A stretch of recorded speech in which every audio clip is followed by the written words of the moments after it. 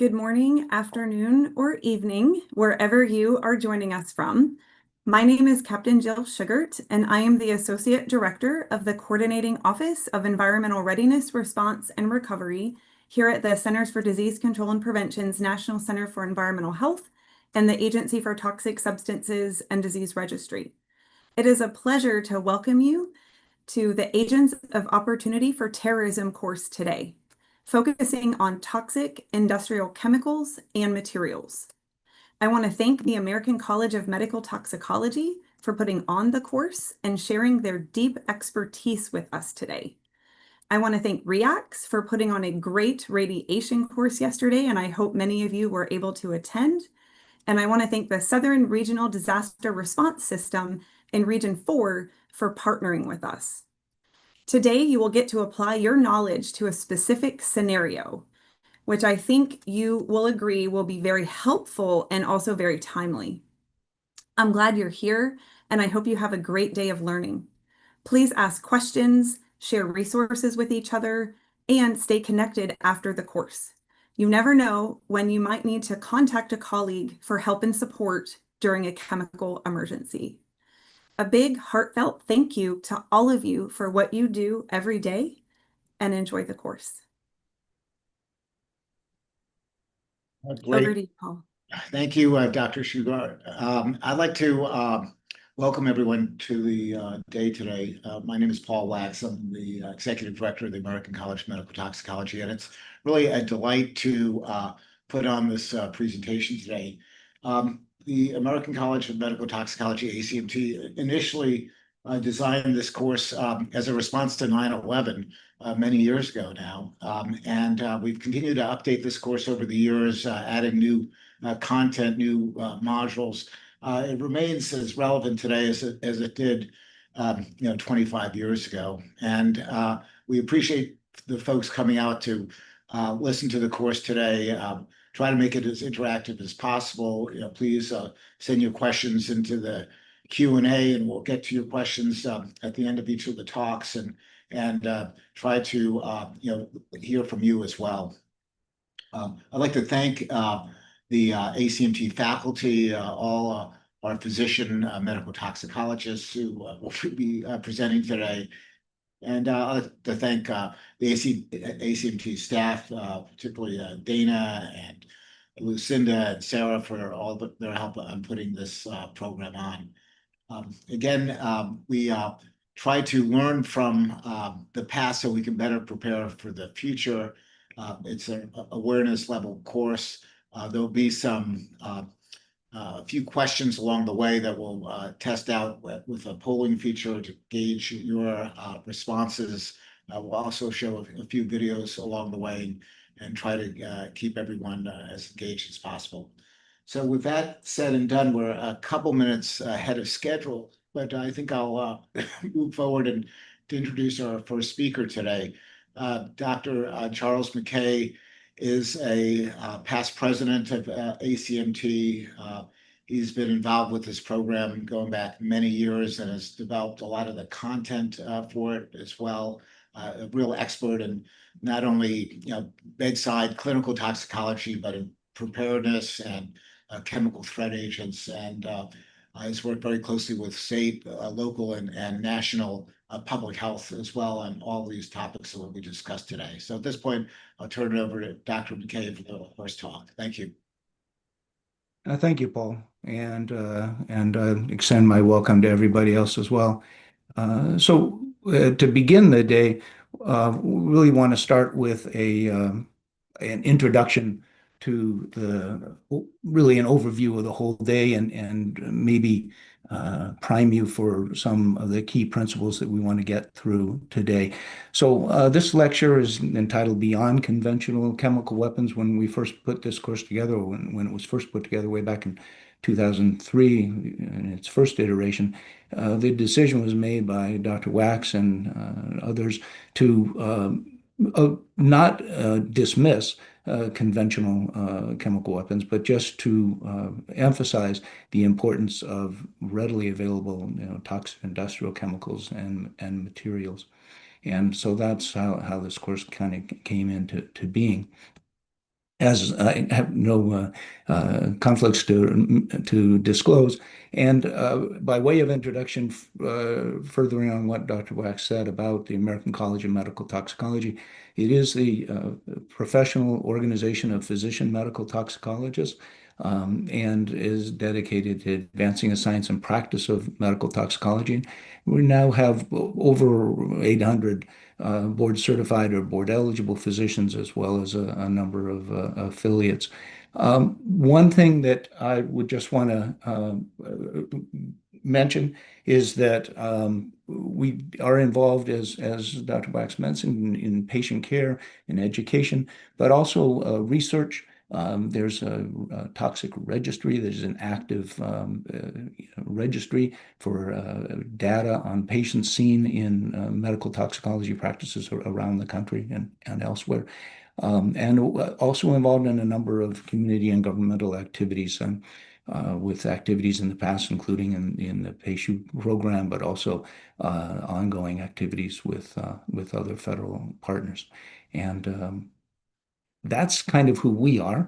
Paul mentioned that we were going to have some polling questions, and one thing we want to do is go ahead and get started with a couple of those so you can get in the habit of making use of your mouse and system. Hopefully, if you're coming in on the phone, you'd be able to see that, although I'm not sure they're that very facile at trying to move around on the phone. But these polling questions that you now see popped up in front of your screen are something we're going to use to try and keep engaged through the course of the day, because it can be a long day. We try to put some breaks in, but it still is a long day. So just so we know a little about you, if you could go and answer the two questions that are on your screen. So first thing you need to do is be able to move the scroll bar on the pop-up question there, and just select what area best describes the kind of work that you do, and then scroll down to indicate who or what you work for, and then make sure at the very bottom that you hit the submit button, because if you don't hit submit, none of these things get registered. And then we'll give you another few seconds or so to go ahead and do that, and then we'll take a look at how you all kind of match up through the day here, with about not quite 500 people on at this point. We'll see where we're sitting.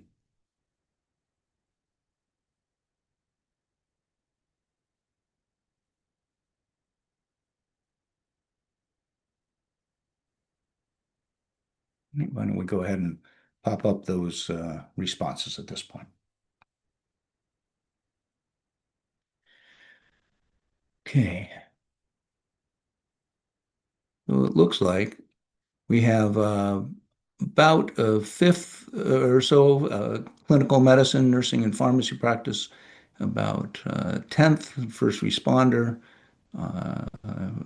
military and law enforcement, making up another a little more than a 10th, about a quarter public health and educator background or activities, and a important smattering for the remaining third or so of laboratory, administrative, veterinarian, and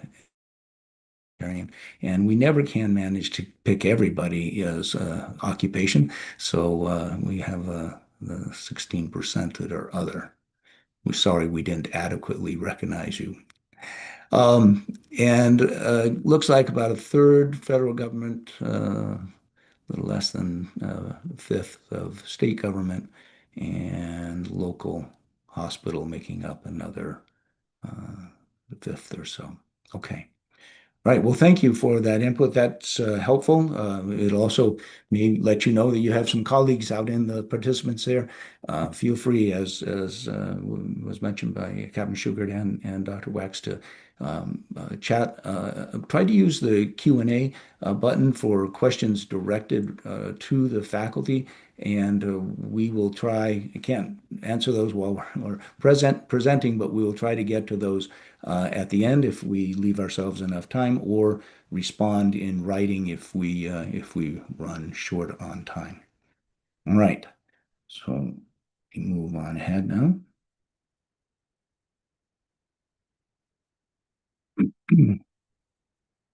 Going backwards. So the day as it's laid out before you, we will try to adhere to the time frame. And as Captain Schuchert mentioned at the end, there's going to be a scenario-based discussion. We'll try and put a lot of this material into practice. The objectives of this module, the initial one, is to really become familiar, if you're not already familiar, with some important toxicology principles. Those are dose response, the critical importance of a completed exposure pathway, the specificity of chemical effects that allow us to group a large number of chemicals into a smaller number of categories. And that really is the toxidrome issue that we're going to be talking about a fair bit through the whole day. And we'll touch a little bit on some decontamination and personal protective equipment issues as well. I've already mentioned this course really does focus on the TICs and TIMs. So we'll talk a little bit about differentiating the purpose-driven or purpose-derived chemical weapons alone, dual-purpose industrial agents, and then the larger group of toxic industrial chemicals and materials. And mention a few resources that, if you're not familiar with, can be helpful in both planning and response, though, as is always the case, it's always better to be prepared rather than have to learn things in the middle of a disaster. So TICs and TIMs, just for definitions, toxic industrial chemicals and toxic industrial materials, really these are any chemical substance that is sufficiently available in terms of a quantity that can produce a toxic effect. Through inhalation is the largest concern, but ingestion or other routes of exposure are also possible, and we'll be talking about those through the day. When we talk about the widespread availability, this is, the old tox map, no longer available in this form, but report of the toxic release inventory designation by existing chemical companies about the release to soil, water, or air from their plants. And you can see that there are a large number of them wherever you live, practically. We now have to maybe go searching for that data a little different way. The EPA's ECHO system is now the easiest and best mechanism to kind of access some of the TRI, toxic relief inventory data. There's also a large number of chemical exposures that occur during transportation, not just fixed facilities. And for identification, there are also some resources we have. There's obviously the UN placarding system that is out with both the chemical code in terms of using the DOT response guidebook and the chemical or concerning class here noted both by the number and the pictogram. And that is a consistent and standardized method to identify what may be a hazard out during transport. Of course, the problem is that sometimes in the nature of transport disasters, those placarding symbols can sometimes become obscured or somewhat less obvious.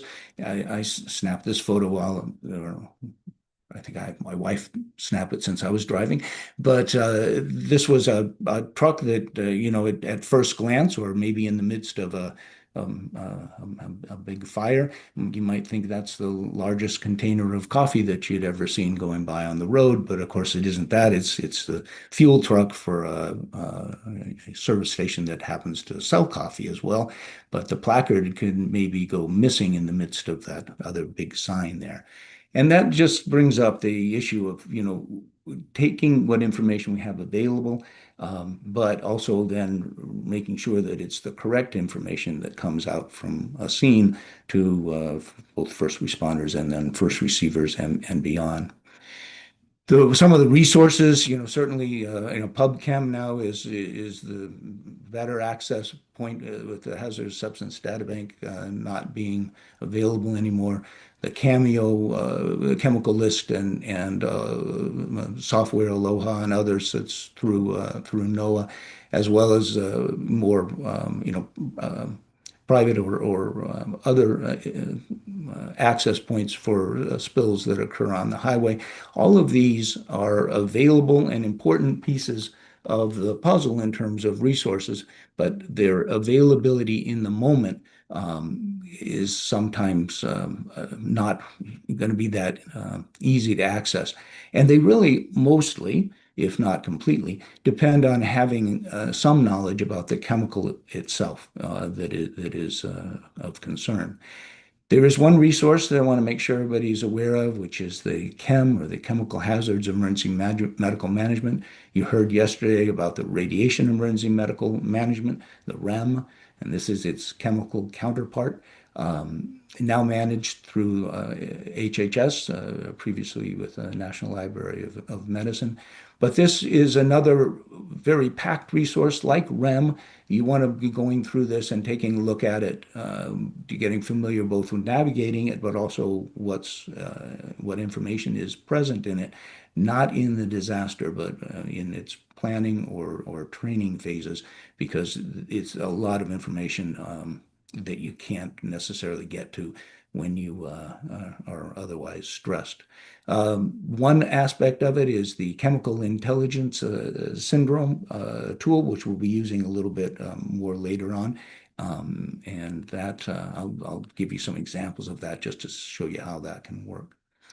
So why have we been so interested in TICs and TEMs as opposed to some of the more typical chemical agents? We've always used the Amshiguriko cult and their activities in predominantly Japan back in the 90s as the basis for our concern. That group, for a variety of purposes, targeted a number of areas and individuals in 1994, 1995, and otherwise. But in 1995, when they released sarin in the Tokyo subway system, they ended up through these two sarin releases, killing only 19 people, spending about $30 million or so with a number of scientists in their group.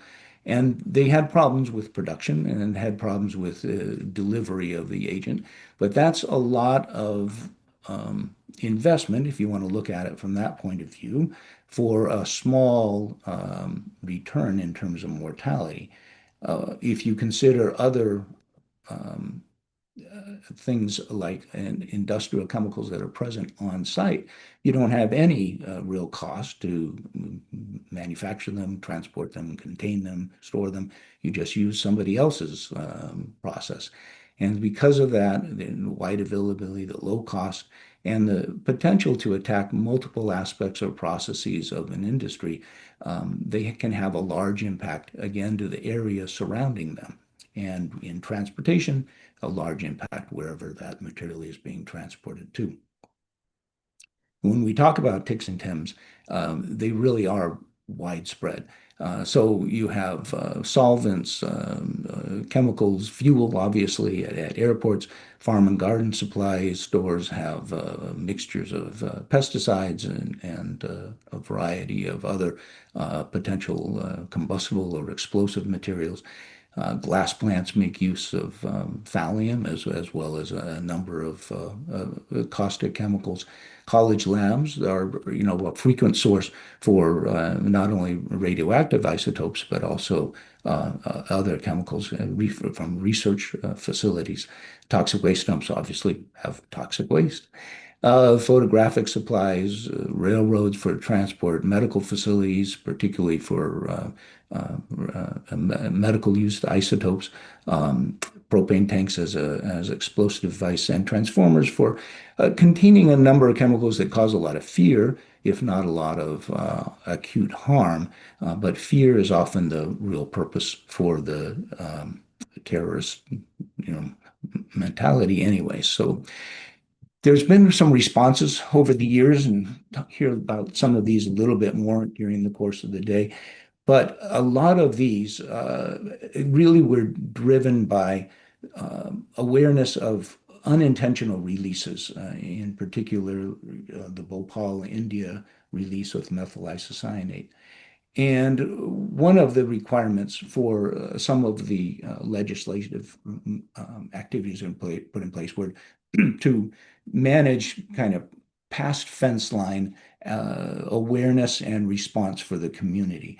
And so it was mandated that the chemical plants, put in place some planning documents, including evaluating what they would do and what the consequences, the off-site consequences of a worst case scenario. Now, worst case scenarios are obviously worst case. They're considered unlikely because they are modeled for the most adverse general atmospheric conditions, so the widest spread in all directions. It doesn't include any active mitigation steps that individuals at a factory or a plant might do, because it's supposed to be what would happen if people were unable to go and turn off a valve or something like that. Our concern with terrorist events, though, is that a worst case scenario may actually not be the worst case that could occur, because terrorists could actively intervene across a number of different processes or systems, electrical system as well as a computer system, as well as breaking open or rupturing a tank or a conduit. So there is some concern that the worst case scenarios that we've modeled for industries may not be the worst that could actually occur with an intentional release. Until recently, of course, the DHS Chemical Facility Anti-Terrorism Standards, or CFATS, was the first effort to actually look not at unintentional release, but on the potential for intentional releases and how to harden facilities and provide information and support for site security plans after a hazard vulnerability assessment. Last year, Congress did not reauthorize this, and so funding for the whole program did not continue. But the principles that were contained within it are still important. And I know that for my own area up in Connecticut, we've actually been able to make use of some of the funding provided even by CDC to do some assessments across a number of industries with all involved parties to try and help decrease vulnerabilities for major industries in the area. So when we're talking about vulnerabilities and hardening facilities, the goal of all of that is really to try and decrease the potential for the release of a large amount of material. And toxicology is really the study of a dose response. How much does it take to cause an adverse effect, not only within a person, but also within populations. And so the general rule, the larger the dose, the more people will be affected, or the more severe an effect will be within an individual. And those principles have been, scaled up into major releases with use of things like the acute exposure guideline levels, where at an Eagle 3, or the most proximate to a plume release, so this would be a volatile substance moving downwind, that's going to be the life-threatening injuries. And Eagle 2, perhaps preventing escape, but not likely to be life-threatening, whereas Eagle 1s are often just experience of irritant kind of phenomena, but not expected to be significantly toxic for health or organ function. Okay, so one more attempt here at a polling question. So just the concept of dose response, this is one of those most important toxicology principles. Is it that all individuals will be affected to the same extent by a dose of a chemical? Some people will have the toxic reactions to very low doses of a chemical.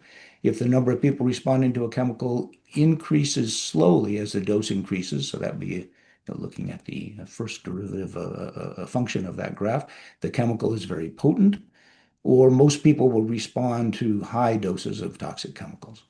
So as that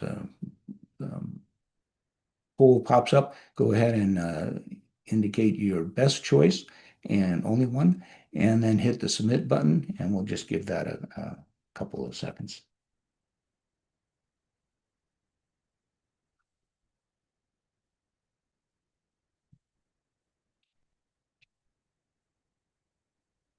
When we go ahead and take a look at those results.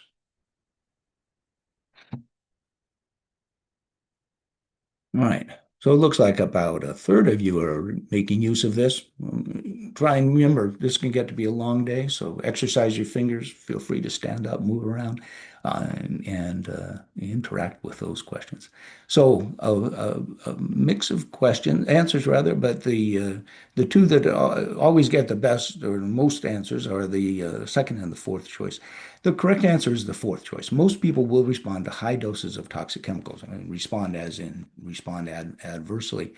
The second answer or choice really is uh, maybe a little bit uh, subtle, but when we think about people who have or have reactions to very, very low doses of chemicals, those are actually people who have allergic reactions, right? They certainly can be very severe reactions, but it's an allergic phenomenon. It's not a toxic phenomenon where the chemical is interacting with your cells or your organs in some fashion to cause harm. You're having an innate response, an allergic response to a chemical that's been presented in very low dose.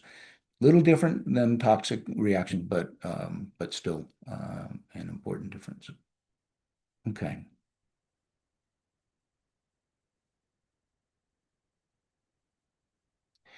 So let me just give you an example here of a case that I was involved in that really pointed out the importance of a completed exposure pathway. So the second key principle. So I was in the emergency department, and we got a call on the radio from dispatch who'd been patched in from the tower at one of the local airports, where a cargo plane, was being diverted for an in-flight emergency. And they were calling to see if we could, provide some assistance, get the air medical team out and that kind of thing. So the nature of the call was that they had been exposed, the occupants of the plane had been exposed to cyanide, and individuals on the plane, the crew, were complaining of anxiety, dizziness, lightheadedness, and numbness. Numbness, it turns out, in their extremities. So what we had to try and ascertain and to know how to respond was what are those symptoms related to? But more importantly, going back to, well, what was the nature of the exposure? So why are they on a plane getting exposed to cyanide? Well, as you saw in the picture here, one crew member had gone back into the cargo bay because there was some noise, rattling around and everything, and some of the cargo had broken free from their straps, and so they were moving about. And among those items that were being shipped were these barrels labeled as sodium cyanide. So one of the crew members, at altitude, was wrestling with one of these 50-gallon drums and was able to get it back secured. But when he came back up, he said, "Boy, I'm not feeling quite right. I'm having a little trouble breathing." And I read on that barrel that was sodium cyanide. So I'm concerned that I might have a cyanide exposure. So the symptoms were real. The concern was real to that person. And the question is, was that a real exposure? So what do we know about sodium cyanide? You're going to hear more about this in another lecture during the day. But if sodium cyanide is a solid, it's not a gas, it's not a liquid. Those drums were not punctured, they weren't open.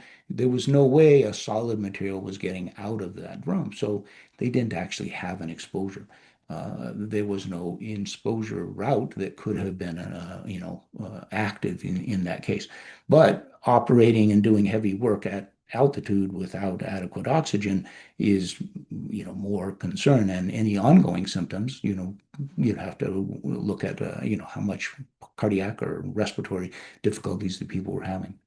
So we did lift an air medical crew to the area because we didn't have all this information. And we did have at that point some cyanide kits that we sent with them, but we didn't make use of them because people were, once we got information about the actual exposure, became clear that there was not an exposure route that could have been active. So we observed the people for a little while, checked the vital signs, ran EKG. They got better with reassurance and time, and then they were able to continue on their way with some reinforced sprouting. So the other principle we want to talk about a little bit is what I mentioned at the beginning, the specificity of chemical effect or toxidromes. There are a lot of chemicals in active use in industry, hundreds of thousands of chemicals. This has caused a lot of concern with people because how is anybody going to know how to handle all of those, let alone identify them? But it turns out that you can group them into a number of different categories. And this was an effort by a NATO task force a number of years ago to initially begin to group the high volatility compounds. And they picked about 15 or so here. Dr. Wax kind of sorted these, looking at the list and said, well, a lot of these are tissue irritants, some of which we're very, very familiar with. Ammonia, chlorine, maybe not as much fluorine, maybe not phosgene, but all of those are tissue irritants. They're going to have their effects on that basis. Some of them may be mild effects, some of them may be acute, immediate effects, some of them may be delayed effects, but they're all going to affect the same area. Whereas a lot of the other chemicals that are on the right-hand side here are more systemic poisons. They may act in somewhat different ways, but they are going to have systemic effects because of the way, the nature of the chemical. So this was maybe a first attempt to begin to break these down into more manageable categories. What was at that point the Army's CHIPM, Preventive Medicine Command, when now the Army Public Health Command you took another look at those and you can see the ITF-25 sitting up in this small little Venn diagram area, but there's a whole lot of chemicals in there and annexes of lists of chemicals that they were now beginning to consider and trying to rank by hazard likelihood. And now that's been continued on to this day with the Chemical Terrorism Risk Assessment from the Chemical Security Analysis Center within Science and Technology, Department of Homeland Security. And we've been involved with some of these activities of trying to address some of the, at least the medical mitigation, a small component of this whole model, in terms of the framework of what chemicals to be concerned about and what scenarios to be most concerned about in terms of protecting citizens. So toxidromes have also been published in a number of different forms within Morbidity Mortality Weekly Report from the CDC, in a number of different publications in the medical literature. And these are some of the ones that we're going to try and cover with you today. So there's the knockdown or gasp poisons or cyanide-like poisons, the old blood agents in terms of the typical chemical warfare agents.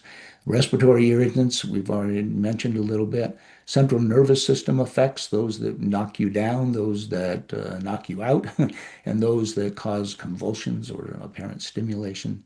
And then also the pesticide, really when we're talking about that, we mean the organophosphate or organophosphorus syndrome. Now, some toxidromes become obvious, hopefully in time to do something about it. And this is a little prelude to what you can hear about in the next lecture on some of the toxic gases. But this was a release in Texarkana a number of years ago now, 20 years ago. California Central, we just had a huge explosion. We've got massive fire out here on Dudley here at the rail yard. All kinds of stuff on fire.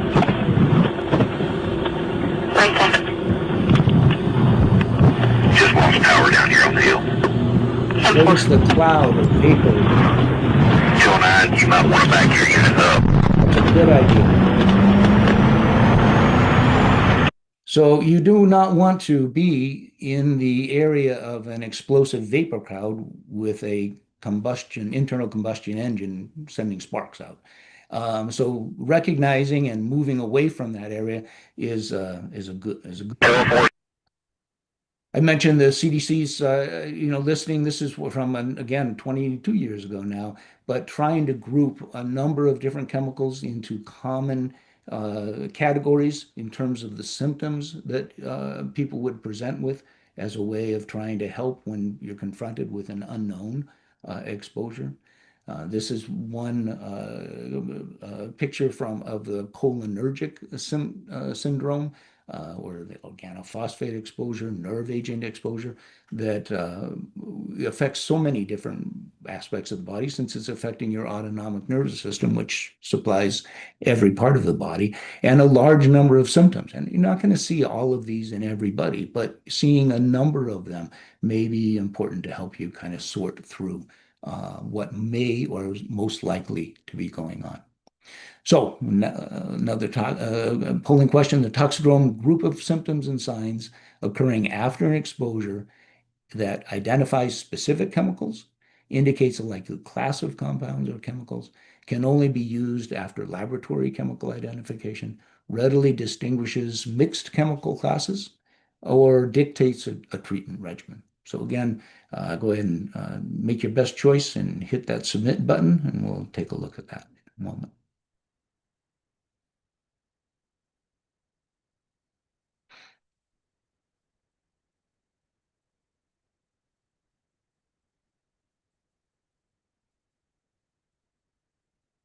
All right, go ahead and see what we got for choices there. Okay, and most everybody, three-quarters of people, got the correct answer, right? It's a likely class of compounds, not necessarily the specific one. Think about that just in terms of like common medications. I can't tell if somebody's taken an overdose of a benzodiazepine, which benzodiazepine it is, prazolam, diazepam, whatever it might be, from all of the class of benzos that are out there and available. But I can tell somebody who looks like they're very, very sleepy, but it generally has, preserved vital signs. The treatment regimen, certainly identify a toxidrome, importantly, can suggest a treatment regimen, but it doesn't dictate it. And we'll get into that a little bit through the course of the day. There can often be some things that look similar to one group of chemicals versus another, some overlap areas, which is also a problem with those when you have a mixed exposure. You may have one predominating at one moment and one predominating later. And so it won't dictate a treatment regimen, but it can suggest where you want to put most of your emphasis. Okay.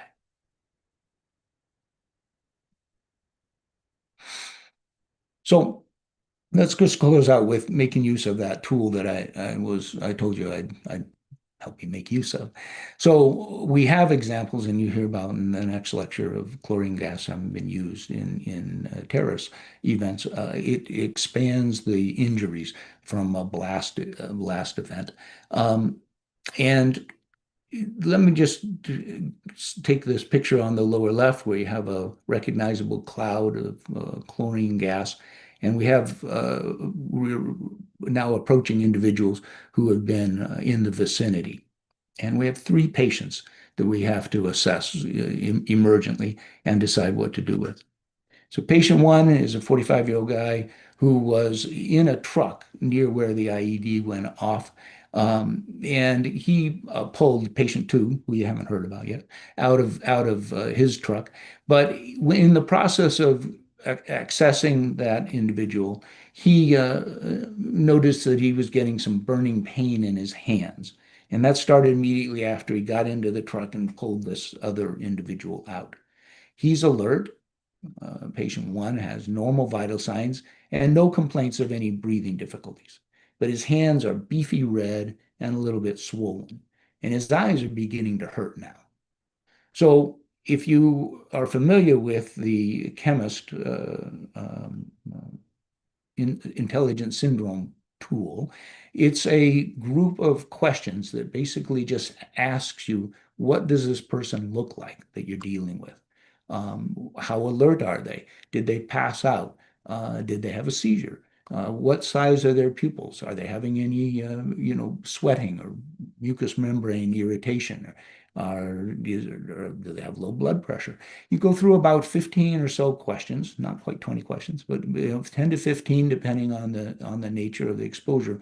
And you will be directed towards, at this point, a group of about 7 toxidromes. It's not all the toxidromes there are, but it certainly covers the major industrial chemical effects that we deal with in terms of unintentional chemical releases, at least. And you can see that those are knockout syndrome, the pesticide syndrome.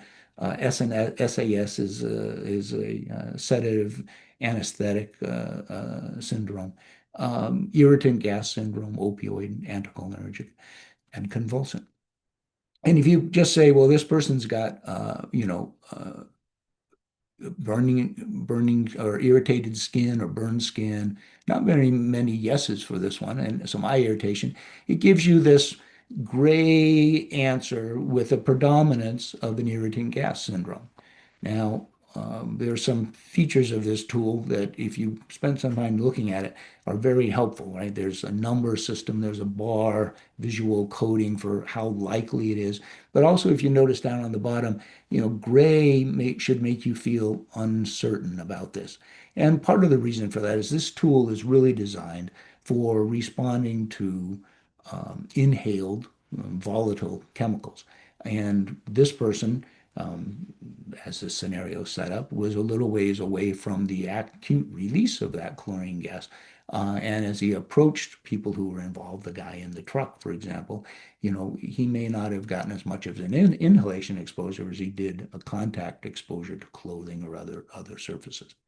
But irritant or corrosive caustic chemicals will burn the eyes, the throat from inhalation, but they'll also burn skin from contact. So there is some, I guess, rationale for using this, but it's not what the tool is designed for. And we do have to be a little careful. This tool is, more for training than it is for acute response at this point, but it is, I think, a useful training tool. All right, so that's a little of the background. That's patient 1. Now let's go to patient 2.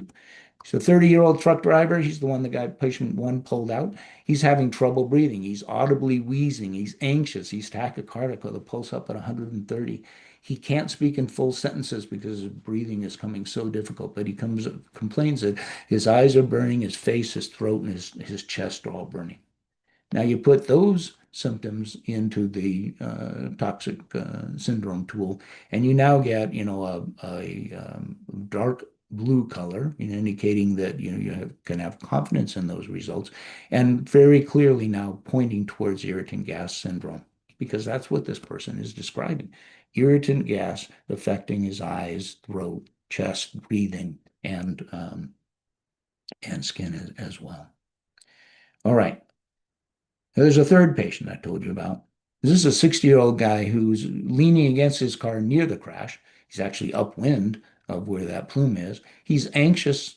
He seems to be having some difficulty breathing. That sounds a little bit like that last guy.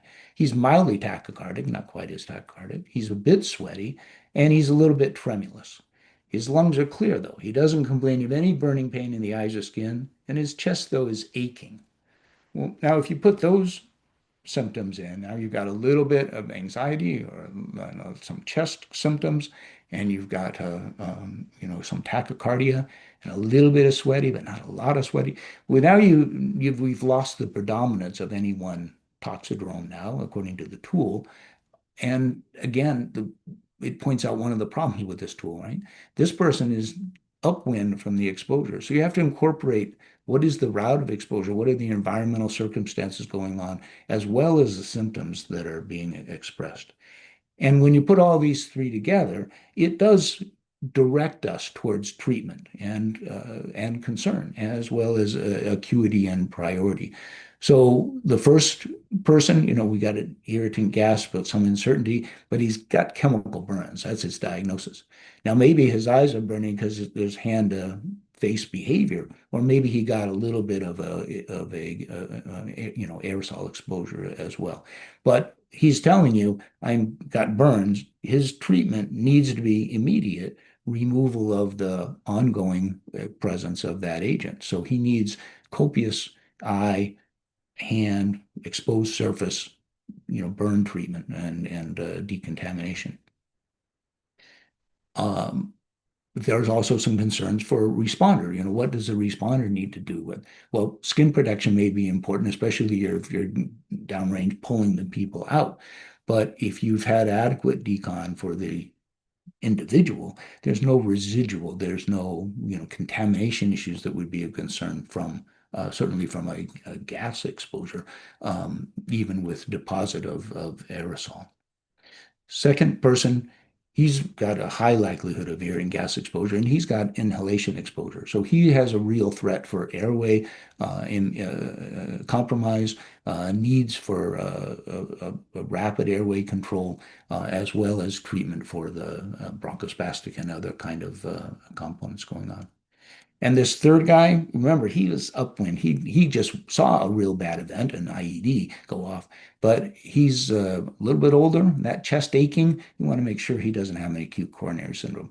If he was in the back of a line getting deconned like everybody on scene, that would not do him well, right? And if you can sort people well enough to get those who need treatment for their coexistent, pre-existing medical condition without as much concern about an exposure. And then reassess as you're going on, because we always have the potential for under triaging, over triaging, and for whatever decision we make. But you kind of take that mindset in. What is the nature of the exposure? How likely is a route of exposure to be completed for this individual where they were? Then that's going to allow this person to get appropriate care for their coronary syndrome. So I guess to summarize, the likely exposure pathway, dose, the toxidromes, and triage for appropriate care. Those are kind of the important things for a chemical event, a hazmat release or response to a terrorist event, but it builds on all the existing preparedness training that those of you who are actually caring for patients, those of you who are doing planning and preparedness issues already have. And we don't need to learn a whole new thing. We just need to add this emphasis on top of what we already know. So bleed exposure pathway is necessary. Dose is the most important toxicologic consideration, but it has to get to the patient. Toxidrome recognition will help you to try and sort from a large number of potential chemicals, as well as to try and prevent miscommunication that occurs. And the rest of this day, you're going to hear about a lot of things that sound a little bit like something else, but are not the thing that you actually need to be concerned about. And that's why it's so important to recognize the chemical classes that these chemicals group into. A lot of resources out there that can be used, but again, the most important to use those in training and preparation, because it's real hard to get on access when you are in the flow of the disaster. All right, well, thank you very much. And we'll go on now to the next talk. I'm going to take a look at the questions and answer any of those while Dr. Kiernan comes on to talk about chemical explosions. Thank you. Thanks, Dr. McKay. Let me find this presentation. There we go.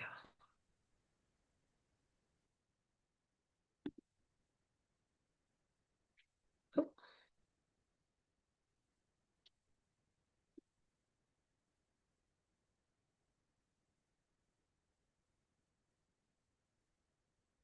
Okay, I wanted to make sure my sound.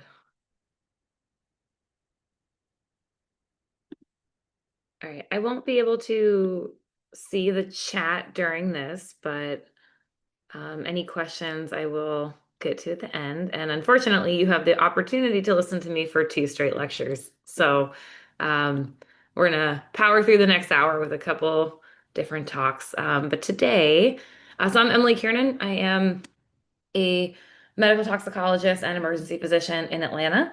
And we're gonna talk about chemical explosions.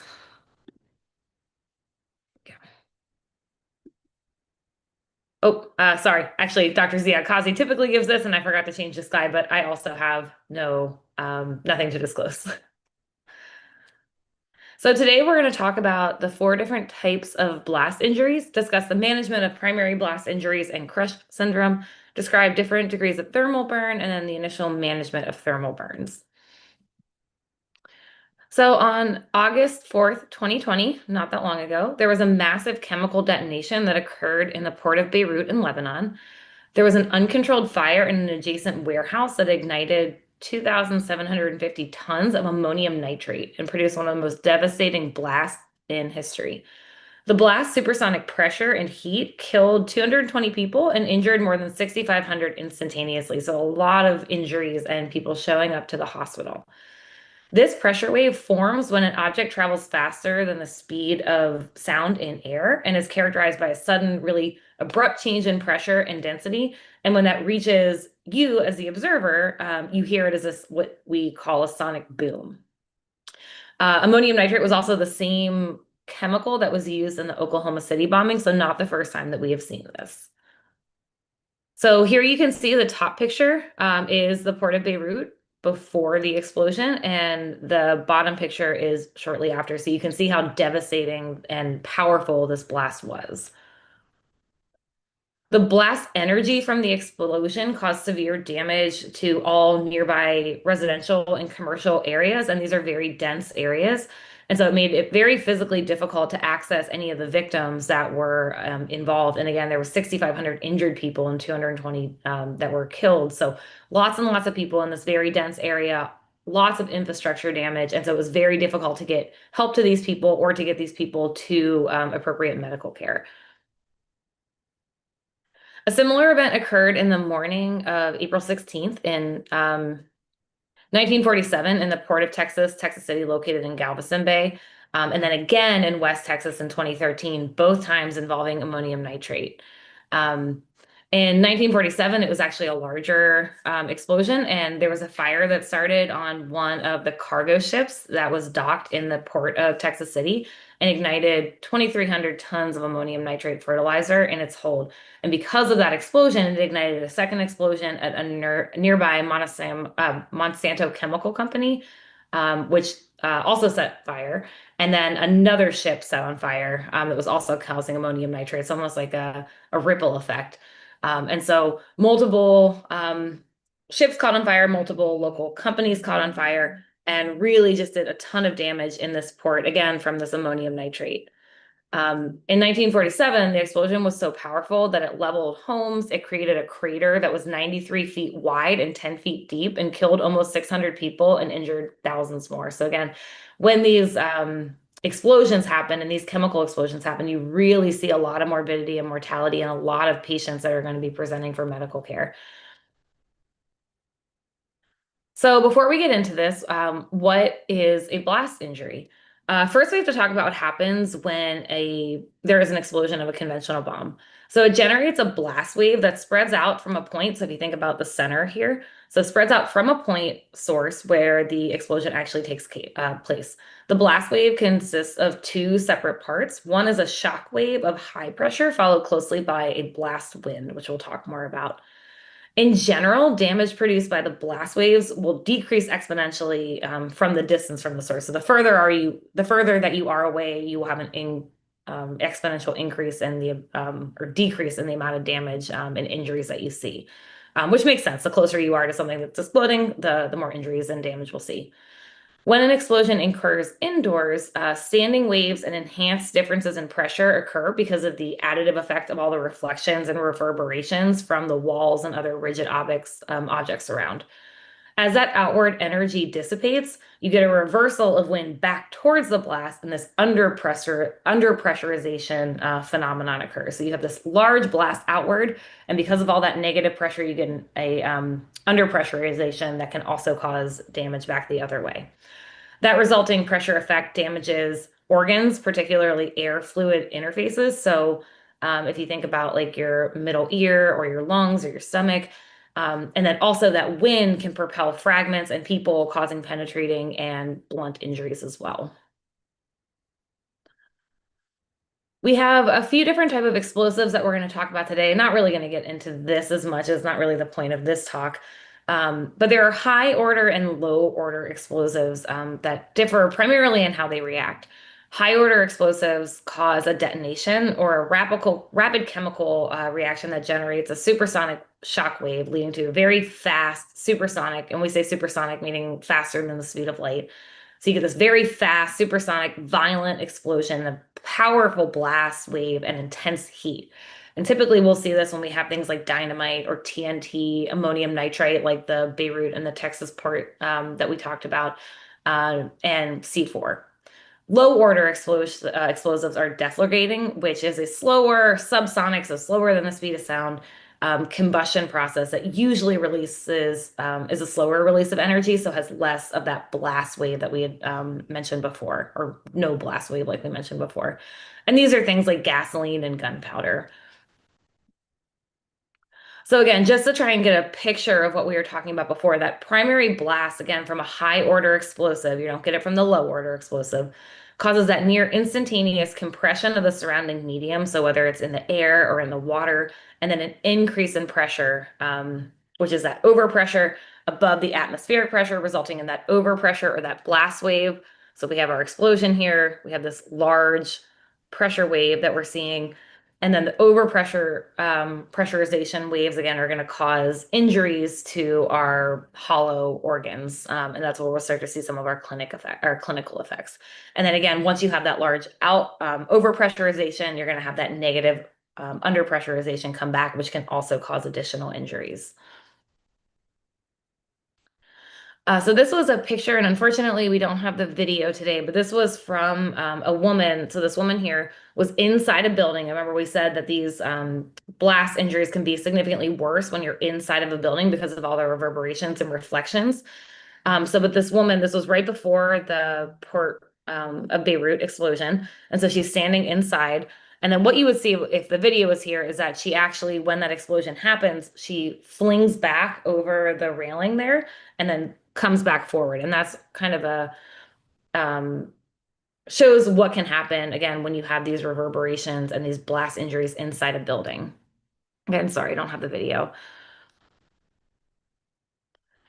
So when we talk about primary blast injuries, these are caused by barotrauma as a result of either that overpressurization or that underpressurization that's relative to the atmospheric pressure. So primary blast injuries are most commonly involving, again, your air-filled organs or anywhere where there's an air fluid interface in the body. And so again, things like your GI tract or your gut, like your intestines or your middle ear. An increase in pressure as little as 5 psi above atmospheric pressure. So if 1 atmosphere is equal to 14.7 psi, just 5 psi above that can actually rupture the human eardrum. So it doesn't take that much. And it can actually cause the bones in your middle ear to be dislocated. So one of the first things that we talk about when we are training folks about identifying primary blast injuries is to look at their tympanic membrane, so look at their eardrum.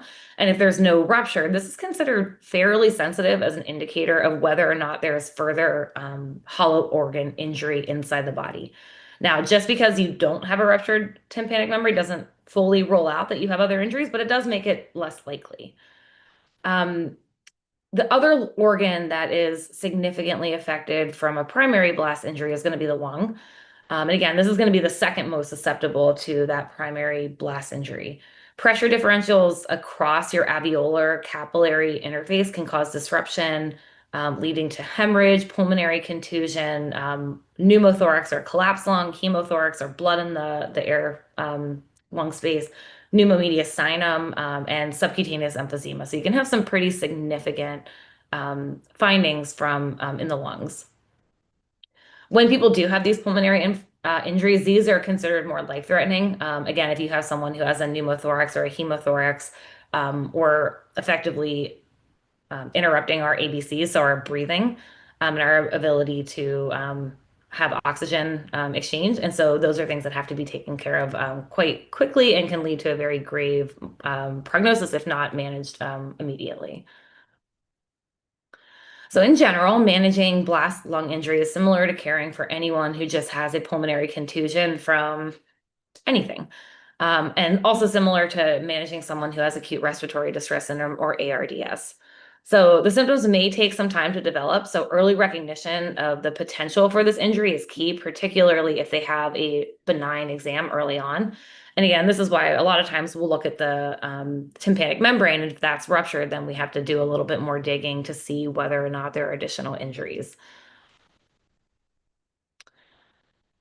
Other primary blast injuries. So we talked about the gut or the GI tract as being another one that has that air fluid interface that is potentially injured during a primary blast.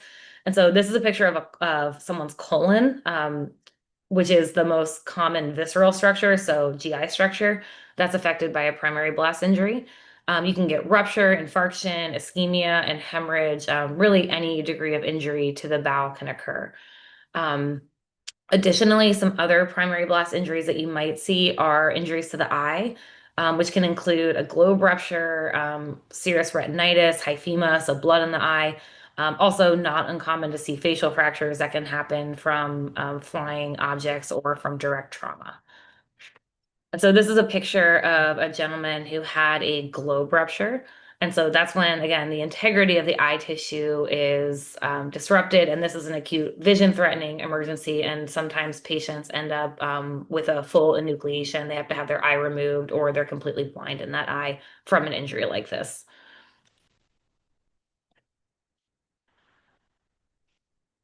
So many explosive, so that's our primary blast injuries. Again, next we're going to move on to what our secondary blast injuries look like. Many explosive devices contain metallic fragments or other metallic pieces that are designed to cause penetrating wounds. So when that explosion happens, you have all these metal pieces or other fragments that are meant to be projectiles that will then cause injury to people. And this is what we consider a secondary blast injury. These fragments are sometimes incorrectly called shrapnel. You've probably heard that before. Shrapnel is actually refers to a specific type of artillery projectile that was designed to scatter metal balls at a target. And it was named for its inventor, who was Henry Shrapnel, who was a general in the British Army. So just for purists out there, technically we are talking about fragments or fragmentation, and shrapnel is a very specific thing. But if you say them, a lot of times they're interchangeable and people would understand.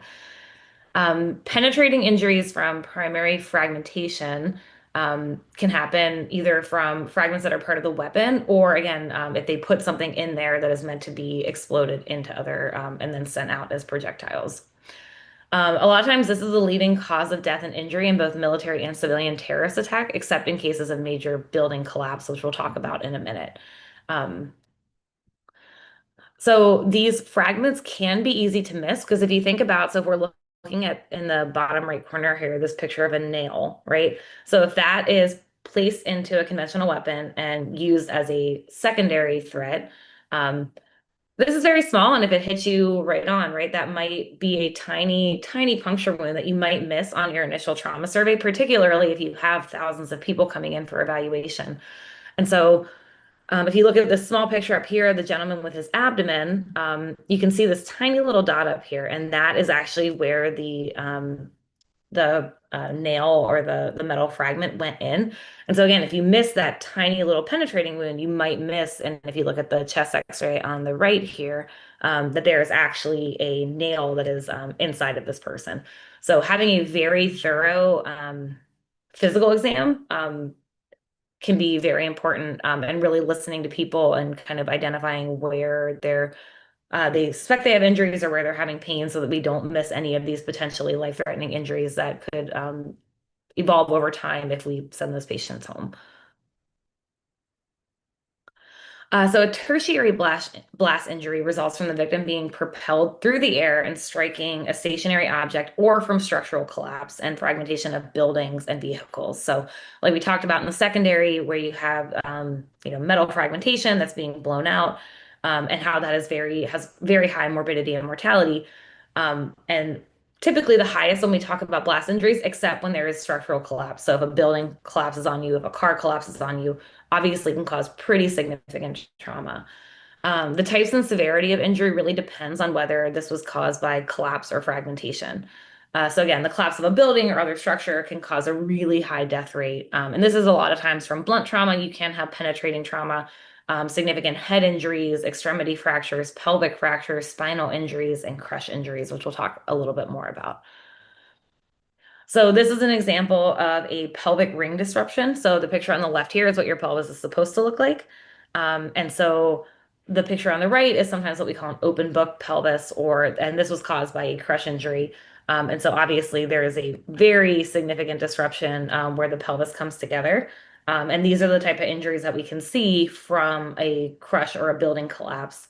This ends up leading to significant morbidity and mortality because you have a lot of important blood vessels that run through this area, and people can bleed to death and have have a very bad outcome.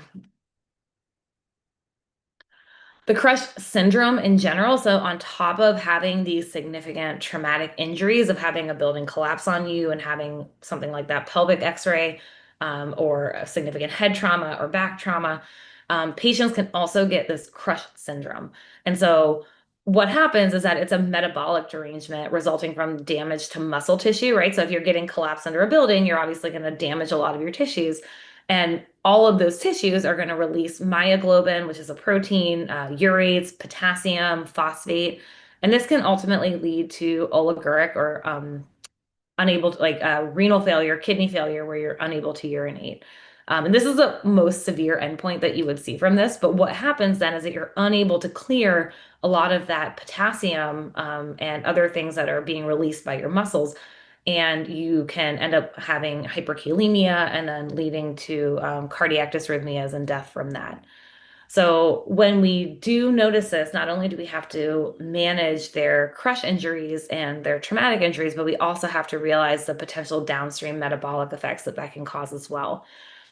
A lot of these are treated with aggressive IV hydration.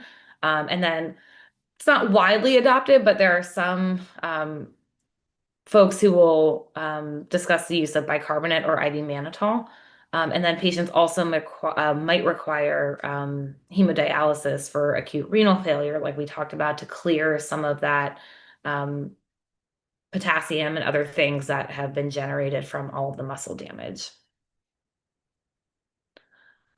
Finally, we're going to touch on quaternary blast injuries. And this is a result of burns and smoke inhalation and chemical agent release. So not only now have we had our blast injuries from the overpressurization and underpressurization, and then we have our shrapnel and flying metallic objects, and then we have our building crush syndromes. On top of that, now we're looking at things that are not necessarily related to the traumatic injuries, but other things that can happen. So again, if the building catches on fire, we're inhaling all of that smoke. If there's a chemical agent that's released within that bomb, or a radiological material that was in that bomb. So these are the type of things that we talk about when we think about quaternary blast injuries. And so we'll talk a little bit more about these.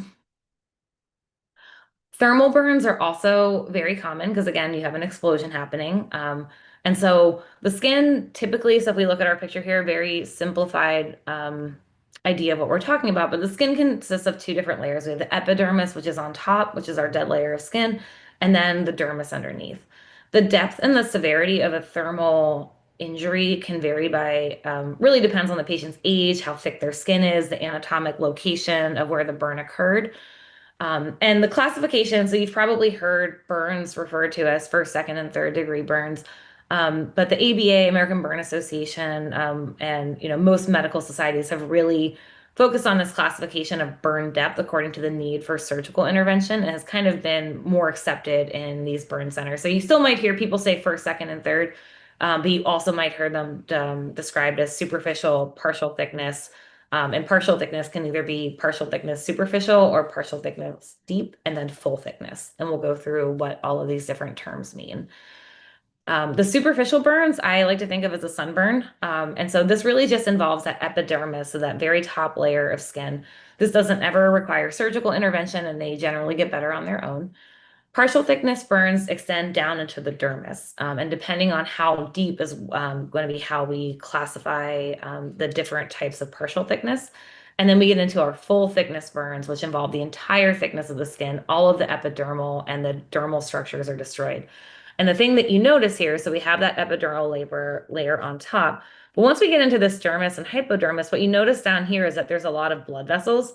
And so if we get these full thickness burns or third-degree burns, we burn through that entire layer. And now we're starting to disrupt not only our skin and subcutaneous, but we're also getting into these nerve endings. We're getting into these blood vessels. And so that's really going to be a big factor when it comes to wound healing and how we're going to manage these long term. So our partial thickness burns, again, some might require surgical intervention. It really depends on how people do, but a lot of times you'll see, so not just a sunburn, right? This is a little bit, well, if you're like me and have had really bad sunburns in the past, maybe it looks like this, but most people sunburn is just that really, red, painful area of skin. But when you're seeing these really significant, the skin is already blistering. This person has just arrived. You can see kind of up here, on this gentleman's chin, like there are some areas of redness, but then a lot of the skin is already starting to blister off. And so a lot of that skin is already dead, and will have to be debrided. It's very difficult in the acute setting, either in the pre-hospital setting or in the emergency department, to really determine how, what this burn is going to look like in a couple days, because it's going to continue to evolve over time. So even though right now we're looking at this, and this is obviously some degree of partial thickness, to truly understand what that burn will look like is going to take some time for it to fully evolve. When we talk about full thickness burns, remember, we've gone through that entire epidermis, dermal layer, and the hypodermis. So most times these are not painful, because we've knocked out all of those nerves that are in the skin and the subcutaneous tissue. And we've really cut off a lot of that blood supply. So these are very significant and very serious burns. A lot of times the skin looks charred, it'll be pale. Again, it's painless and almost feels like a leathery appearance. That's because you've really destroyed all of those dermal elements. And these will almost always require surgical repair and skin grafting, and significant scarring is expected in this type of injury. So the loss of that skin, it's our largest organ. So the loss of skin creates a significant challenge for our bodies, and it really makes our physiology much more complicated. So thermal injuries will result in a spectrum of local and systemic kind of disorders that contribute to what we call burn shock. And so these disruptions of normal cell membrane function and hormonal alterations, acid-base disturbances, hemodynamic changes, hematologic derangements, can all affect the overall function of the rest of our organs. So when we knock out our skin, we're going to see systemic effects everywhere else. Now, everyone loves to talk about how do we quantify burn injury size, and there are a couple ways to do it. One of I think the easiest ways is to use the hand method. And so what you can do is that you take the patient's hand, and the patient's hand is 1% of their total body surface area, so including the finger. So for me, this would be 1% of my total body surface area. Obviously, I can't use my hand to say what your like, I can't use my hand on you and say that that's 1% because your hand is different than my hand. But for me, this is 1% of my total body surface area. And so what you can do then is try and identify how many, hands you have. And that is a general idea of the total body surface area. Again, it can be very difficult to account for this when we're in the field or when in the emergency department. And really, we're trying to get as accurate as possible, but knowing that this is, it's not as simple as it seems. Another classic way that we're taught to estimate the total body surface area is the rule of nines. And so this is actually for a child. We use the rule of nines as 9 being the head, 9 the top of the chest, bottom, 9 the legs, back of the leg. And so you're using that. So you're just estimating based on what parts of the body, and then adding up those nines and coming up with a general idea of what your total body surface area is. And obviously it's a little bit different for kids because the size of their head is bigger, and have some anatomical differences in adults. Estimating the burn size is important, though, because it helps us to determine the appropriate volume of fluid resuscitation and will influence our decision for whether or not these patients need to be transferred to a hospital and then also to a specialty burn center. When a burn is circumferential or encircles an entire joint or part of a body, this can disrupt normal perfusion and ventilation. And so if you look at this gentleman here, you can see on the part of his arm here, he's obviously has some blistering and some degree of second or partial thickness burns here. And if you were to flip this arm over, you would see that it goes all the way around. Because we know that we're affecting all of those dermal layers, that can actually be quite constrictive, and that extremity perfusion might be compromised. So you might lose the ability to blood flow to have blood flow to an extremity. And ways that you would check for that is to actually just check for pulses distal to that burn. So if you were trying here, you could look for a radial potentially, or looking for a cap refill or something on the hand. So that's bad on the extremities, obviously. But another place that this can happen, so if you have a full kind of circumferential burn across the chest or in the abdomen, that also might compromise your ventilation, because you're no longer able to breathe and ventilate and expand your lungs the way that you should. And so that's another area that can really get you into trouble if someone comes in with a burn like that on top of the trauma that they might already have. You're really getting into an issue where your airway and your breathing might be compromised and that you need to intervene. So there's always a lot of questions on what is the best way to determine how much fluid someone needs if they are a burn patient. And ideally, these are conversations you want to have ahead of time. So follow your hospital or your emergency department protocols, your EMS protocols. These are going to be conversations that you have with your trauma surgeons, your burn surgeons, to try and figure out what amount of fluid is appropriate for the patients that you are bringing to their center. But that all being said, so again, follow your institutional protocol. But when we are talking about fluid resuscitation, we're going to be looking at second and third degree burns. So the first degree burns, that sunburn, if you think that it is just a very mild burn, we don't include that in our calculation of our total body surface area. And then we're going to start giving them fluids. One of the most common fluid resuscitation practices is by using the Parkland formula. So that's going to be 2 to 4 ml per kilogram of total, 2 to 4 mLs per kilogram. So you need to know the patient's weight in kilogram, and then you multiply that by their total body surface area that was burned. Again, only accounting for those second and third degree burns. And then you're going to take that entire volume of fluid and you're going to give half of it over the first 8 hours and then the rest over the next 16. So this is a 24-hour protocol.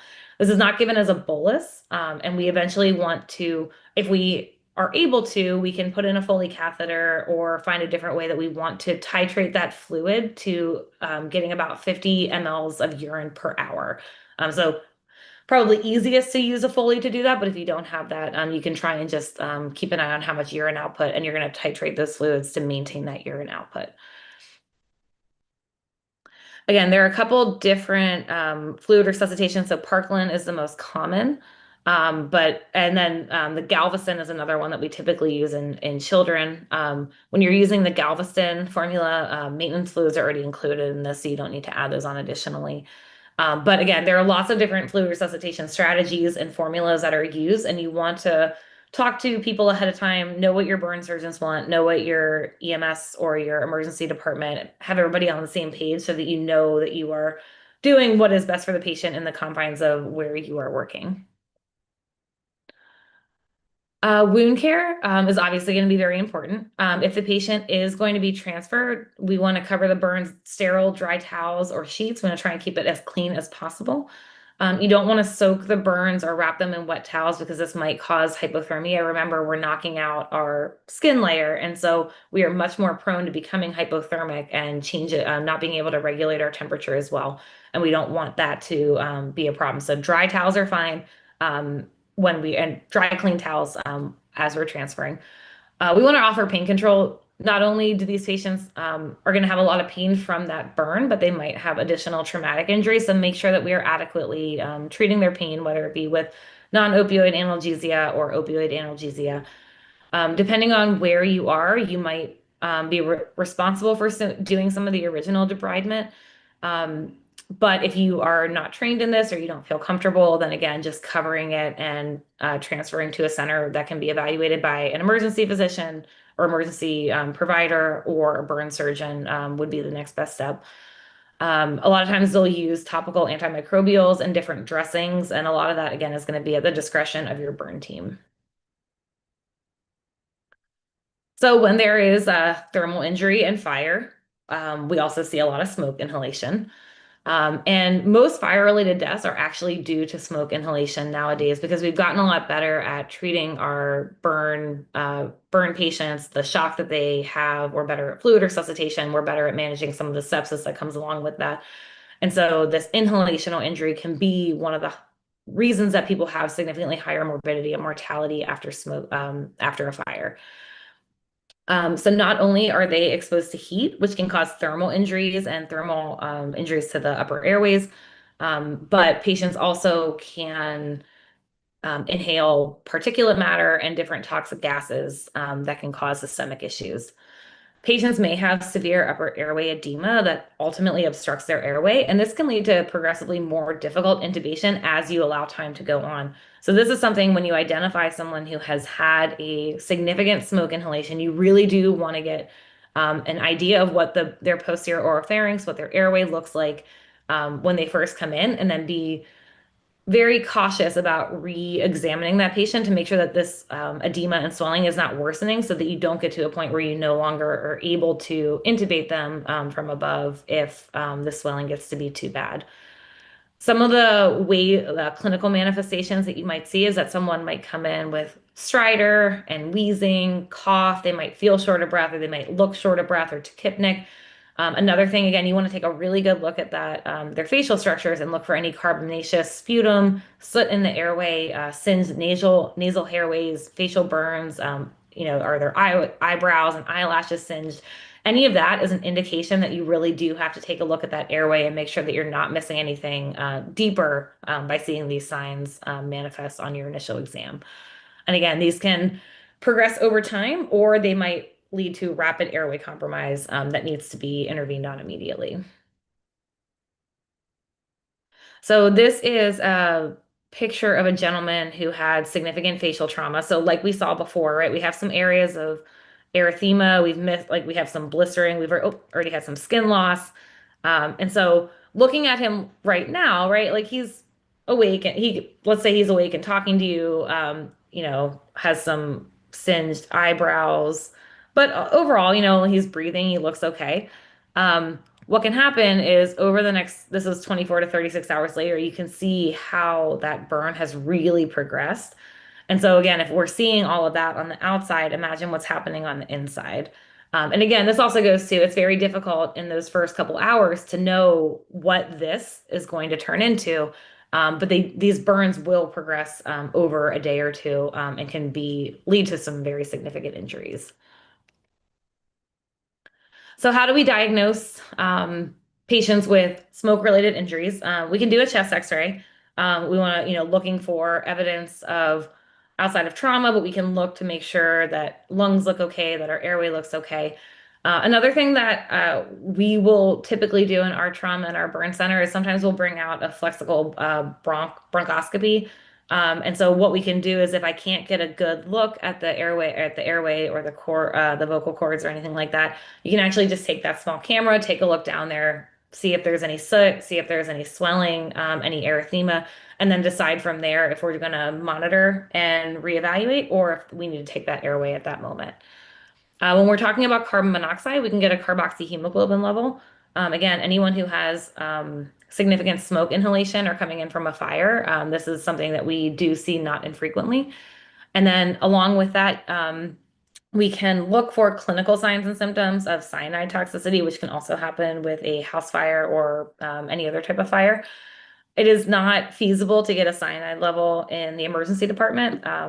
And so most times what we're going to look for are surrogate markers. So we'll get something like a serum lactic acid. If that is very high or into your double digits, then that would put cyanide a lot higher on my differential. Management. So again, deciding whether or not this patient needs to be intubated early on can be a very difficult decision. But at the end of the day, you want to do what's best for the patient. And if you feel like their airway is unstable or that they're not safe to, continue on their journey when they leave you without having a secured airway, then you have to do it as best for the patient in that moment. We can also use bronchodilators. Like we said, you can get some wheezing and stridor. So using even just albuterol or a beta agonist can be helpful. If we have someone that we suspect has carbon monoxide exposure, or they have a high carboxyhemoglobin level, we would put them on oxygen, non-rebreather. You could always discuss with your poison center if it's a patient who is a candidate for hyperbaric oxygen, but just at least getting them on oxygen as soon as possible is the treatment for that. And then if you do suspect cyanide, either clinically or you have an elevated lactate or something else that is suggesting that this patient might have cyanide toxicity, giving something like hydroxycobalamin or a cyanide antidote will be helpful. And I believe we'll talk more about that later on in the course today. Finally, who do we transfer to a burn center? These are the criteria that the burn organizations will use. So anyone who has a partial thickness burn of greater than 10%. So remember, whether we're using our hand or our rule of nines, getting a general estimate if it's greater than 10% of those, not the superficial, not the sunburn, but your kind of second or third partial thickness or full thickness burns would be considered to transfer. Anything involving the face, hands, genitalia, perineum, or major joints. Third degree burns in any age group, chemical burns, inhalational injury, burns involving or burns in patients with pre-existing medical problems, and combination of burn and trauma. Now, again, some of these are going to be maybe just a conversation. If I have a small, very tiny area on my hand that's a partial thickness, then maybe I don't need to be transferred, but it might warrant at least a conversation with your burn surgeon if they do meet any of these criteria.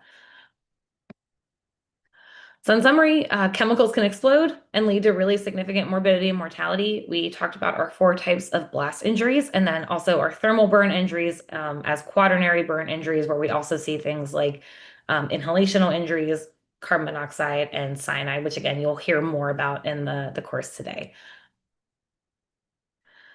So we have one polling question. Which of the following injuries cannot result from low order explosives?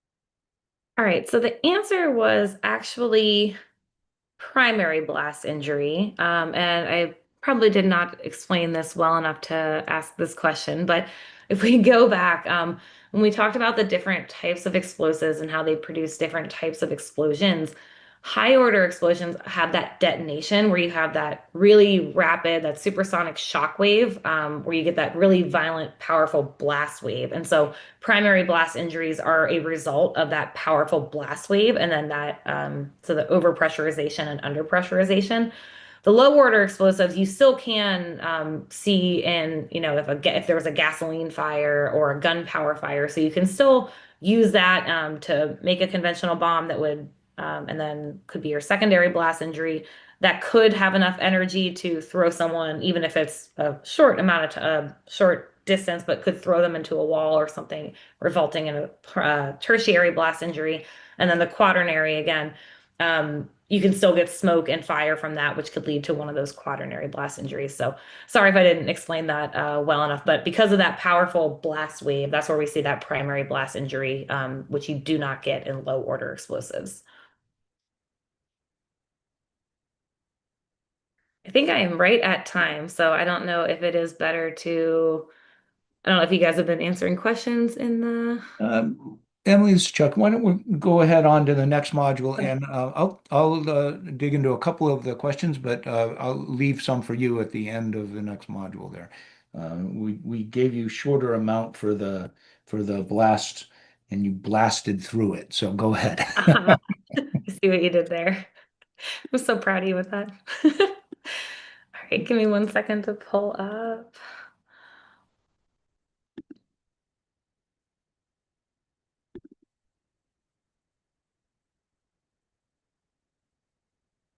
Okay.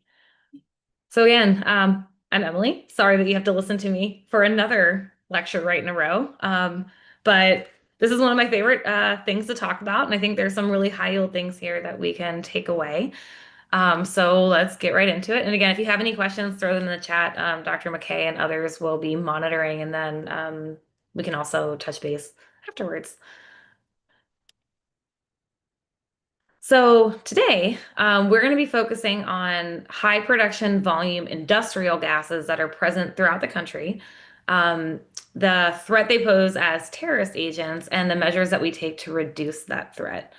We want to identify some major industrial gases of interest, understand the clinical picture created by these gases, and be able to relate this to their physical properties and the toxicity that they cause, and also address methods to decrease the likelihood of exposure and illness.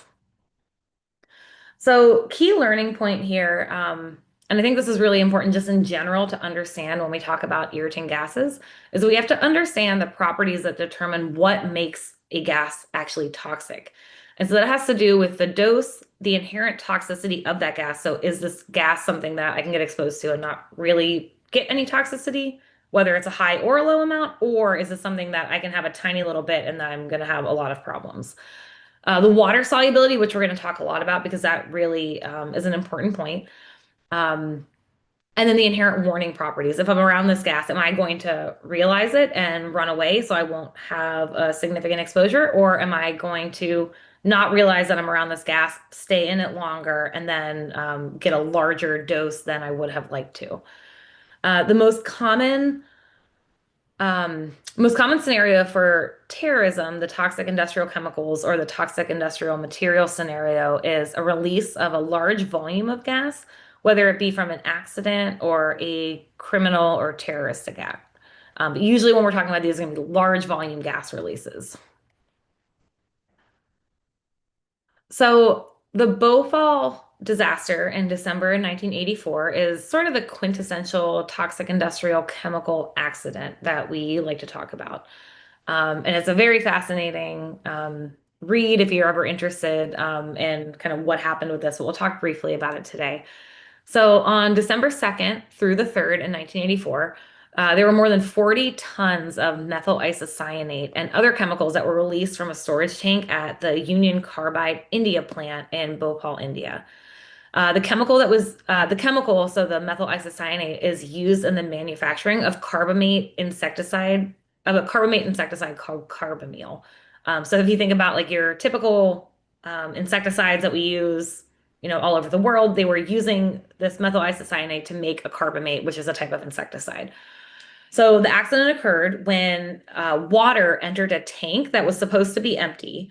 However, it wasn't empty. It had almost 57,000 liters of methyl isocyanate. So poured water in, and because these chemicals mixed, it resulted in an exothermic reaction and released methyl isocyanate, drifted over the city of Bhopal. So there was over 500,000 injuries and over 3,000 deaths. And again, this was over a 2-day time period. So you can imagine the number of patients and people that were involved in this, and why it's one of the worst industrial gas releases we've seen. So methyl isocyanate in and of itself is a colorless, flammable liquid that easily vaporizes, so easily is able to be kind of put into the air. It's water soluble, and it also causes this exothermic reaction, which we saw when it was added to the water. Exposure can cause ocular, nose, respiratory, and dermal irritation, so skin irritation, as well as pulmonary edema or fluid in the lungs, and reactive airway dysfunction syndrome, or RADS, which I think we talk about later as well. So here on this list are the chemicals that are most frequently involved in non-explosive chemical accidents in the United States. And this is from 2000 to 2015. The EPA in the US, or the Environmental Protection Agency, records industrial accidents, the chemicals that were involved, and other information such as, what type of injuries people had and whether or not there were deaths involved. And then they publish this data in a risk management plan, or an RMP. Anhydrous ammonia was the most commonly involved chemical, with 965 accidents reported, resulting in 16 fatalities. The number on the left or on the right in parentheses is the number of fatalities.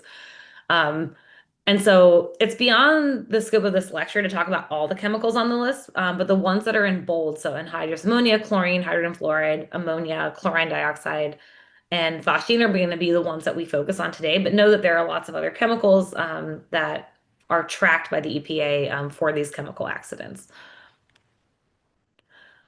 So as I mentioned before, it is important to understand what determines the toxicity of a gas in order to understand what it is clinically going to do to us and how we need to respond.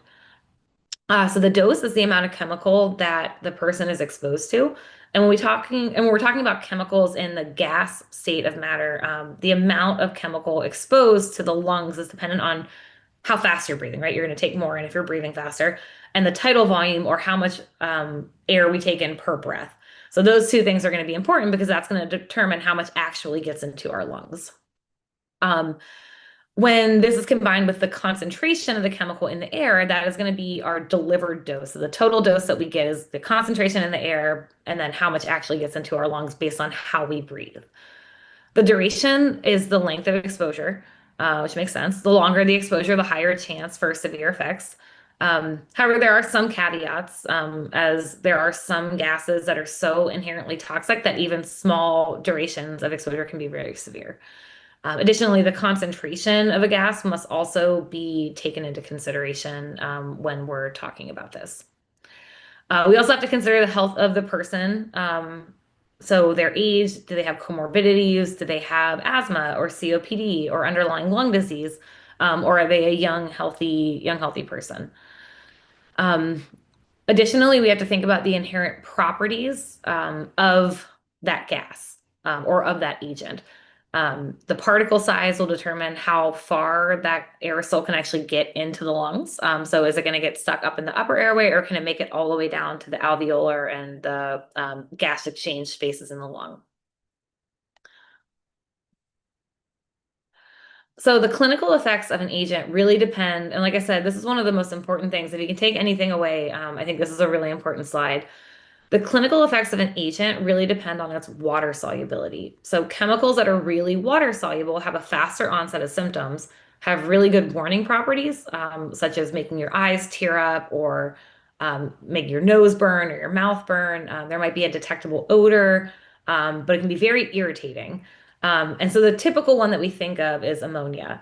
And so again, when they're highly water soluble, our mucous membranes, our eyes, the passages in our nose and our airways have a lot of water in them. So when you are exposed to something like ammonia, it dissolves in that water because it is highly soluble in water, and you're going to get a rapid onset of symptoms. You're going to know, you're going to feel that you're around that ammonia. And that's what makes it have a good warning property, because now I feel that it is warning me that I need to get out of the area because there's something here that is very irritating to me and I need to get away.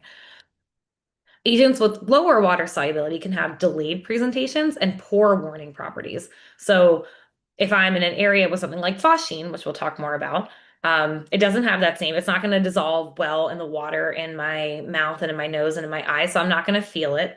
I'm going to stick around longer because I'm not getting that warning property that's telling me to leave. And because of that, I'm going to stay in that area longer. I'm going to breathe in more, and I'm putting myself at risk for having a higher exposure, higher concentration that's going to get into my lungs and could potentially cause damage later on. And so again, when we think about these, we think about things like phosgene, which we'll talk more about in a bit. Now, there are chemicals that have intermediate water solubility that can affect the upper and the lower airways. And typically we think of that as chlorine, which we'll talk about as well. And anyone who's ever been around a pool, you know that you can feel it, you can sense it, but usually it's not so irritating that you have to leave if it's at, a normal concentration. So let's look at the comparative toxicity of a likely terrorist industrial gas. So one of the characteristics that we look at when we are determining the toxicity of a gas is the acute exposure guideline limit, or the AEGL, which is pronounced EAGLE. And these are set by the EPA. There are 3 tiers of the EAGLE, with 1 being less severe and 3 being the concentration that can be lethal. And they'll set them to different levels depending on what their EAGLE category is. So as you can see with ammonia, like we just talked about, that really highly water soluble, I can feel it, I can sense it, I need to get away. Um, it has a higher Eagle 3 value, so that one that can be potentially lethal than phosgene. Phosgene is the prototypical, that non-water soluble irritant gas that can get into the lower airways. Phosgene has a higher potency than ammonia and requires a smaller concentration to produce lethal effects. And again, that's has to do with, and that's how we kind of set these Eagle categories based on these type of how irritating and how potent at the same concentration and dose. So the Chemical Terrorism Risk Assessment, or the CTRA, the Department of Homeland Security Science and Technology Chemical Security Analysis Center, is congressionally mandated to perform risk assessments for a variety of chemical agents and potentially, or agents that could potentially be released or used as terroristic agents. So the largest group of chemical agents of concern are, again, these high production volume, mostly highly volatile, so will be easy to spread in the air chemicals, and that's because they primarily cause injury to the mucosal surfaces and inhalational injury. Again, they will typically, here they're separated into upper pulmonary and lower pulmonary, but what we're really talking about is kind of that water solubility. So the upper being more of those highly water soluble because you're going to feel it right away, and the lower being the ones that you're going to stick around for a long time so they can get lower into your lungs. Okay, so with all that being said, let's put this into some real life scenarios that have happened and some real life, not that these were terrorism events, but these are industrial accidents that happened. And you can see how these chemicals might then be utilized by someone with not the best intentions. So this is a case study of a train derailment that occurred in Minot, North Dakota in 2002. There was a derailment of 31 rail cars. It occurred at 1:37 in the morning, so keep that in mind. There was an immediate release of 150,000 gallons of anhydrous ammonia from 5 cars, and you can see the picture on the right over here. So one car was thrown about a quarter mile, and it struck a house. And then there was a toxic plume that went about 300 feet high and then started to come down, so spread about 5 miles downwind. So pretty significant ammonia release. Here's a very brief little clip.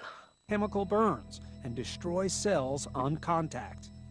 This is actual video recorded from inside a police car that night. What looks like fog is actually the deadly cloud that would kill one person and send hundreds to the hospital.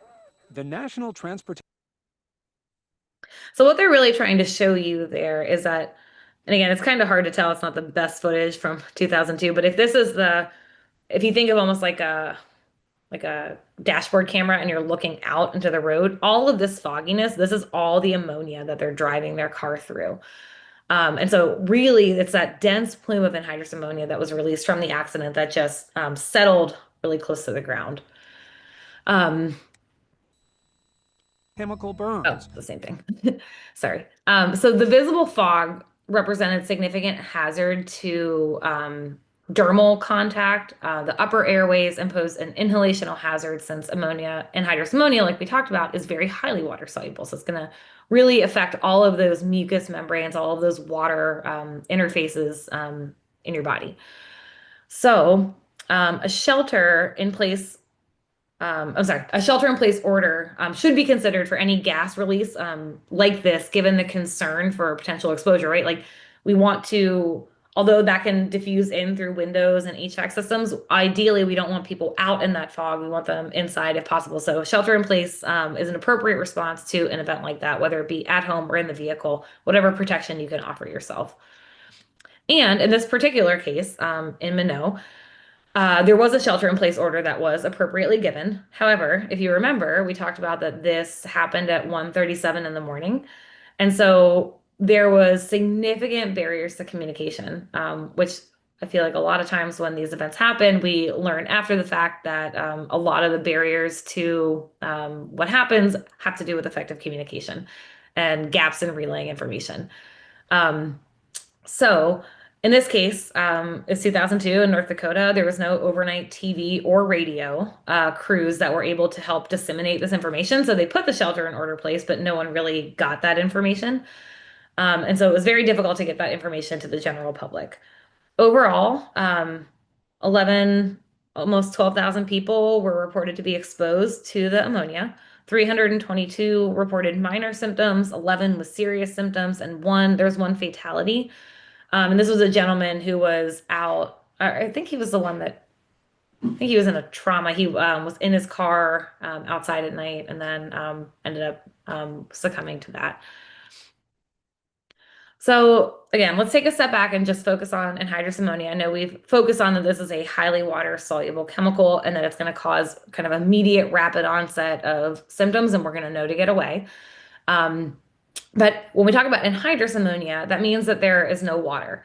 It's available as a commercial strength ammonia product in the US. And it's the third highest production volume chemical produced in the US at roughly 9 million metric tons per year. 80% of this is used in the manufacturing of fertilizer as a nitrogen source. And other uses include creating plastics, fibers, and resins, some explosives, cleaning disinfectants, and some aspects of refrigeration. As I said before, it's typically transported as a liquefied gas, and it's under pressure via pipeline, rail car, tanker truck, or refrigerated barge. And that's why when we said that in that initial incident in Minot, how there was an explosion and the one rail car kind of flew and hit a house. And it's because that these are transported under pressure. And so if there is an explosion, that pressure, when that rapidly expands into a gas, can cause that to happen. So in terms of physical characteristics of anhydrous ammonia, it is a colorless gas. It has a pungent odor, has a very low odor threshold. And again, that just means that it has good warning properties because we're able to detect it at a very low threshold. And what you can notice is that the odor threshold is 25 parts per million, where the IDHL, which is the immediately dangerous to life and health, is 500. So it's dangerous to life and health about 500, but we're able to detect it at 25. So there's orders of magnitude there of safety protection that we're able to identify it, and if we are able to find a way out. It's also, like we said, highly water soluble, requires high pressure and low temperature for storage, which is why it is transported under pressure and cold. Has a vapor density of 0.6, which means that it's lighter than air, which means that it's going to, if something has a vapor pressure that's less than 1, then it's going to settle closer to the bottom or closer to the ground. And then it's combustible in a fairly narrow range and is a highly reactive gas. The main mechanism of injury is by caustic injury. And so this is often the case with other toxic gases as well. So when the anhydrous ammonia combines with water, so the water in our mucous membranes or anywhere else, it forms an ammonium hydroxide, which damages cells and tissue, which is why it's so irritating. At low concentrations, it is irritating to the nose, throat, upper respiratory tract, like we talked about. But at higher concentration, or if you have prolonged contracts, so let's say that you are stuck outside when this tanker explodes and you're unable to get out of it, and so even though you have these warning properties, you're stuck there. Prolonged contact can cause skin burns, and eventually it will get down into the lower airways and cause inflammation, pneumonitis, pulmonary edema, and ultimately can lead to death. So this slide shows some eye injuries that can happen with anhydrous ammonia. On the left, so this picture here that looks at least like a semi-normal eye, what we're seeing here is that there's all of this irritation in the conjunctiva. So this white part of the eye, or this part of the eye that's typically white, is nice and red. And again, that's from that chemical irritation from the anhydrous ammonia interacting with the water in the eye. The middle is what happens when we try to do a fluorescein exam. So when you're looking for corneal abrasions and disruptions in the cornea, we put a special dye in and then look under a UV light. But this, when it turns green like this, or I'm sorry, this little area here indicates that there is significant injury to the cornea. And the picture on the right here shows the scarring of the cornea that can happen after this injury. So this can potentially lead to blindness, and some patients might require an enucleation after that. So not great. Okay, so that is anhydrous ammonia. So again, our prototypical highly water-soluble agent. Let's look at another case, and we're going to talk about a chemical that has a long history of use as a chemical warfare agent, unfortunately.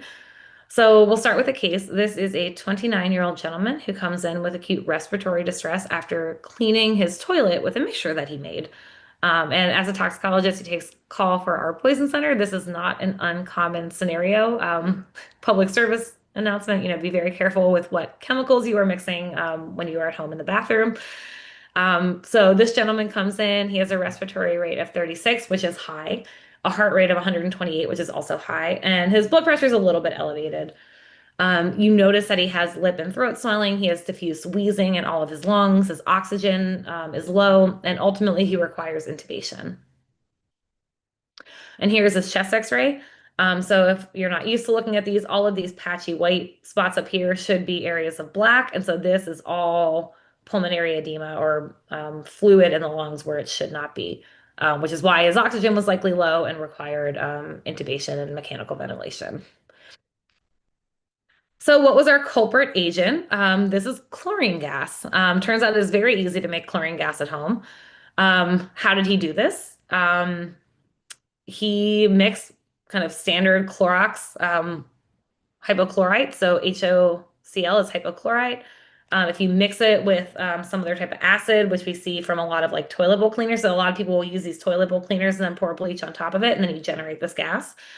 And so again, not very difficult to do, and happens not infrequently. So chlorine gas has multiple uses in the manufacturing of different chemicals, in the pulp and paper industry, commercial and household bleaching agents like we talked about, and for water purification and wastewater treatment. It is another one of our high production volume chemicals. Annually in the US, we produce about 14 million tons, and it is also shipped as a liquefied compressed gas like we talked about with ammonia. Chlorine gas is a very pretty green yellow. It is pungent. It has a low odor threshold as well, which is why, again, if you go to a swimming pool, you are able to smell that pretty easily. And your eyes and your mouth and nose might burn a little bit at low concentrations. It has moderate warning properties, so at about 3 parts per million, we're able to identify it and kind of feel it. And again, this is one of our intermediate water solubility. So not as irritating as the ammonia, but not as non-irritating as phosgene. It is also heavier than air. And so it is going to be, I'm sorry, I think I misspoke before. The vapor density here is 2.5, which is higher than 1. So it is heavier than air. It's just going to be at the ground. The ammonia will go up. Sorry about that. So clinical effects, again, very similar. We're still talking about irritant gases, so it's just a matter of how much you're exposed to and that dose and how long you're there and those warning properties. So at low concentrations, it can be irritating to the eyes, nose, throat, and upper respiratory tract. And again, you might not detect that it is as irritating, so you might remain in that environment longer. At higher concentrations, again, you can have acute pulmonary edema or infiltrate, like we saw in the gentleman with that chest x-ray, can also lead to chemical pneumonitis, and long-term can lead to reactive airway dysfunction syndrome. So let's take another look at a real case. So in 2005, this was a train that derailed in Graniteville, South Carolina, which caused a 90-ton chlorine tanker to rupture and release chemical gas for about a half a mile in all directions. And so this is just a representative picture of a tanker that was seen at the at the train derailment, and you can see it says liquid chlorine. We'll give you some additional information about it, but they are transported in these compressed tankers. Oh yeah, we did not, these are not, so these are still photos from a video that's showing a simulation of a chlorine gas release. And so what you can see, this was from It was a drill done with DHS and the Utah Valley University. It was called Project Jackrabbit 2. It was done in 2016. And what they were doing was trying to look at what it kind of doing some testing on what it would look like in a real life chlorine gas release scenario. Jackrabbit 3 happened in 2024, and they did the same type of experiment with ammonia. But you can Google these and look at the actual videos online. But these are stills from that. It's a simulation of that chlorine gas release. And you can see that color we talked about, that green yellow, and how it expands and covers a large area very quickly. But if you were to look at this, it kind of travels along the ground and expands out. So there were a large number of people that were affected in this mass casualty incident, which places large demands on local resources, local hospitals, local EMS. Initial reports can be misleading because we only have the information that we have. And after this train derailment, it was initially reported that the chemical release was sodium nitrate, which gives us a much different clinical picture than chlorine.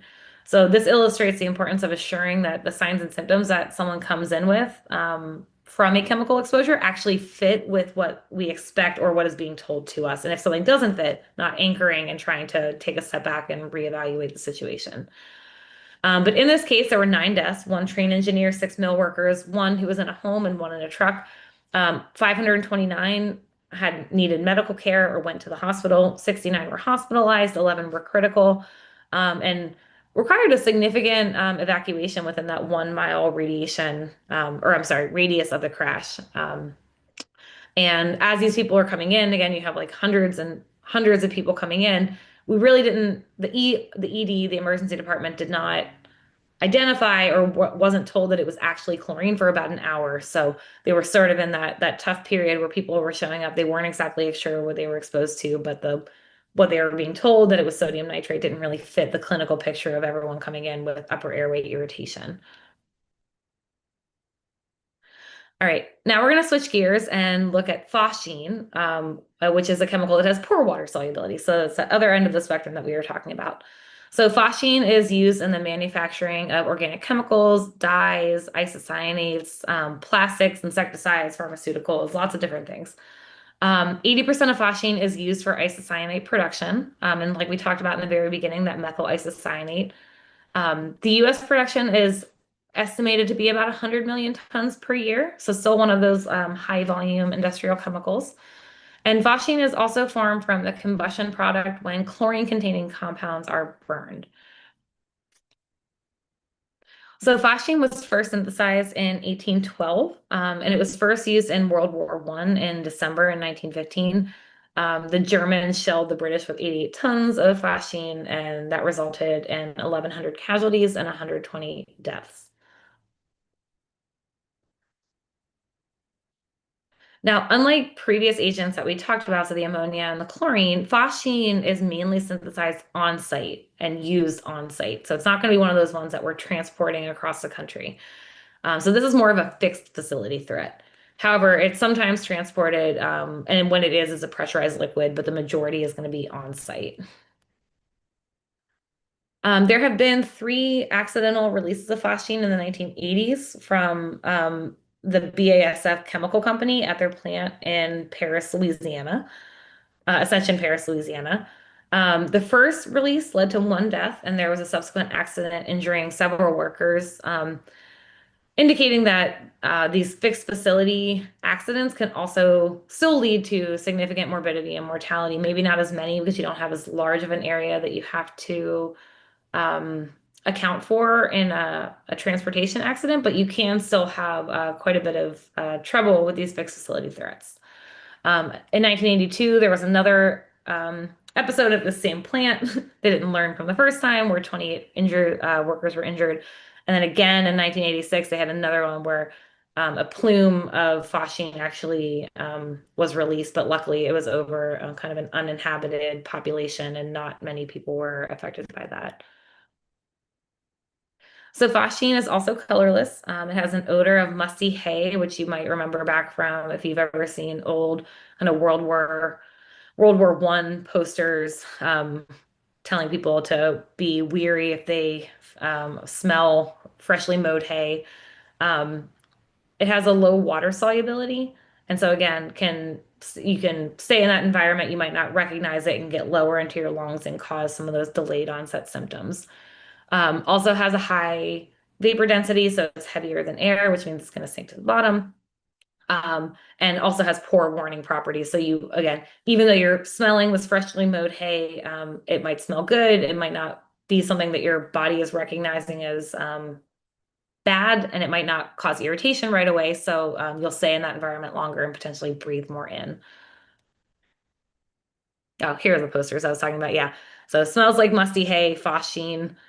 So kind of a public service announcement telling people that if they're smelling these things, that they probably need to reconsider where they are at the time.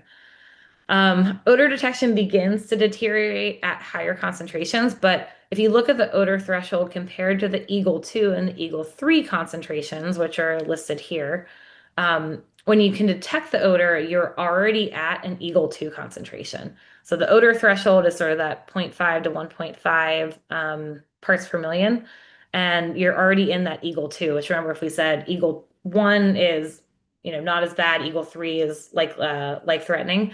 And so when you're able to detect it, you're already at kind of in a bad area.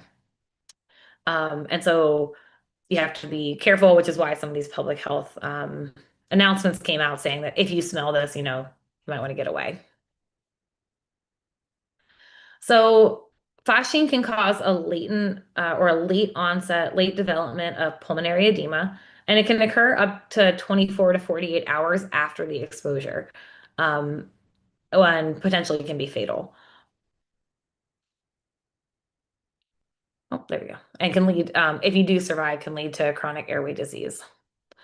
So these chest x-rays show the progression of lung injury and pulmonary edema after exposure. So this was someone 6 hours after exposure. Again, the black is kind of normal. You're not seeing a whole lot too abnormal here. You kind of miss the bases, but overall looks fairly normal. And then just 4 hours later, you start to see a lot of these patchy infiltrates, pulmonary edema, and overall badness.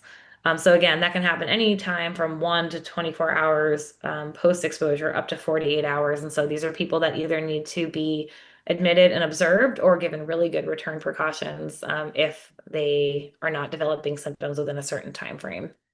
I'd probably be admitting them though. All right, one of our last ones that we're going to talk about, and another one of my favorites, is hydrofluoric acid. You'll frequently hear it referred to as HF.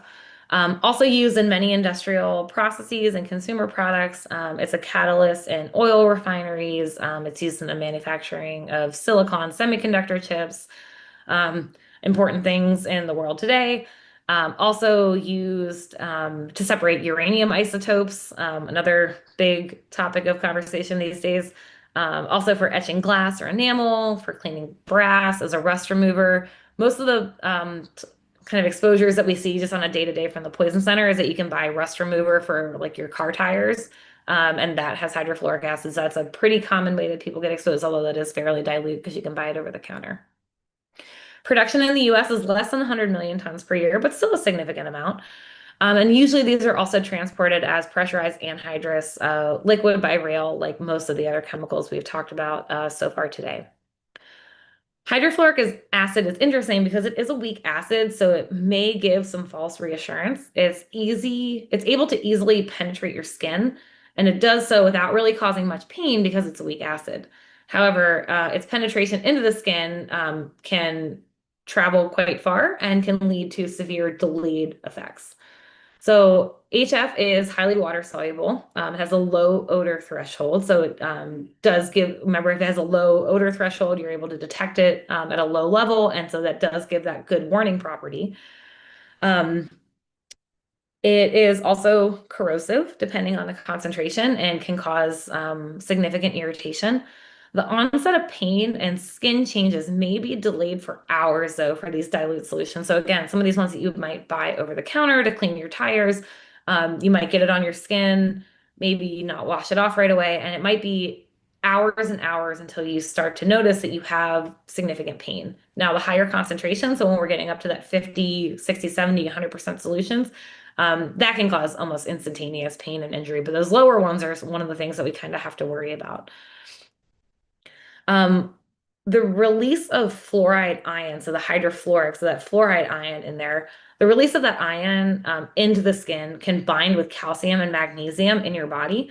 And this leads to this really unique systemic toxicity where you can get skin necrosis and you can get pain and actual like chemical burn, but you can also get systemic or whole body hypocalcemia, so low calcium, low magnesium, and high potassium. And these can ultimately lead to cardiac dysrhythmia and death.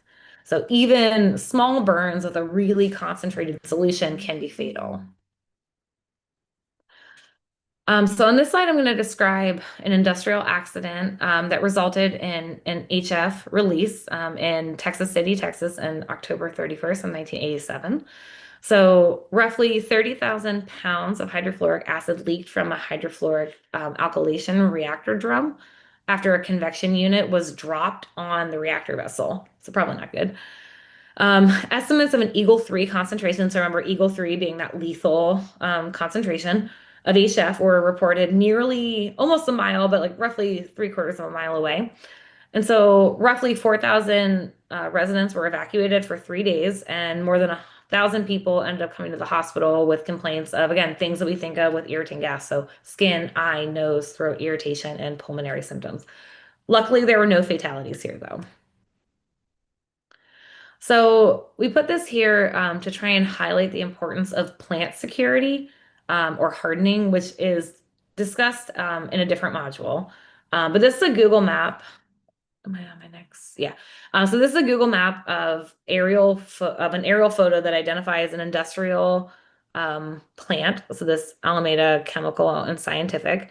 So this is an industrial HF plant in Oakland, California, that stores roughly 500,000 pounds of hydrofluoric acid. So lots and lots of hydrofluoric acid in this little place in Oakland, California. Now, how lovely for them that here's our chemical plant, and right here is about a half a mile away is the Oakland Coliseum, which was previously until 2024 was the home of the Oakland A's. No longer. I think they're headed to Las Vegas. But the stadium can sit 63,000 people. It's part of this Oakland Alameda County Coliseum complex where they have lots of concerts and previously baseball games, kind of large venue events. And then also you notice here, or it's kind of, yeah, right here, is very, very close to one of the major Interstate 880. So within a half a mile to a mile, you have this large fixed facility hydrofluoric acid plant, our stadium that can potentially have 63,000 plus people just in the stadium, and then a major highway.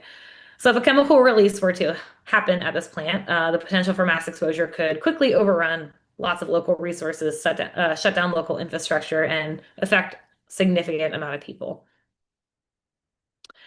Okay, so as we wrap up this section, this is probably the best slide you can try and take with you or trying to remember because it's just an overall summary of everything that we talked about today. So I won't reiterate. I know I've kind of beaten this to death, and I think I'm just about at my time, or I'm very over my time, and I apologize. But we talked about some of these treatments. Okay, yeah, sorry, realized that was very over time. So let's move on to our polling question, and then we can answer any questions that are in the chat. So a report is released indicating a rapid onset of adverse effects after a toxic industrial chemical release, which EAGLE or acute exposure guideline limit tier indicates a severe, potentially life-threatening or lethal exposure. EAGLE 1, 2, 3, or 4.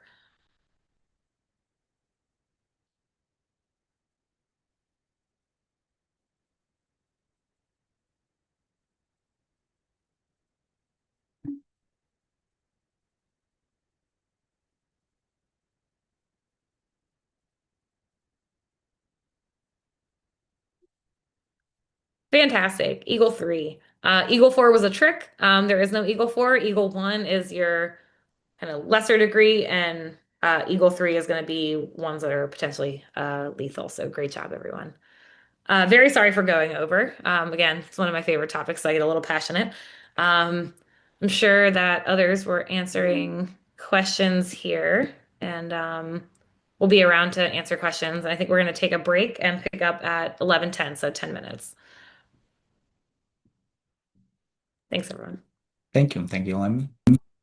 Yeah, I think there's just one question left if you want to address that in writing, and then we'll pick up with Dr. Ati at 11:10. Everybody stretch and grab something to drink.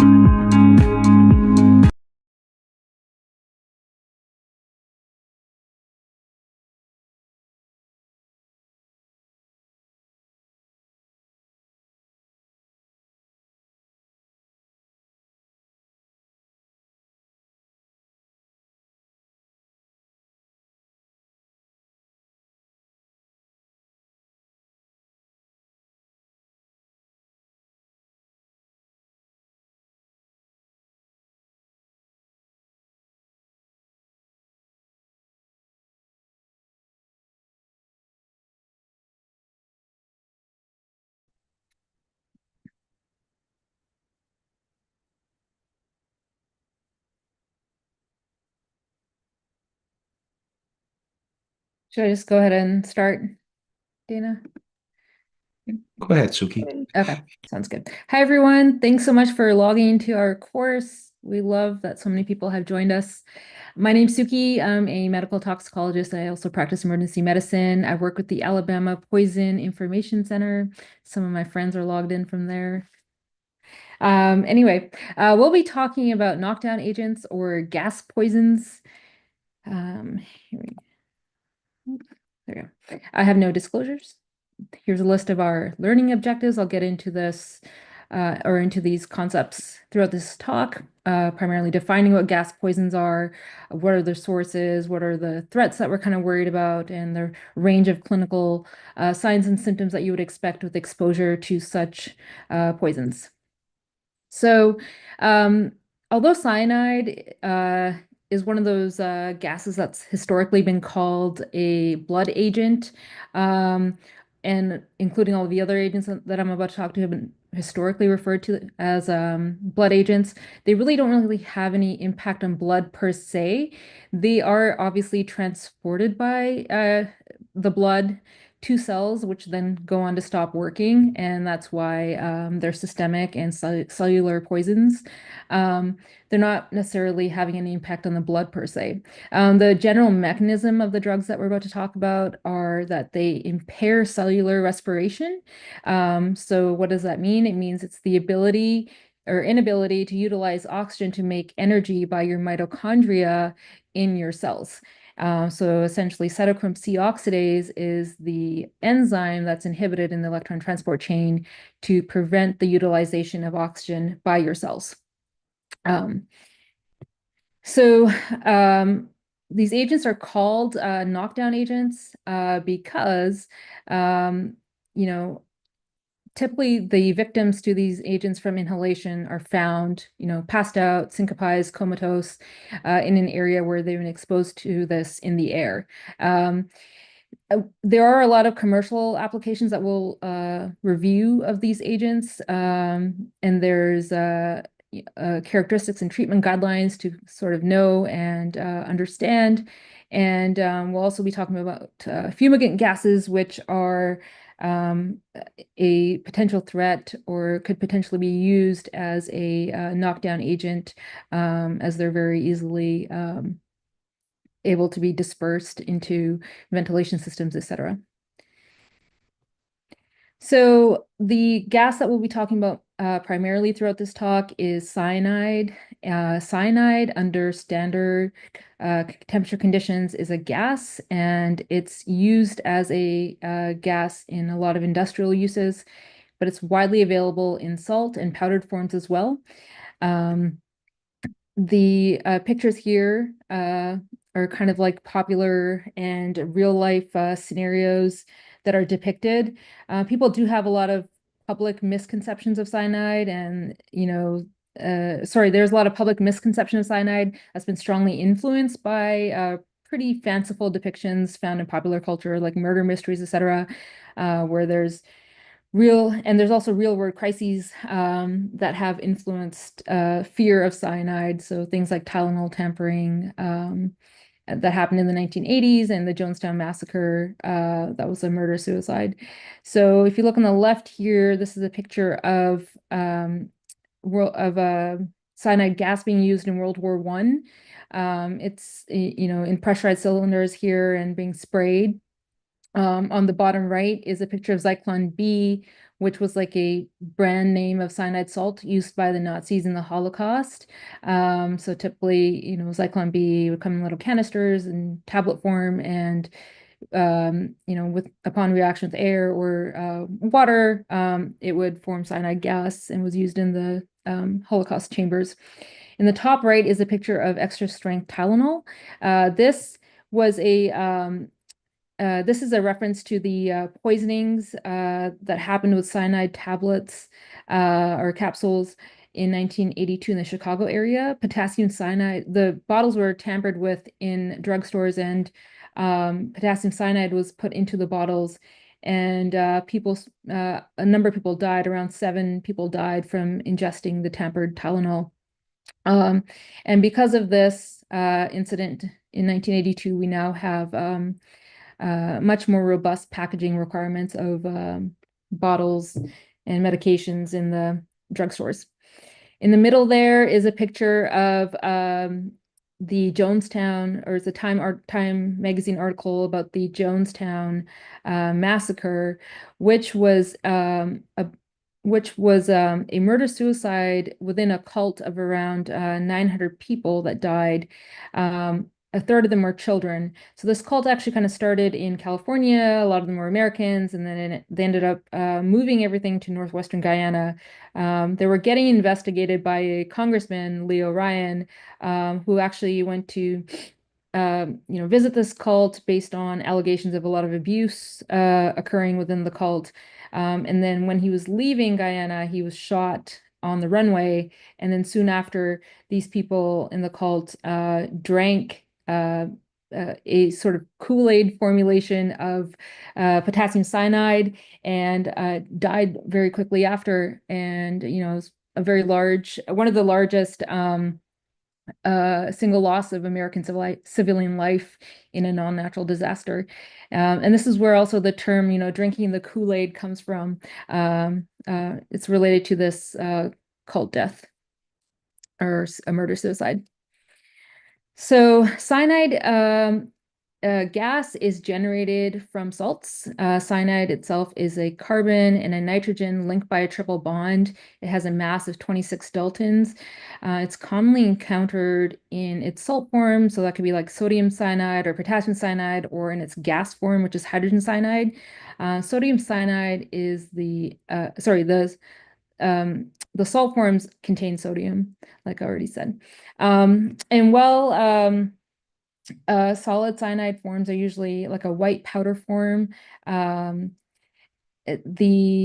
aqueous solution, the cyanide salts are usually white, but as a gas, the cyanide is colorless. It has a pretty low boiling point, meaning that it will exist as a gas at room temperature unless it's kept in solution. And it is actually essentially mostly odorless. Some people do have this,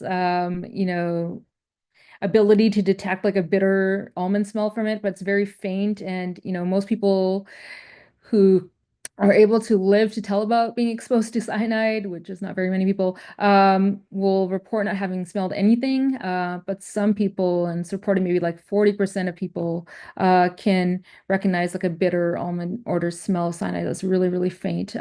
But primarily cyanide gas is described as a musty smell.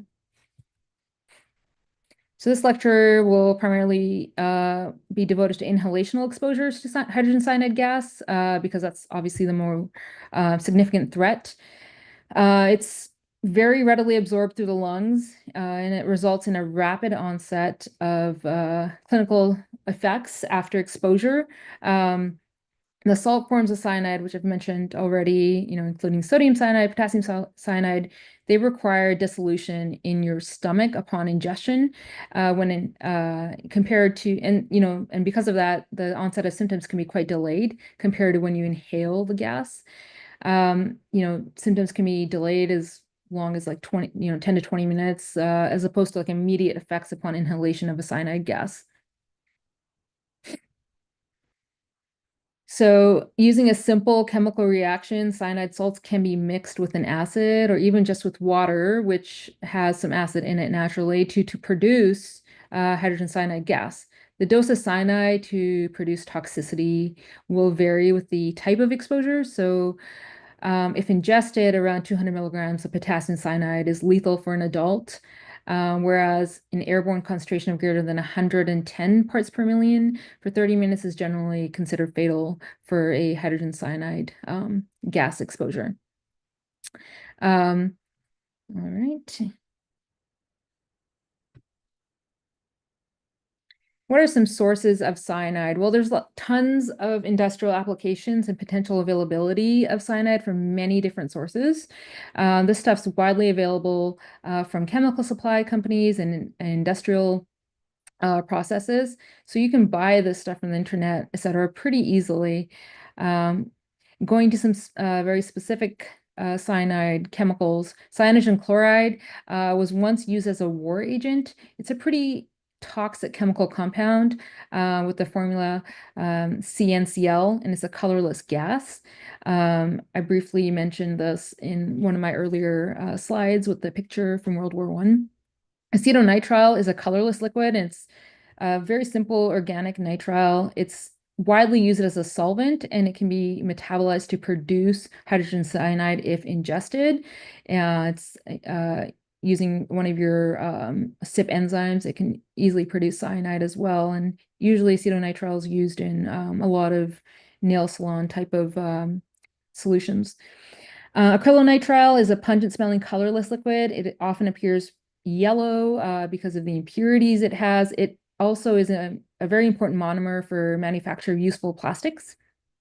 Latrile or amygdalin is a naturally occurring compound that's found in peach and apricot pits. And when ingested, or initially you have to like masticate the pits, you have to chew them, break them down to release the amygdalin. It's metabolized by your body to cyanide, which is fascinating. So you do have an intestinal enzyme called beta D glucosidase, which will metabolize the amygdalin to cyanide. It was used. So latrile was actually used as an anti-cancer agent in Mexico, and it can be used by, sometimes we hear about like natural practitioners, et cetera, or alternative practitioners using latrile as vitamin B17 as an alternative therapy for like cancer treatment, et cetera. So we do get calls about this stuff at the Poison Center. So here's an example how you can easily purchase and find these chemicals on the internet or on the dark web. So, pretty easy to buy potassium cyanide salts and sodium cyanide salts.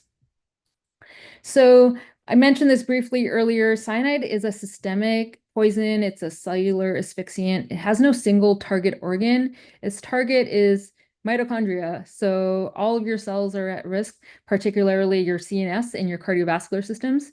So what does it do? It inhibits the electron transport chain by inhibiting the cytochrome C oxidase enzyme within the mitochondria, which is like the powerhouse of your cells. It's what produces ATP for you. And if enzyme cytochrome C oxidase is inhibited in the fourth complex of electron transport chain, oxygen is not able to act as the final electron acceptor in the chain, and thus the cell's no longer able to produce ATP.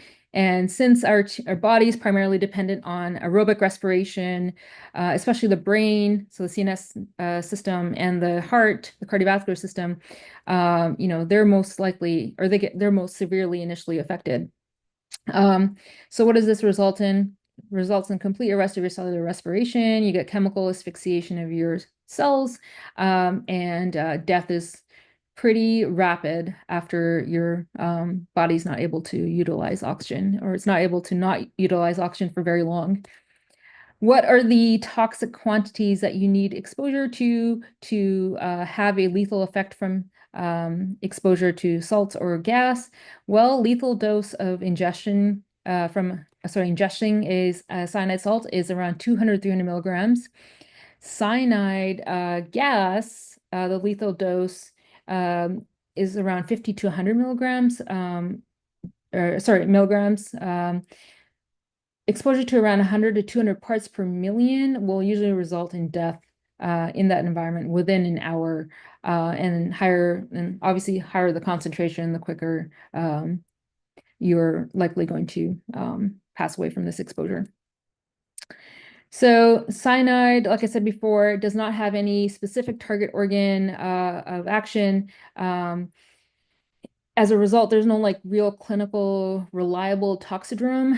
What we do rely on looking for is a knockdown toxidrome, which is, kind of non-specific, but, it's, finding a bunch of people in an enclosed space, knockdown, comatose, seizing, is likely indicative of something being in the environment that's causing some sort of cellular and systemic asphyxiation. So the toxidrome we primarily look for is like finding patients knocked down, comatose, and in cardiovascular collapse. For some people, if the exposure's not too severe, the syncope might quickly resolve, or the initial passing out episode might resolve. But obviously, if they're not able to get out of the environment, or if the exposure is quite high, they will not recover and remain comatose and go into cardiovascular collapse. So there might also be the cardiovascular and CNS symptoms might also be accompanied by some GI symptoms as well. So like some vomiting, complaints of abdominal pain, etc. But typically, depending on how much is in the environment, these people do not really live to tell you about their symptoms. So the amount of time until the onset of symptoms is relatively short, usually on the order of a few minutes. So like we said before, ingestion takes a longer time, to produce the clinical effects, because you do need time to, obviously ingestion takes time to digest the chemical and release the gas. Whereas if you're inhaling the gas in the environment, you're much more likely to have quick onset of symptoms. Okay. And here's another mention about the aliphatic cyanogens. I talked about these earlier. So, compounds containing linamarin or amygdalin from things like peach pits or apricot pits need to be metabolized and can take up to a day to really produce the symptoms of cyanide toxicity. So how do you test for cyanide toxicity? I mean, this is primarily a clinical diagnosis. The clinical laboratory is not that useful. The labs that can be useful are blood gases and a lactate. So the thing with lactates is that if someone's in cardiovascular collapse, they're comatose, they kind of have like that knockdown toxidrome, and on top of that, their lactate is greater than 10 to 15 millimoles per liter. That's kind of pointing to a electron transport chain inhibiting type of chemical being on board in their system, or something is obviously contributing to formation of that lactate and their cardiovascular collapse and CNS symptoms. That is, probably it's probably something that's affecting their electron transport chain, is what I'm trying to say. So really high lactate levels do kind of point to this sort of chemical or knockdown chemical. The other thing that you can look for is arterialization. So what do I mean by that? So typically, your venous blood gas has very low oxygen content, and the appearance of it is very like a dark blue color. It's has deoxyhemoglobin.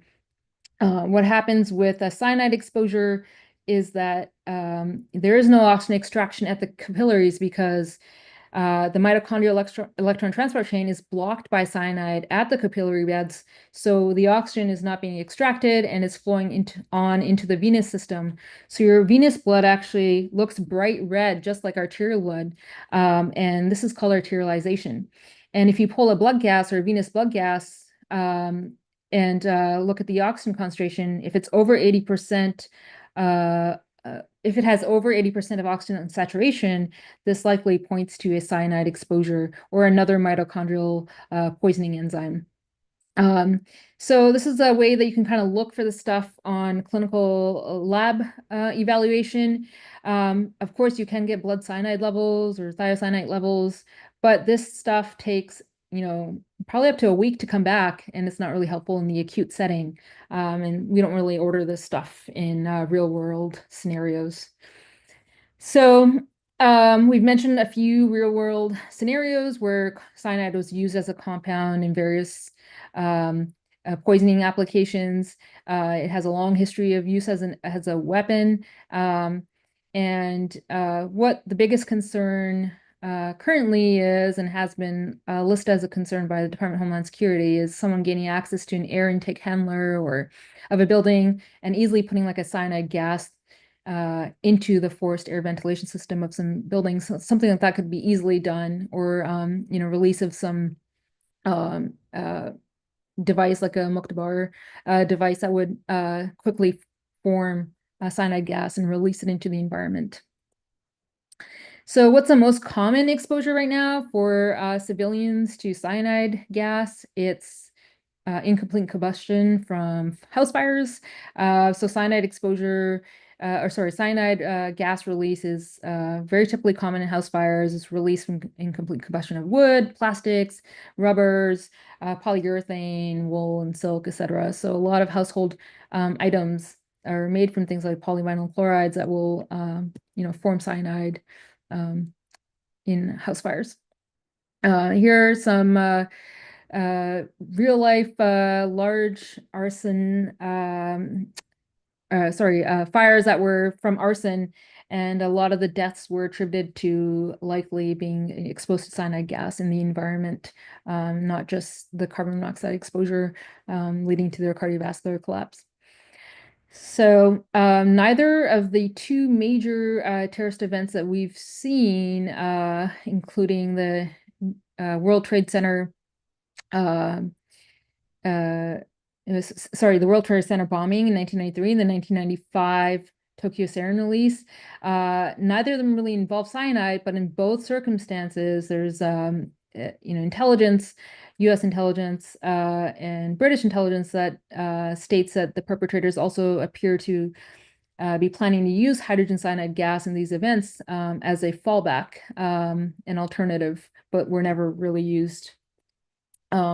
Another example of how an enclosed, busy space such as the New York City subway has been a potential target for a chemical attack. So what am I talking about? Well, Al-Qaeda apparently had considered releasing an explosive device that would allow a violent spewing of cyanogen chlorides for the New York City subway back in the 2000s. And one of the devices that was considered to be used in this event was a Mubtakar device, which would small device that would quickly form the cyanide gas. And being in an enclosed space like this, a lot of people could potentially get very sick and die quickly.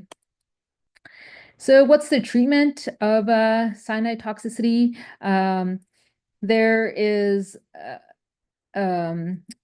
There's been so the main thing is when you see a bunch of people, especially in the pre-hospital setting, in an enclosed space or in an area where there's multiple victims who are knocked down, appear comatose, listless, having trouble breathing, you should probably not enter that space without any good protective gear. So usually level A PPE is a good idea. Having your own breathing, self-contained breathing apparatus, your own oxygen source. It's, if you've been exposed to some sort of gas, or if the victims are exposed to some sort of gas, you don't really necessarily need to, decontaminate them right away. A lot of this stuff like off gases. What you need to do is in that hot zone, start your life-saving intervention. So, get them an airway, mechanically or manually ventilate them. If you have the antidotes on you for cyanide toxicity, if that's suspected, then you give the antidote in that hot zone. And then after that, you would, if you think you need to, go on to do the decontamination.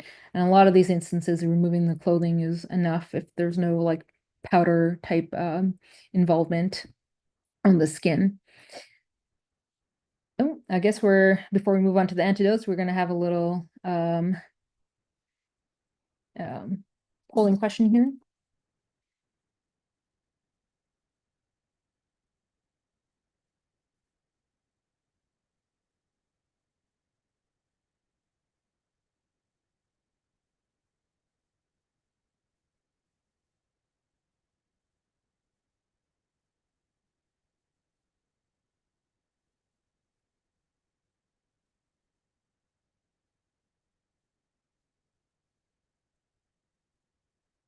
All right, so the question was, which of the following best describes the use of cyanide?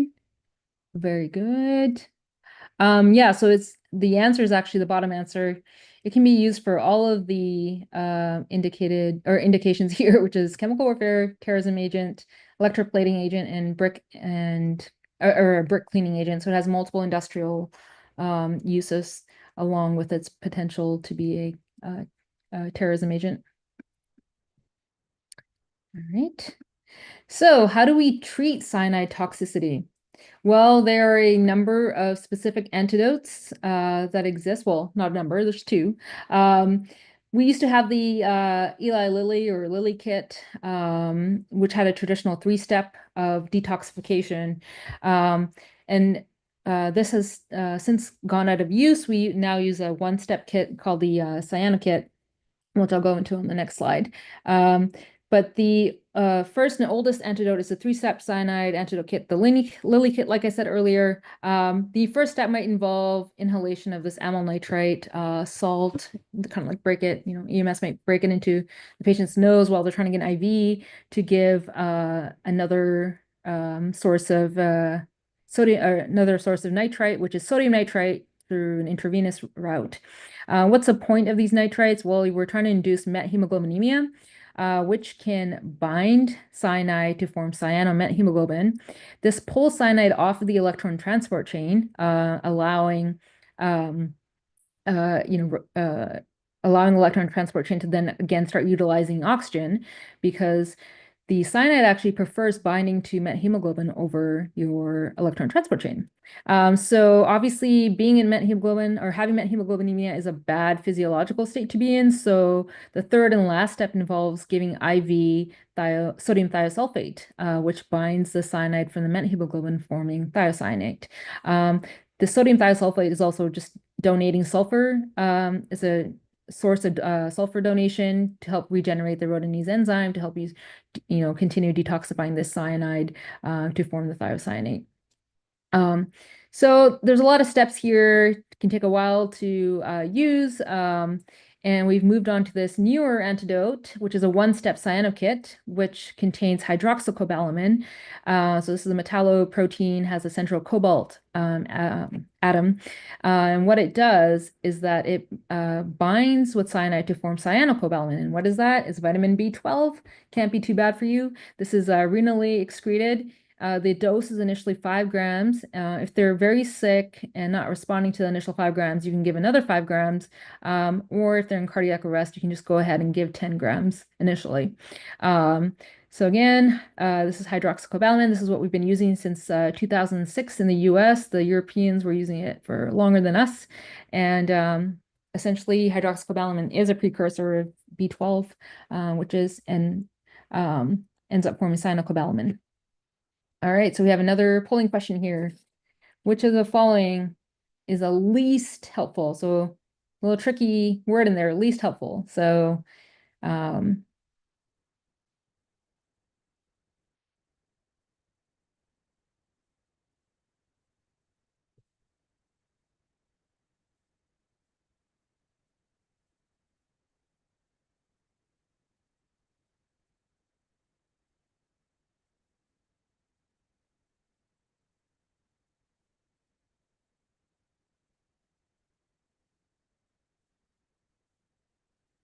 ooh, I always find that this question gets really mixed answers. So the least helpful, I think it has to do with like how the question's worded, but the least helpful is oxygen, right? So cyanide is inhibiting cytochrome C oxidase in your electron transport chain. You're unable to utilize oxygen as the terminal electron acceptor, unable to make ATP. So oxygen is giving more oxygen to these patients is not helpful. You need something to get rid of that cyanide out of their blood, or get that cyanide out of their blood and get that electron transport chain working again. And that would be hydroxycobalamin or the Lilly kit. So we have other cytochrome C oxidase inhibitors that we can be exposed to. There's hydrogen sulfide, which is sort of like a sewer gas, or this is the smell you would this is something that would be in a manure pit. So like that sulfur smell, or the rotten egg-like smell that you smell is usually the hydrogen sulfide that you're smelling. The crazy thing about hydrogen sulfide is that initially it's very irritant to the upper airway. It has like this noxious stimuli, smells really bad. It alerts you, right? There's something in the air. But your olfactory nerve does start to paralyze at concentrations higher than 100 to 200 parts per million. So, once that smell kind of wears off, just think about like driving past like a sulfur mill or something. Initially smells really bad, but the smell goes away. So people end up staying in the environment because their olfactory nerve will paralyze, and they will get, continue getting exposure and become really sick and succumb to the effects of the hydrogen sulfide on their inhibiting their electron transport chain, not being able to utilize oxygen as for cellular respiration. So this is another chemical like cyanide that can cause really rapid death. Sodium azide is another chemical that does the same thing, cytochrome C oxidase inhibitor, electron transport chain inhibitor, unable to utilize oxygen for cellular respiration. And it's typically found as a component of airbags because it's very explosive and has been used in mass poisoning events. So cleaning products can also be a chemical threat. So believe it or not, household products that contain hydrochloric acid or muriatic acid can be mixed with compounds that contain sulfur. So, sulfur-containing things can be like bath salts or pesticides and insecticides, or even just, the sulfur from biological waste in your toilet. So this chemical mixing at home has been the source of more than 1,000 suicides in Japan and also dozens in the US. So this, I think it was in the early 2000s, there was like this string of suicides that happened, or copycat sort of suicides that happened in Japan, where these precursor chemicals that are readily available at home were used by people at home, toilet bowl cleaners, etc., or pesticides or fungicides were, thrown into toilet bowls. The bathrooms are sort of like sealed off, and this hydrogen sulfide gas was forming. And people were dying from asphyxiation from the gas in the air. So you can Google this stuff and find and read about this. It's pretty concerning. So these are the types of chemicals that are typically used in detergent suicides at home, or the Japanese detergent suicides I was just talking about. This is the kind of stuff that's pretty readily available at the supermarket or even in your own home already, easy to use. So for hydrogen sulfide, what are the order thresholds, and what concentrations can you typically start getting or have a patient die?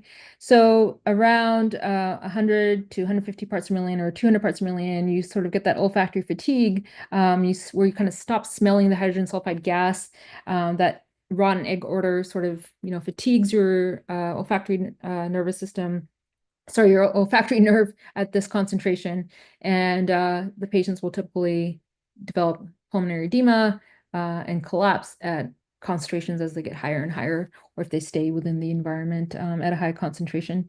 So this is another knockdown gas similar to cyanide, similar mechanism. It's a cytochrome C oxidase inhibitor, inhibiting oxygen utilization or cellular respiration. What's the treatment? There's unfortunately no antidote for hydrogen sulfide like cyanide. We typically focus on just supportive care.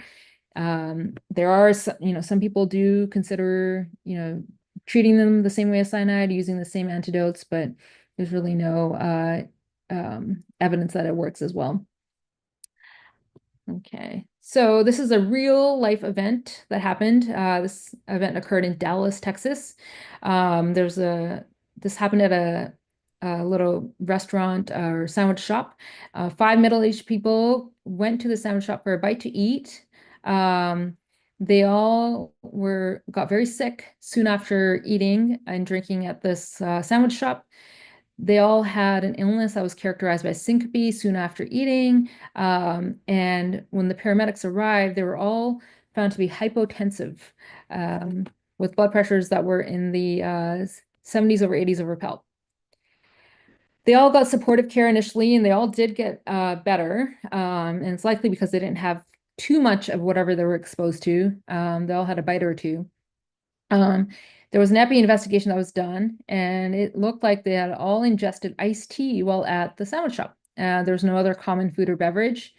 And further questioning revealed that these restaurant patrons did notice a bitter taste to the tea that they were drinking and did not consume more than a couple of swallows.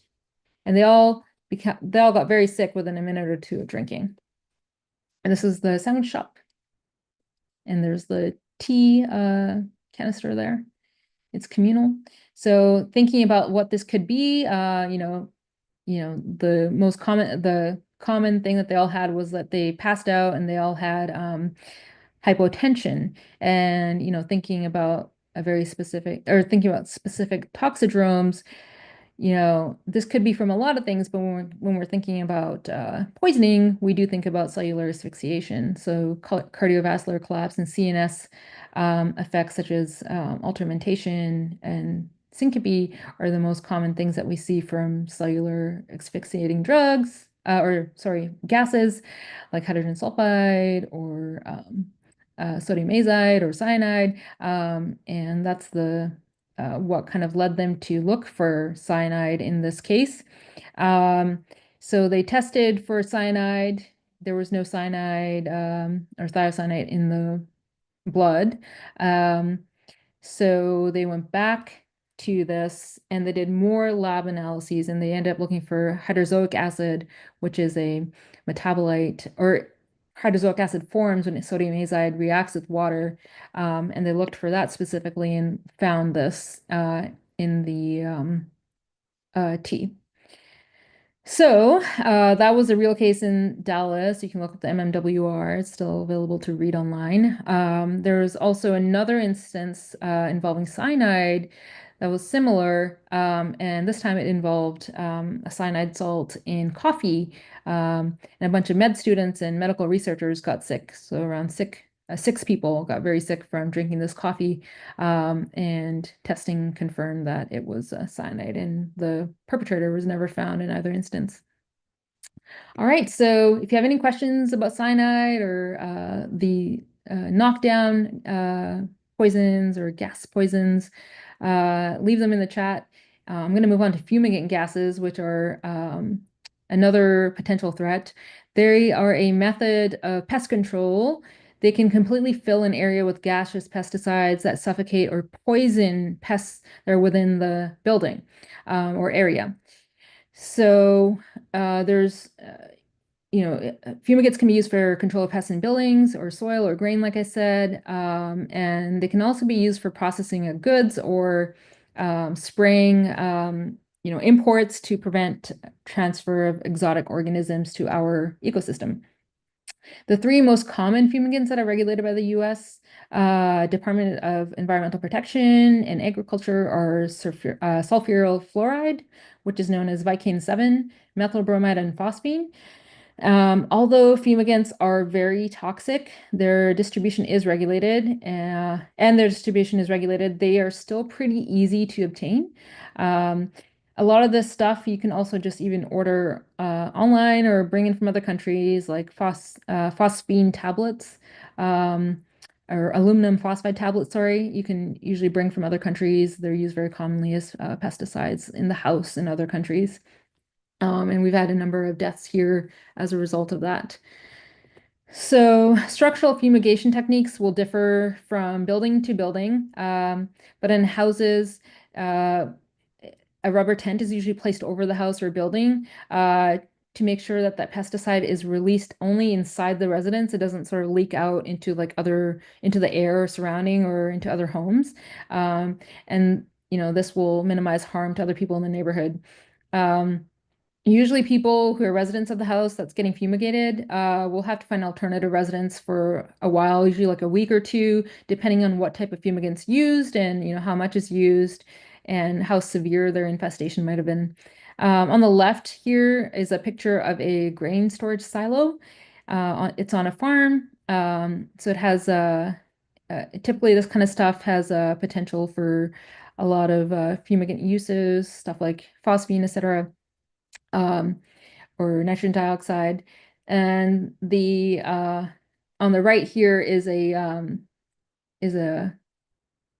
machine that's being used to prepare injection of a fumigant.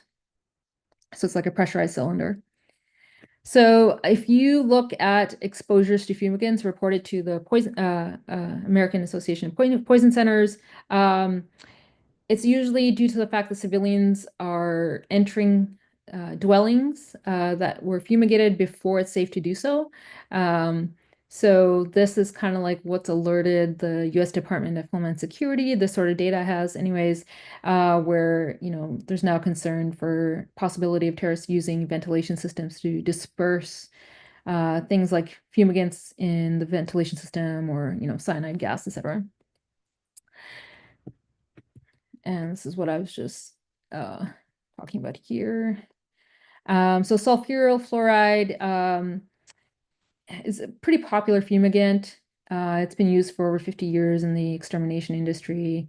It's one of the most commonly used in the US.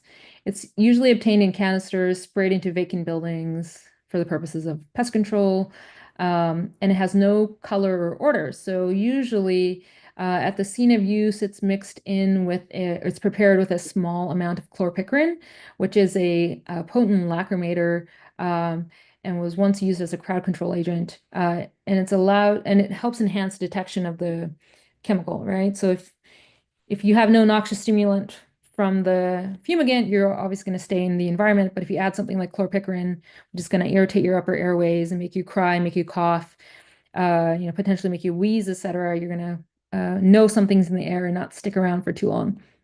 The chemical formula or compound of sulfuryl fluorides here on the left. It has an oxygen. It has two oxygen atoms and two fluorine atoms, and it's pretty resistant to hydrolysis, even up to 150 degrees Celsius. So it sticks around in the air, and it's used to control a lot of very common rodents, beetles, bark beetles, bed bugs, etc.,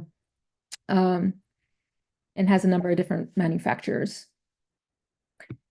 It can stick around for a long time, like I was saying, up to a week, depending on what concentration was used. And the building has to be ventilated after you're done, usually for at least 6 hours before the occupants can return.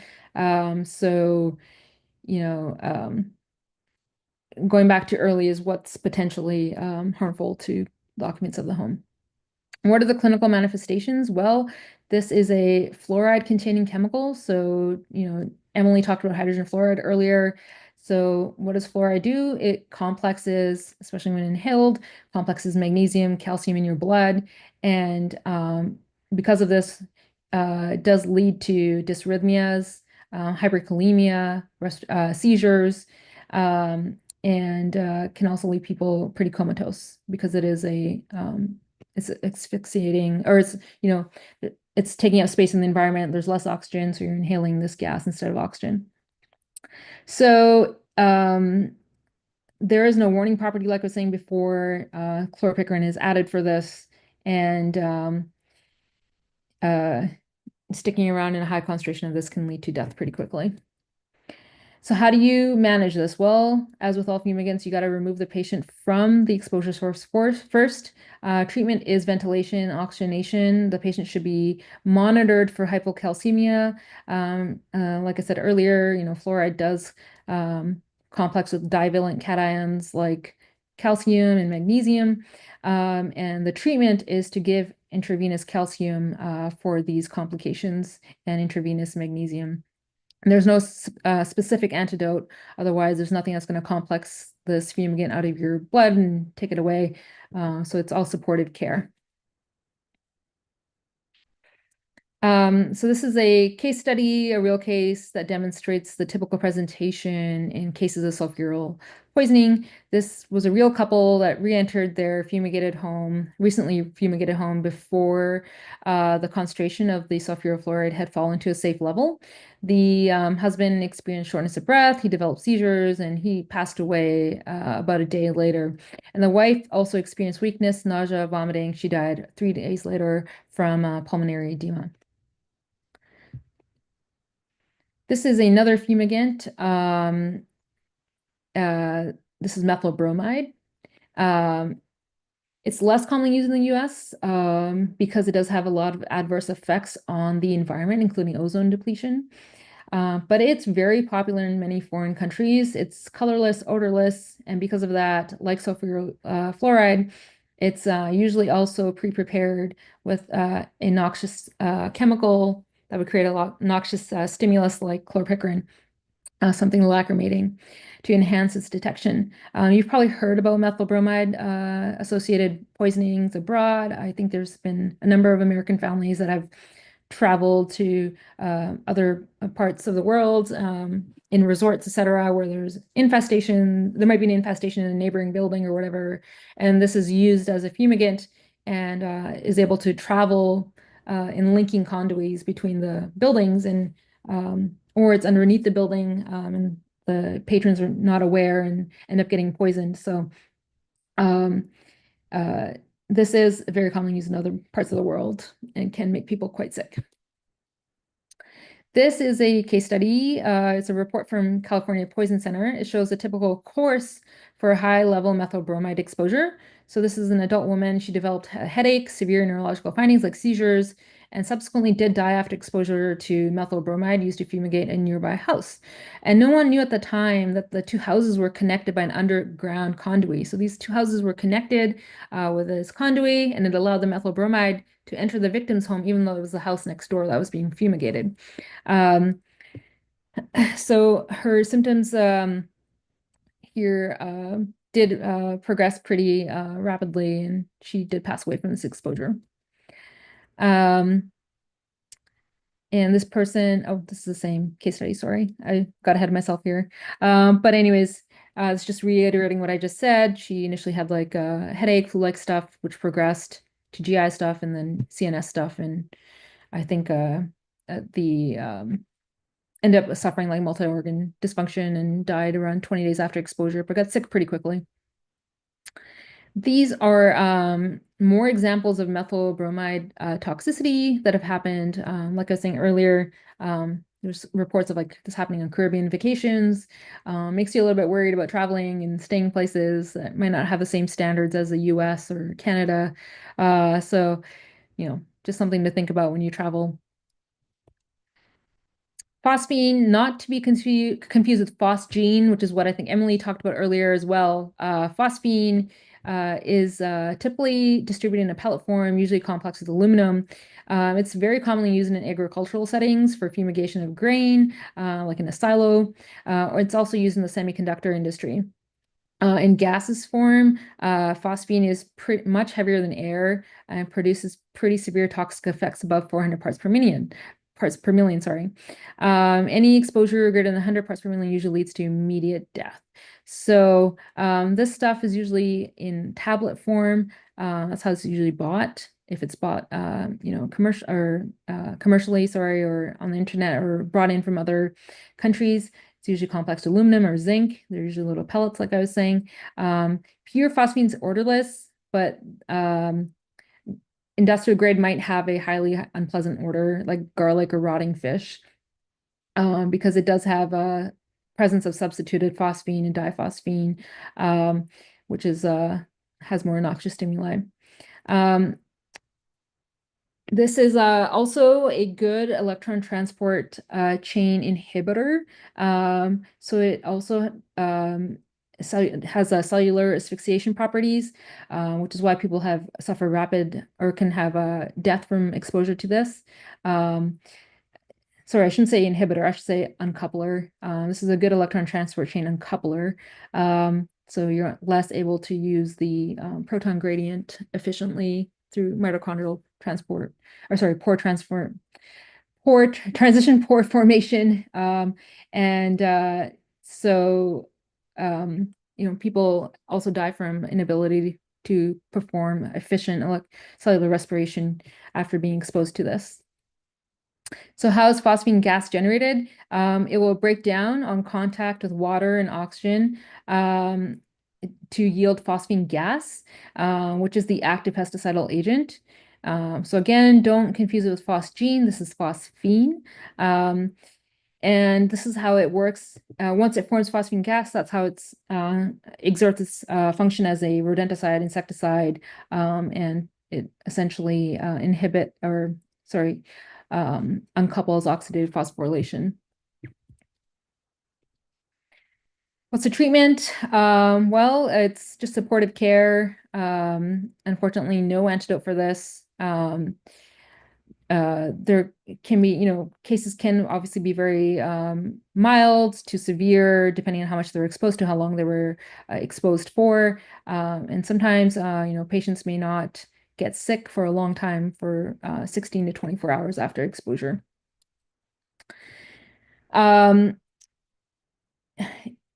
So what are symptoms typically? There's GI effects, cardiovascular effects, CNS effects, pulmonary effects, and depending on how much is in the air, you can have very rapid progression to death.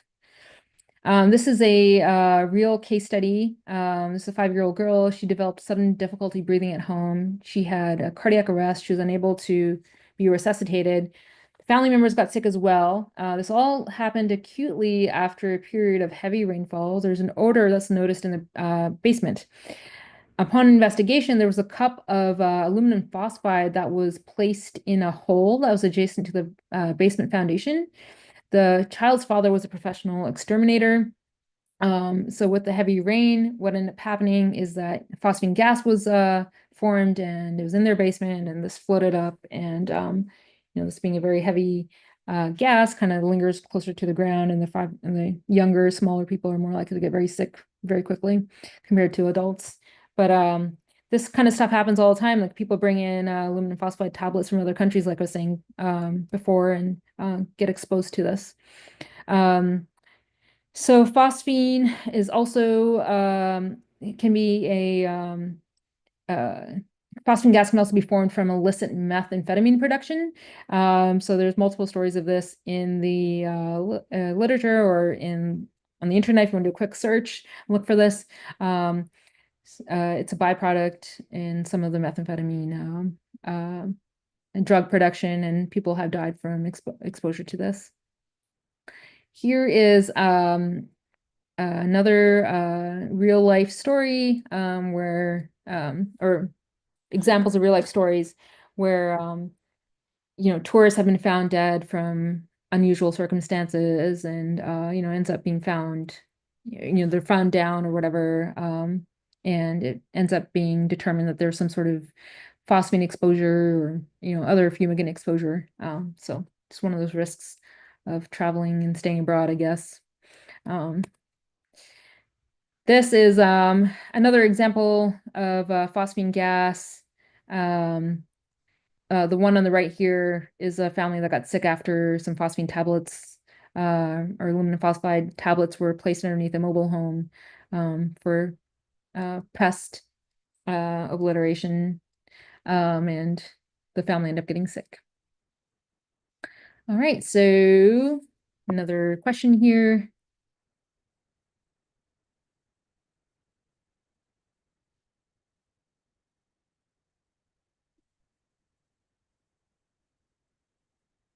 So which of the following is added to fumigants to make them more easily detectable?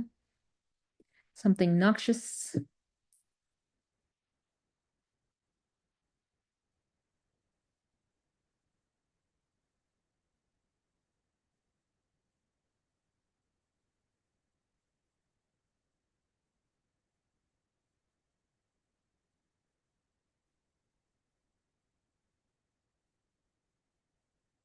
So yeah, the answer is chlorpicrin. So it's a lacrimator that's typically added to a lot of fumigants to give it sort of that noxious stimulus that results in irritating your mucous membranes, like your eyes, your upper respiratory tract, which is why it's called a lacrimator. Mercaptans can be used in natural gas. So I can see why some people pick that, but not for fumigants. And hydrogen sulfide is a knockdown poison, and I hope we don't add it to fumigants. All right, let's see, next one. Treating fumigant poisoning. There's no antidotes available. Like I was saying earlier, everything's supportive. The main thing you want to do initially is remove the victim from their exposure, from their source of exposure, and focus on supportive care. So this might mean, escalating as far as intubation, ventilation, and oxygenation through more aggressive methods like intubation. And if needed, thorough decontamination. It's a summary of all of the fumigants And thank you for listening. And if you have any questions, just leave them in the chat and I'll answer them. Thank you. Thank you, Suki, Dr. Arte. There is one question in the Q&A if you want to address that. Okay. Probably should do it through writing. I think we'll have to move on because we're running behind here. And actually, I know that Dr. Wax is scheduled to come up about now, and I was going to put my talk before his, but I'm wondering if he wants to go ahead and I could do mine after the lunch break and just kind of put us back on schedule a little bit. So I will, unless Dr. Wax, unless you're on at this point, think that I think he's could go joining ahead now. and start. I'm sorry? I think he's joining now, Dr. He's Hickman. joining now. Oh, there. All right, Dr. Wax, if I think you're on mute right now.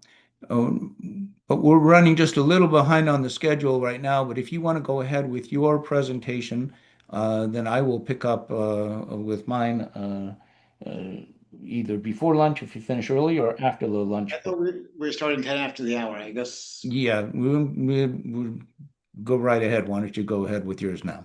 Okay, I will. Let me get it up. Okay. And 1 sec.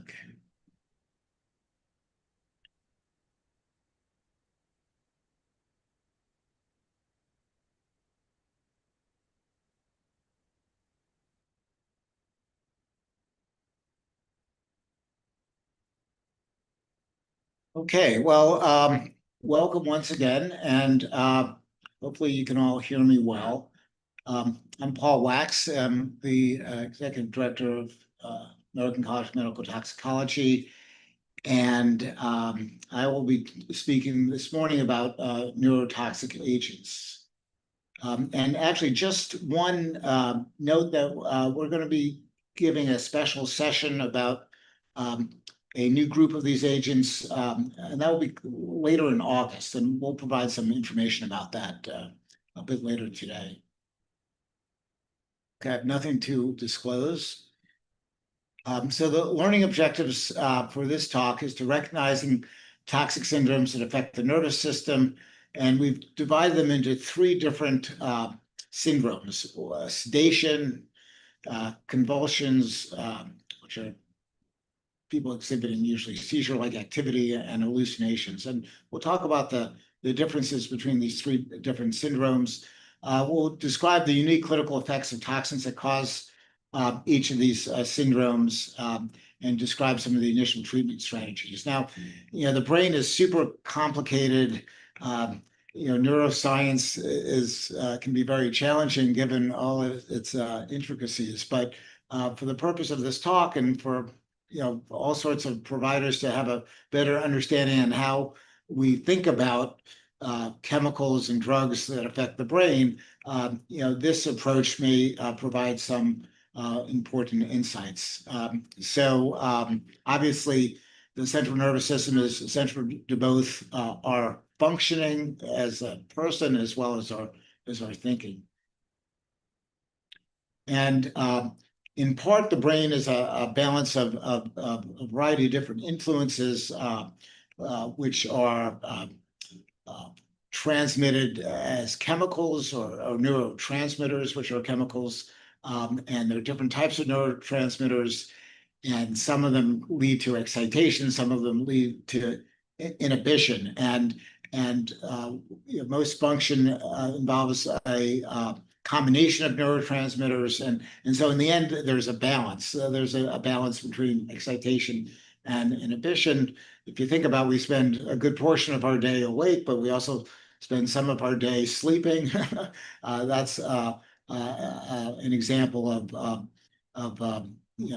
some more time in an excitatory state when we're awake versus an inhibitory state when we're asleep. And so these neurotransmitters, you see them on the bottom part of the slide: glutamate and catecholamines like norepinephrine or noradrenaline are examples of excitatory neurotransmitters, and GABA which has a long chemical name, as you can see, is an example of an inhibitory neurotransmitter. And in addition to this balance of excitation and inhibition, there are other neurotransmitters that affect our mood, affect our thinking. And these neurotransmitters include serotonin and acetylcholine and also glutamate, important modulators of our thought process. And the way a lot of drugs work, and also other chemicals that may not be used as a pharmaceutical, but all drugs are chemicals, as we know. They may affect these neurotransmitters quite a bit, as we'll discuss with some examples over the next few minutes. So if you have too much inhibition, then you'll be sedated at nightly sleep. If you're given a sedating medication or a chemical, you'll be sleeping, or you'll be even in a more depressed state, such as a coma. When we're sleeping, we're not really in a coma. And that's what happens with too much inhibition. If we have too much stimulation, this could lead not just to a wakeful or a state or being hyper alert, but to actual convulsions, which is manifested often. We see seizure-like activity with our arms and legs. And that's from too much stimulation, or it could be from not enough inhibition as well. And so it depends what chemicals are affected in terms of the clinical manifestation. And then if you have chemicals or drugs that affect how you think, or affect how you perceive things, affect the sensory input, it may not manifest itself as excitation or inhibition, but as something else like hallucinations, where one is not clearly thinking. One can't function normally if they're hallucinating. But there are some drugs that cause hallucinations, and some drugs have been used as a potential chemical threat because it causes this, because it may cause significant impairment. If you think about drugs that you don't necessarily want to kill someone potentially, but maybe you want to just incapacitate them, then using a drug that may cause hallucinations would be a good way to incapacitate them, because one's not going to be an effective fighter in a combat zone if they're hallucinating. Okay, so we're first going to talk about excess inhibition, which there may not be enough excitation or too much inhibition. And we start with this case example of a person who is not awake and is on actually the seat of a chair in a theater, and this happens to be the Moscow Theater, from the infamous Moscow Theater event back in the early 2000s, where there was a chemical used to incapacitate. It was meant actually to be used to incapacitate the terrorists, because this was a terrorist situation when Chechen terrorists had taken over this Moscow theater with hundreds and hundreds of theater goers. But the authorities at that time thought the best way to bring this terrorist operation to a halt is to instill a chemical that would incapacitate the terrorists, but it also incapacitated the theater goers as well, as you'll see in the next few slides. So these are people being brought out by the theater, by the Russian authorities, and they are clearly comatose, and they're not awake, and they've been exposed to some chemical, because the Moscow authorities put this chemical into the theater in the guise of a gas. And you can see there's lots of ambulances there. But despite that, there are a number of people that died, including the terrorists, but also over 100 theater goers died as well. And that's because of the safety profile of the chemical that was used. And you can see that folks, it was a large scale disaster. And there were people that were rescued, but they weren't awake and put onto buses, and people are not awake. Some of them may not be breathing, and again, there were a large number of fatalities. So what happened in this event, and what can we learn from it? Well, at the time when this was first reported, it was totally unclear what chemical it was. And still to this day, the Russian authorities have never identified the chemical, but others have. But it took some while. So there was a lot of speculation about what chemical could have been used. And one of the initial thoughts was, well, maybe it was a nerve gas. And the name of this talk is about chemicals that affect the nervous system. But the traditional nerve gas is usually reserved for nerve agents that have been specifically labeled as nerve agents, like sarin gas or VX gas, extraordinarily potent agents that have been designed to kill in a battlefield situation, which are very interesting chemicals in terms of how they function. They're very similar to pesticides, specific insecticides, the organophosphate pesticides specifically. And those affect neurotransmitters. It affects acetylcholine.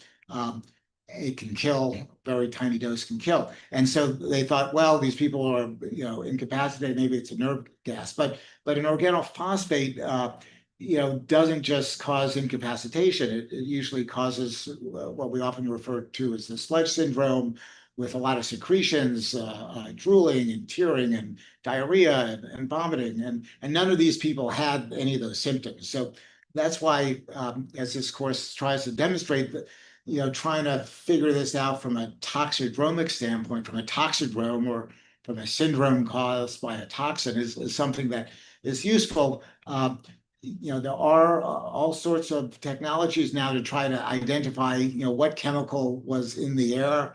But this sometimes requires getting the proper equipment to the scene, and although there are all sorts of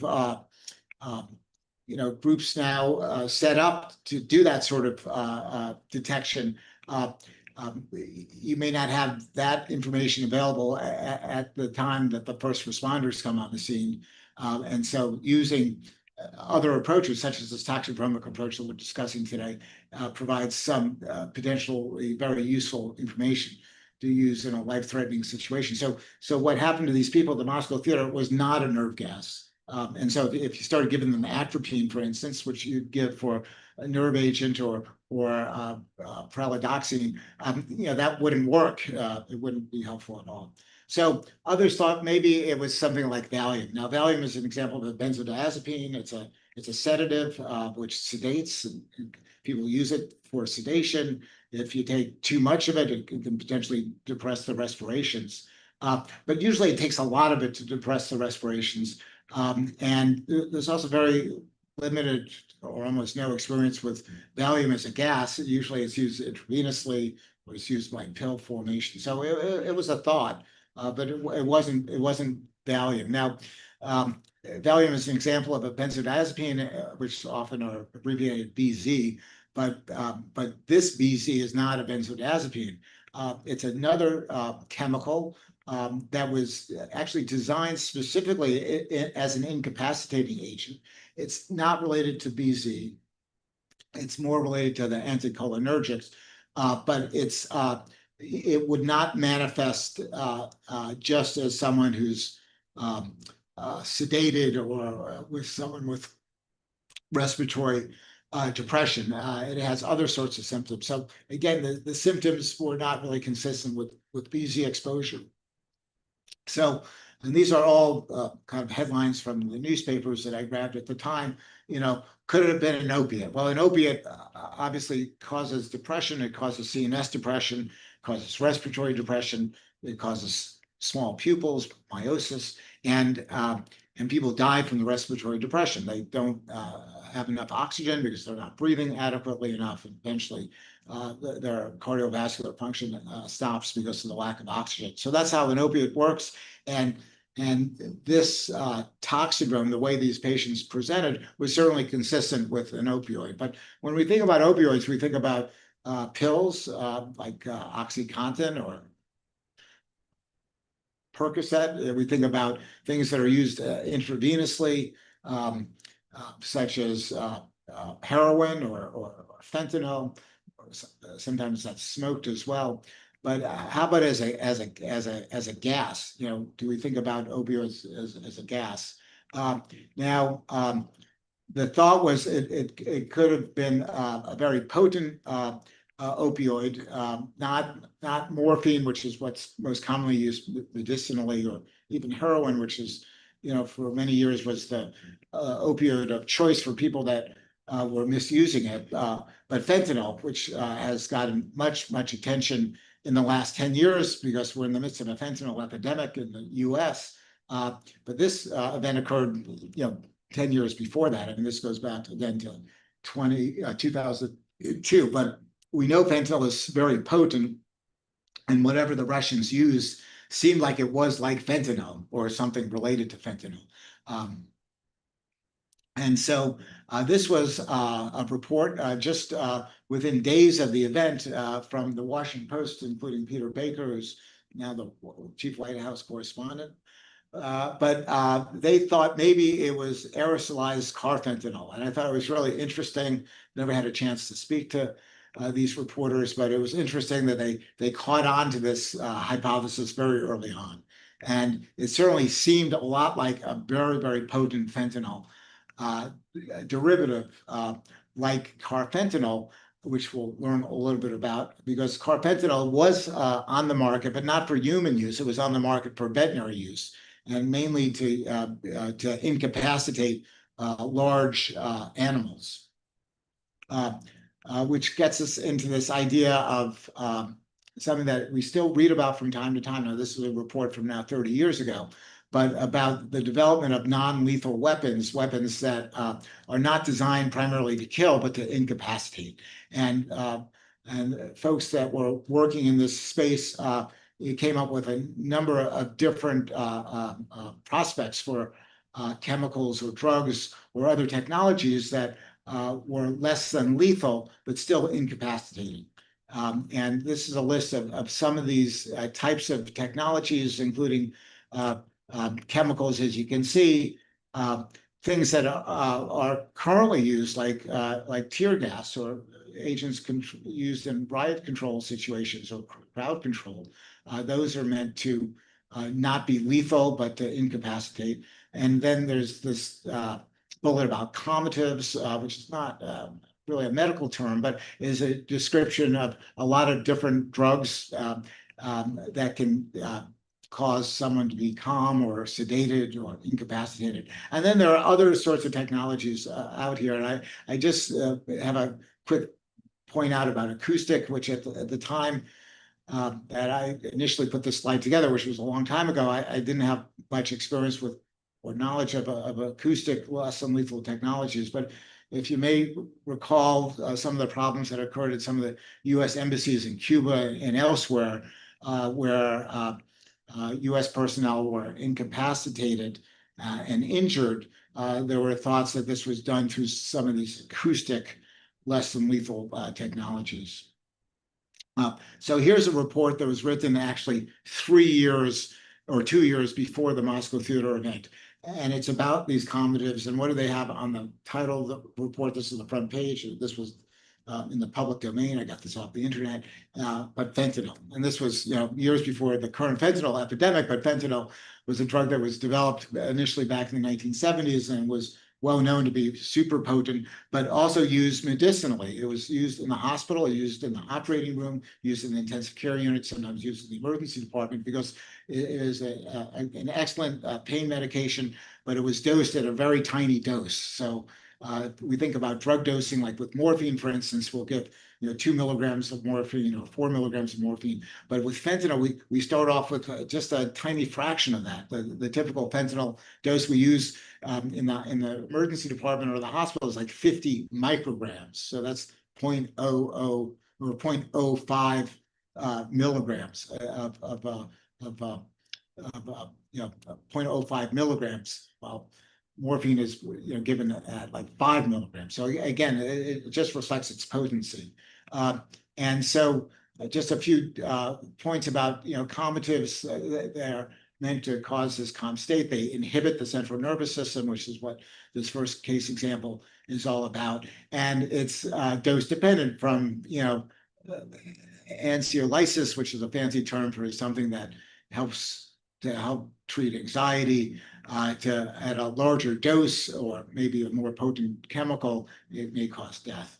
And this is an example of a number of different drug classes that cause this, including drugs that are used for all sorts of different medical conditions. But the 1, 2, 3, 4, 5th bullet down is the opioid receptor agonists, which means they bind to the opioid receptor to cause the opioid effect, which is, again, sedation, it's inhibition, it's manifested as depressed respirations and coma, and fentanyl is one of the examples there.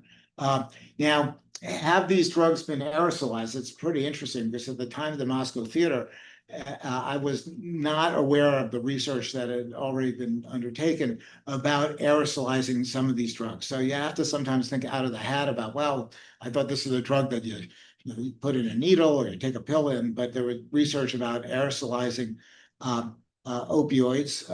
And in fact, there are other chemicals, I should say, that we have lots of experience using an aerosolized version of, and that's the gases that we use in the operating room for general anesthesia. And those are hydrocarbons. Many of them are hydrocarbons, and those have been used for 100+ years. So using an aerosolized chemical to cause sedation or coma, put someone to sleep in the operating room, that's been done for many, many years. But to use an opioid in this fashion was novel. And so in this report about less than lethal technologies with fentanyl on the cover, there's a whole section about carfentanil, and this again was 3 years before the Moscow theater, that says that although it's not yet been used in human populations, this drug offers the potential advantages of being administered to non-compliant or violent patients in situations requiring only indirect contact. Well, this was postulated at that time. The chemical carfentanil was used against big animals, not to kill them, but to sedate them so they could be maybe moved from one place to the next. And this was another report that came out, again, in 2000, several years before the Moscow theater, but it basically lists a bunch of clinical studies that were aerosolizing various chemicals. And as you can see, one of the drugs here was carfentanil. So putting all these pieces together, it sounds like it may have been carfentanil. So fentanyl, as I mentioned, was first synthesized back in the 70s, and carfentanil shortly thereafter.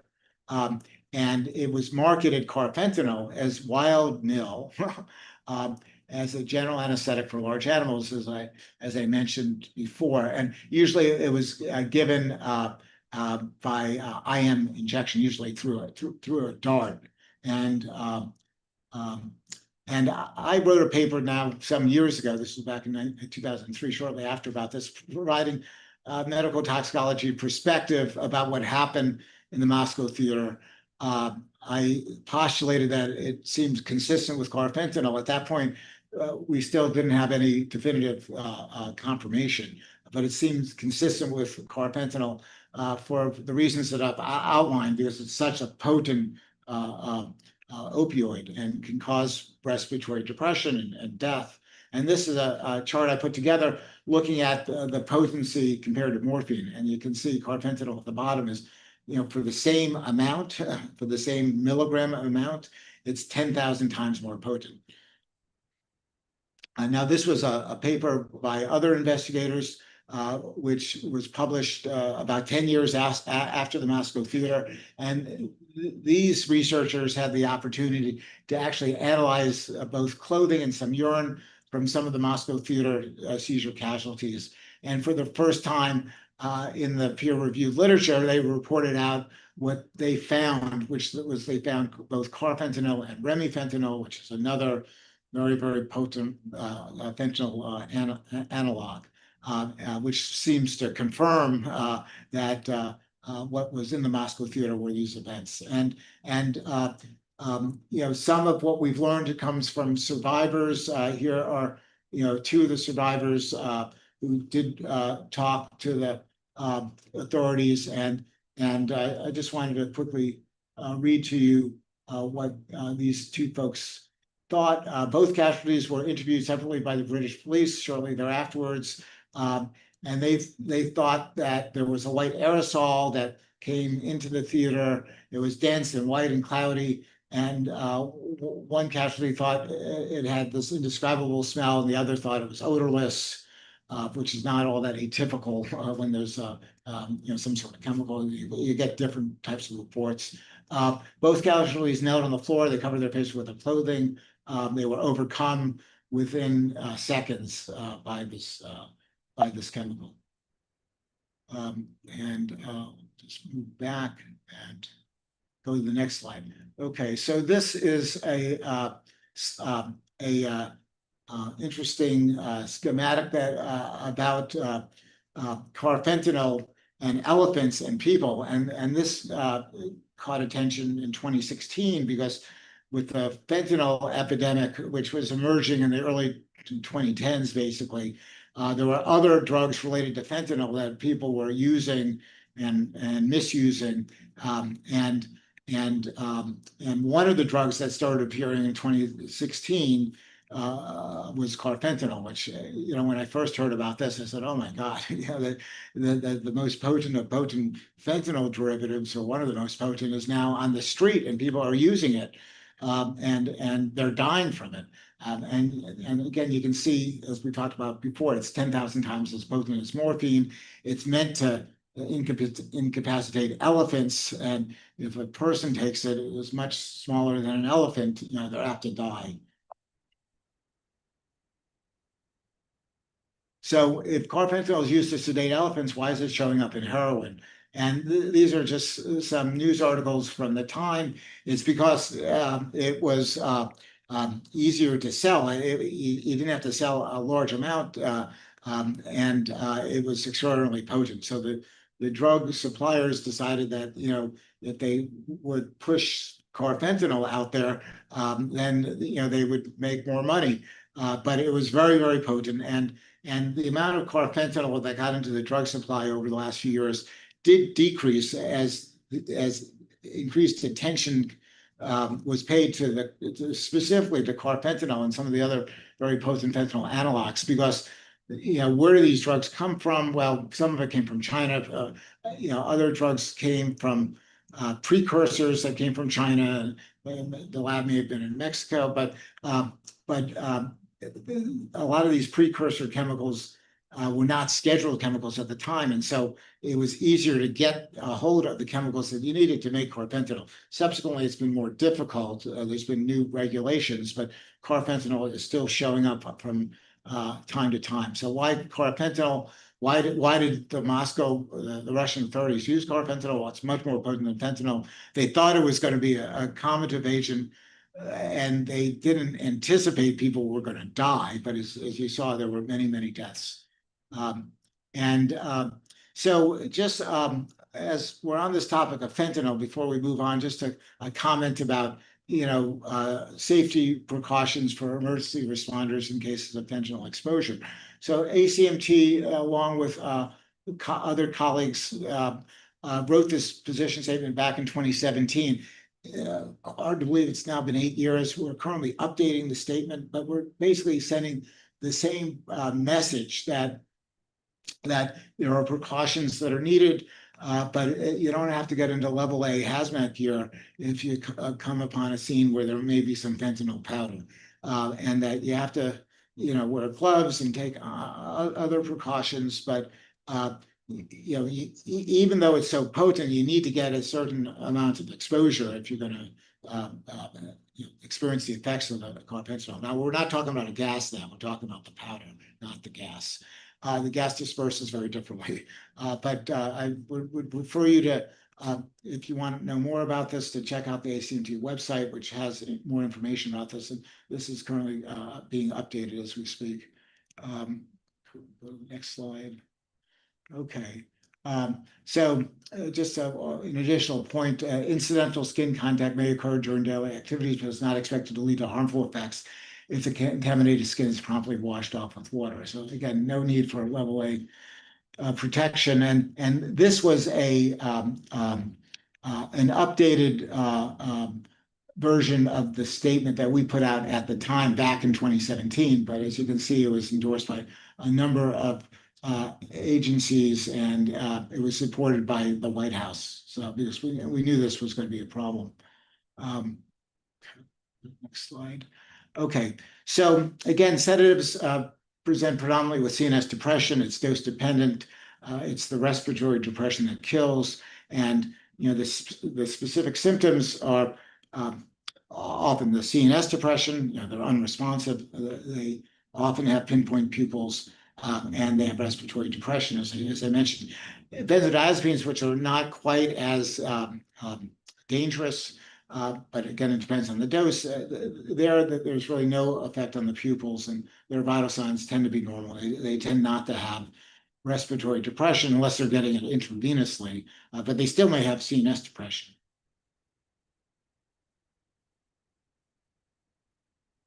Okay, so the first polling question is, what is the most important treatment for respiratory depression? Is it artificial ventilation, chest compression, naloxone, or oxygen?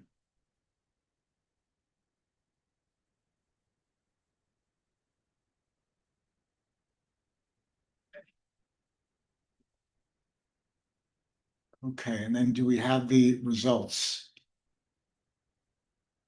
Here we go. Okay. Well, it's neck and neck between ventilation, naloxone, and oxygen, and they all have their role. So if you come upon someone who has respiratory depression, the first thing you have to do is you have to get oxygen into them. And if you just put on some nasal cannula oxygen and they're not breathing, then you're not going to get the oxygen into them. So you have to get the oxygen into them. So initially you would do artificial ventilation while you're preparing to treat them with other approaches. And so if you're suspecting an opioid, you would use naloxone to reverse them. But, it may take you, a few seconds or a minute to get your naloxone out of your toolkit. So in the meantime, you want to breathe for them with artificial ventilation.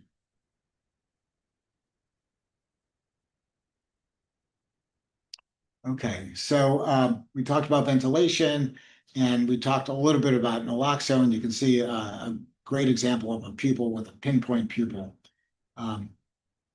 Okay, so we talked about sedation. I don't have quite the same story regarding convulsions, but I'll share a few stories with you.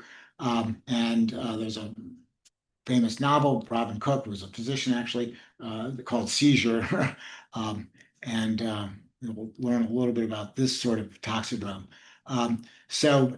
If you inhibit inhibition, this may cause seizures. If you increase excitation, that may cause seizures, but there are a number of drugs that actually inhibit the inhibitory neurotransmitters, and that may also result in seizures. Okay, so again, not enough excitation, too much inhibition, and then if you don't have enough inhibition, you may have too much excitation, as we've been talking about. Okay, so this is a few photos from a mass casualty incident that occurred in China, and it involved a restaurant, a food shop, where there were a number of people that ingested some food there, and they died. And as it turns out, it was a mass homicide because someone deliberately poisoned the food with a very, very toxic chemical. And the chemical actually causes seizures. So they died, they had seizures, and they died from uncontrollable seizures. This chemical is called tetramine. And there's been more than that one case, but that one case got a lot of attention. There's also been a few cases in the US. It's a chemical that's been banned for quite a while now, but the perpetrator got a hold of this tetramine and poisoned the food, and that's why all these people died. And this was a report in the US. It happened to be I think it was in Chinatown, but it involved a rodenticide that had this tetramine, and people. This one child guy, actually, it was an infant, 15 months old, who got into it, and the patient ultimately was intubated from all the seizure activity.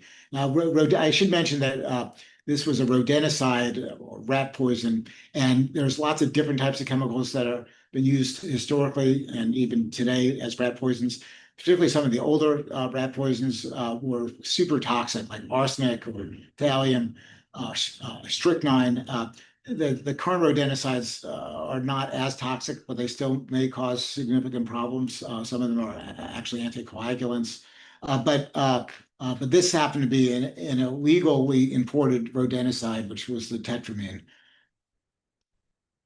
And in Chinese, it's Du Shu Kuang, which translates to very strong poison. It's been banned since the 80s. These cases came after the 1980s. There were more recent cases, and it's highly toxic, as I mentioned. So here's a list of some other causes of convulsions, including the organophosphates. So organophosphates, again, are those insecticides, and their chemical cousin are the nerve agents like sarin or soman or VX, and they can cause lots of symptoms because they basically inhibit the enzyme acetylcholinesterase, so you end up with too much of this neurotransmitter acetylcholine. And one of the manifestations of acetylcholine poisoning is seizures, but they also cause other sorts of symptoms, as we've talked about, like the sludge-like symptoms. Nicotine, the nicotine in tobacco is somewhat related to the organophosphates, not exactly the same mechanistically, but can also cause seizures. And there are cases, even though millions of people still smoke, which is quite unfortunate. But if a small child gets into a cigarette, they can get nicotine poisoning, or nicotine's been used as a pesticide as well, and people get into nicotine, and it's highly toxic, and it can present as seizures. Hydrazines or rocket fuel, component of rocket fuel that can have seizures, and others as well. Strychnine being an example of a drug that doesn't cause a seizure disorder per se, but it causes a convulsion, and it inhibits one of the inhibitory neurotransmitters. That's why it causes the convulsion. Okay, so the management of someone who's very agitated or someone who's seizing is to calm them down. So we just talked about calmatives before, like Valium, benzodiazepine, diazepam, barbiturates are an older class of sedatives. Propofol is usually used, mainly in the hospital. That's what Michael Jackson died from.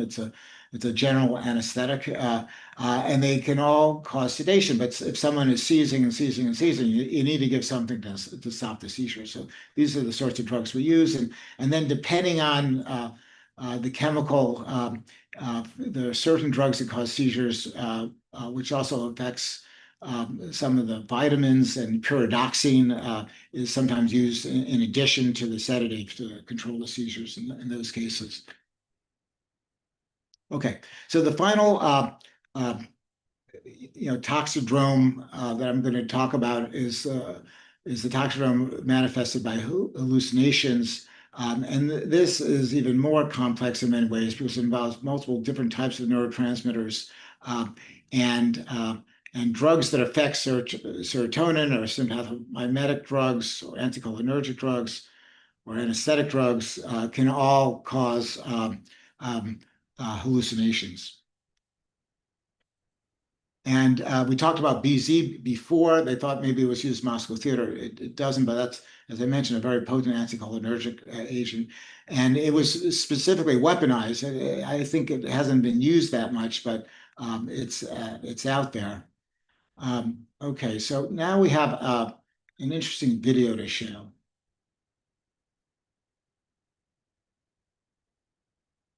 The drug was administered in a drink of water given at the start of each day's exercise. 25 minutes later, the first effects of the drug became apparent. The men began to relax and to giggle. But this man was more seriously affected and had to be removed from the exercise. After 35 minutes, one of the radio operators had become incapable of using his set, and the efficiency of the rocket launcher team was also very impaired. 10 minutes later, the attacking section had lost all sense of urgency. Notice the bunching and indecision as they enter a wood occupied by the enemy. Almost immediately, the section commander tried to use a map to find the location of troop headquarters, and a prisoner's escort had to have the way pointed out to him, although it was in plain sight, 700 yards away over open country. 50 minutes after taking the drug, radio communication had become difficult, if not impossible, but the men are still capable of sustained physical effort. However, constructive action was still attempted by those retaining a sense of responsibility in spite of physical symptoms. But 1 hour and 10 minutes after taking the drug, with one man climbing a tree to feed the birds, the troop commander gave up, admitting that he could no longer control himself or his men.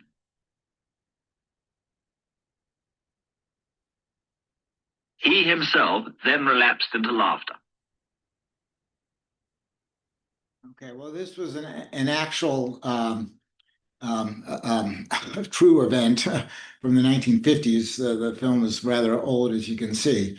And, troops that were exposed to that chemical obviously are not going to be effective fighters, as was clearly demonstrated there. And that particular drug was LSD. So, there's been a lot of attention to a lot of psychedelic drugs in recent years, ketamine being one of them, ecstasy another, and some attention to LSD, although not quite as much recently. But LSD is a very potent drug that affects the nervous system, but it doesn't necessarily excite or sedate. It causes these hallucinations where people have these thoughts that are not real and they can't interact appropriately with the environment. There are other drugs, tryptamines, psilocybin, which is found in certain mushrooms. And Albert Hoffman, the picture on the right, was the scientist that discovered LSD back in the 1930s, where he was working on a variety of new chemical syntheses and synthesized this one chemical and was accidentally exposed to it because but because it was so potent, the small amount that he was exposed to led to all sorts of hallucinations. And he became, as he says, my problem child. He lived to over 100 years old, by the way. Okay, so other drugs that cause hallucinations include atropine, and that's why some of our counter threat agents, some of our antidotes have lots of side effects if they're given inappropriately. Atropine, one example, scopolamine. Another drug that is used often for sleep at night or for allergies as over the counter is Benadryl or diphenhydramine.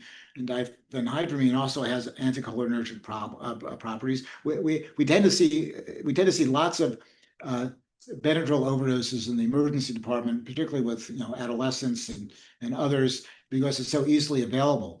But if they go take a bottle of Benadryl, they come in hallucinating. They have a lot of other symptoms as well. They can become very agitated. They make no sense at all. You can't even talk to them. And that's just from the Benadryl that you buy at the supermarket. Okay, so some of these anticholinergic symptoms, there's a mnemonic. You can see here, some of you probably heard of this, mad as a hatter, reflecting the hallucinations and the confusion or the delirium that may manifest itself in the brain. But they have other, what we might refer to as peripheral manifestations. They tend to be red. They tend to be very dry. They tend to maybe have a fever. their pupils tend to be big, and they tend to they're unable to urinate. And so it's like the opposite of what happens with the nerve agents or the organophosphates, which cause someone to urinate all over the place, someone to have small pupils, someone to be very wet in terms of secretions. This is really the complete opposite, but in both cases, that can affect the brain. Okay, so this just shows the dosage of some of these drugs, and like the BZ, the one that's made for use by the military, a very small dose can cause anticholinergic hallucinations, which can last for many, many hours, as you can see, which may be advantageous if it's used by the military. Okay, so how do we treat these patients? Well, for most of them, there's not a specific antidote. For things that are anticholinergic, you can try to overcome the anticholinergic effect by using something that actually creates more acetylcholine, and so there are drugs that we'll sometimes use. Some of them are very difficult to procure nowadays because they don't even make them, but that can help reverse the anticholinergic overdose. But in general, we want to just calm them down and sedate them, and we'd use a benzodiazepine as well. Okay, so the final polling question: which of the best describes the clinical effects of hallucinogen toxins as terrorist weapons? Incapacitating, lethal, sedating, or unconcerning?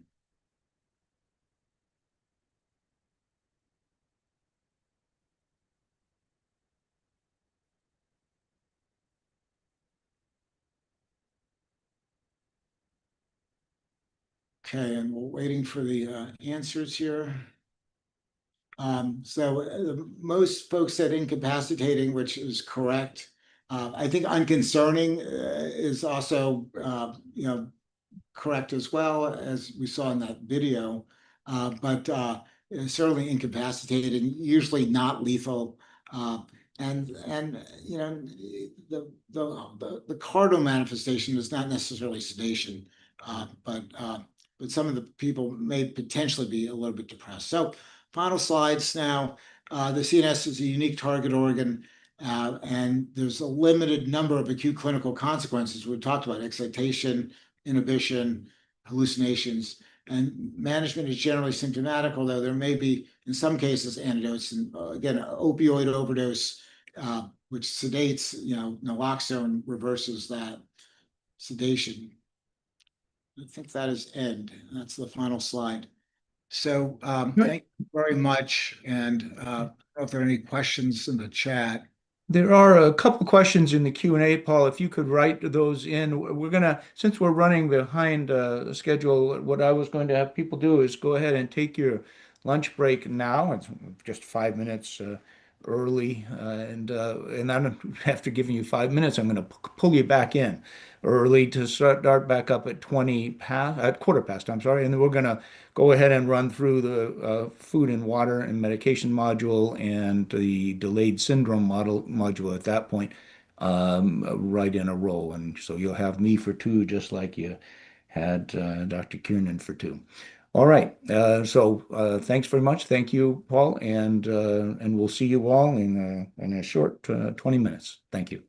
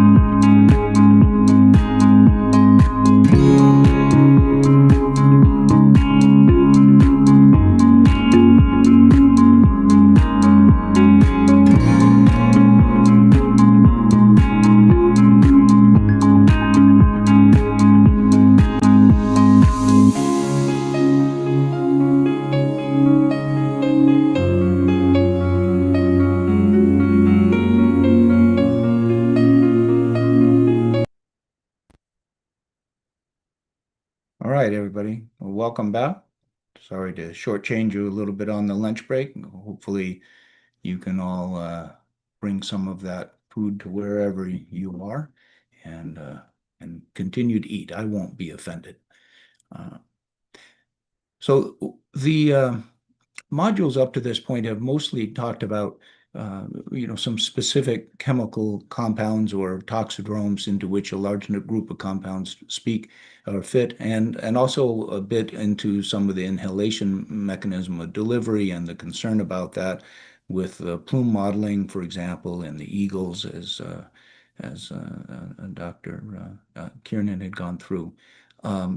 But the next module is going to focus more on a separate potential method or mechanism of delivering toxins or toxicants. And that is primarily then for the ingestion route, but using food, water, or even medication as vehicles for toxic threats. And so I'm going to run through this. The focus is really going to be on recognizing systems that are involved in the delivery, production and delivery of these items, which we use every day, but not so much on specific compounds, although, of course, I'll give you some examples of that as well. Still nothing to declare here. And as I mentioned, we're going to go through this, focusing on the systems that are used, and describe some of the efforts that have been made to try and improve or protect those systems, as well as examples where that has not worked so well. So we'll start off with water.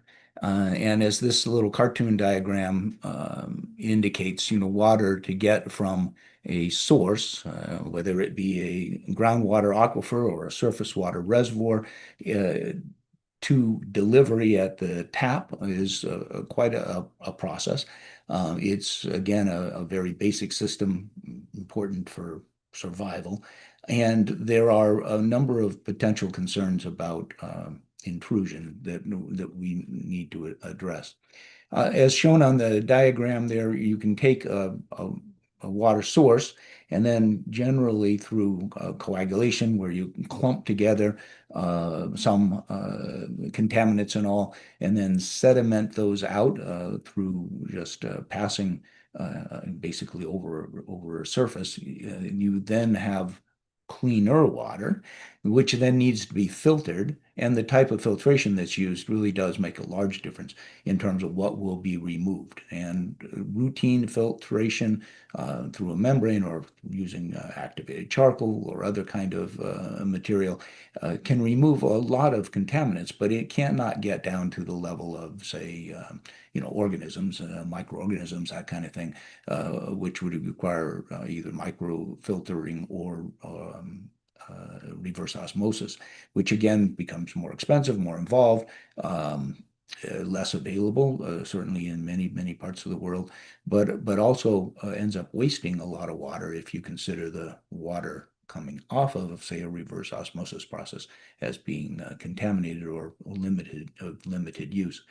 And that still hasn't disinfected the water, and that's usually the last step. And in the United States, that's usually a chlorine-based process, although other halogens could be used, but usually it's a chlorine-based process. Some other places in the world that can be done by ozoning, ozone treatment of the water, but that doesn't leave any residual disinfection. And residual disinfectant is really what has kept our water in the United States, for the most part, free of significant, infectious disease outbreaks. I'm going to use this example as just because it's a real example, and if you note the timing of it, this was a year and a day after the 9/11 attacks, and a breach in a fence around a 60 million gallon finished water reservoir was reported. It had been a hole in the fence with a garden hose found near the fence. It's interesting and perhaps not coincidental regarding its timing a year after 9/11 that it had been noted a couple days earlier by workers, and it took them a couple days to say, maybe we ought to report this. Everybody's seeing, if you see something, say something, maybe we ought to say something. So they said that, and now the water authority was faced with a problem of what do you do? Has somebody contaminated the reservoir, or is there something else going on? Well, in a sense, since there was a 2-day delay, partially you can look for clusters of illness, and if you have a short latency period illness, you've had 2 days of people consuming potentially a product, and you can look for that as an evidence of contamination. And there are various surveillance methods that are in place to do that: emergency department visits, syndrome surveillance, looking at the purchase of over-the-counter antidiarrheals as an example at pharmacies. But there's always, even if you found this right away, other questions that come up. What do you want to do? Well, the answer often is, well, let's test. Let's test the water. Let's test the hose. But the question often or always comes up, well, test for what? And we'll talk a little bit about that at the end of the day in terms of the biomonitoring issue. Can you ever test for everything? Spoiler alert, the answer is no, you can't, but there's often an effort to do extensive testing. So they made the decision, well, we're going to go and just disinfect and reprocess this whole water. So take 60 million gallons and run it back through the system. And you can imagine time consuming, a lot of expense. There's a little bit of uncertainty, maybe a little bit of concern, especially in that time frame for people in terms of their health, safety, that kind of thing.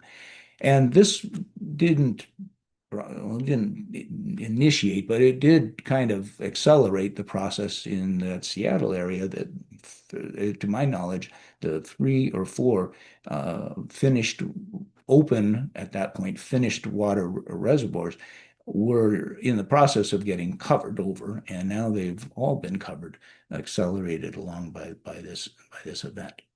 So let's just think for a moment as a terrorist, what would you want to put in the water, that would be something that would, be useful? And we just heard a lecture a little bit ago about the cyanide, a really bad toxin. Everybody knows cyanide is bad. So let's say we wanted to go with cyanide. It's water soluble. So how much cyanide would you need to poison a reservoir? And we're not going to get too precise about this at this moment, but look at your options here. Do you think it would take a teaspoon, a pound, 1 truck, many trucks, whatever size truck you're imagining? Go ahead and pop your answer in there and then hit that submit button, and we'll take a look and see what people think.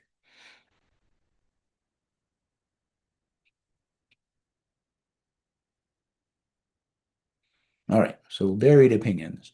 All right, 1 teaspoon. Now remember, this is 60 million gallons. So I just want you to think a moment about 1 teaspoon of sugar. How sweet do you think 60 million gallons of water would be if you put that in? Not too. And cyanide is a significant poison, but remember, it's milligrams of oral, hundreds of milligrams of an oral dose that is going to be lethal. And that would be, a lot of teaspoons to fill that up. In fact, it will take many trucks of delivery trucks, like 50,000 gallon delivery trucks, in order to actually contaminate a reservoir enough to cause symptoms and toxicity in people downstream. So what would be the ideal, drinking water contaminant? You'd want something obviously that would resist the routine water treatment, because if you put it in, well, maybe not in a finished water reservoir, but if you put it in someplace else in that distribution or processing chain, then it would be treated or decontaminated in a sense. You may want something difficult to detect, because then you have the opportunity for people to drink more of it. Difficult to clean, because that's an expensive process, and also might want to cause delayed illness. And the next module is going to be on some toxins that are characterized rather by delayed onset of toxicity, which is not what we usually think about with chemicals. But there are some that have that characteristic, because again, people would have the opportunity to continue to expose themselves, making the terror and the outcome worse. You want something you can actually get a hold of course, and a whole bunch of features on the right-hand side here. You want it to be stable and dissolve in water, because that's your vehicle that you've chosen, but you want also not to have it be immediately identifiable. Some of you may have been involved or certainly aware of the West Virginia chemical spill of not a flocculant, but a deflocculant that was in the Elk River, that actually has a very, very, very potent licorice-like smell. And that ended up causing some problems, because you could detect the odor at levels below what the analytical instruments could actually detect in the water samples. So people could still smell it while they were being told that we have no no more is detected when we look for it. It's a hard message to give to people.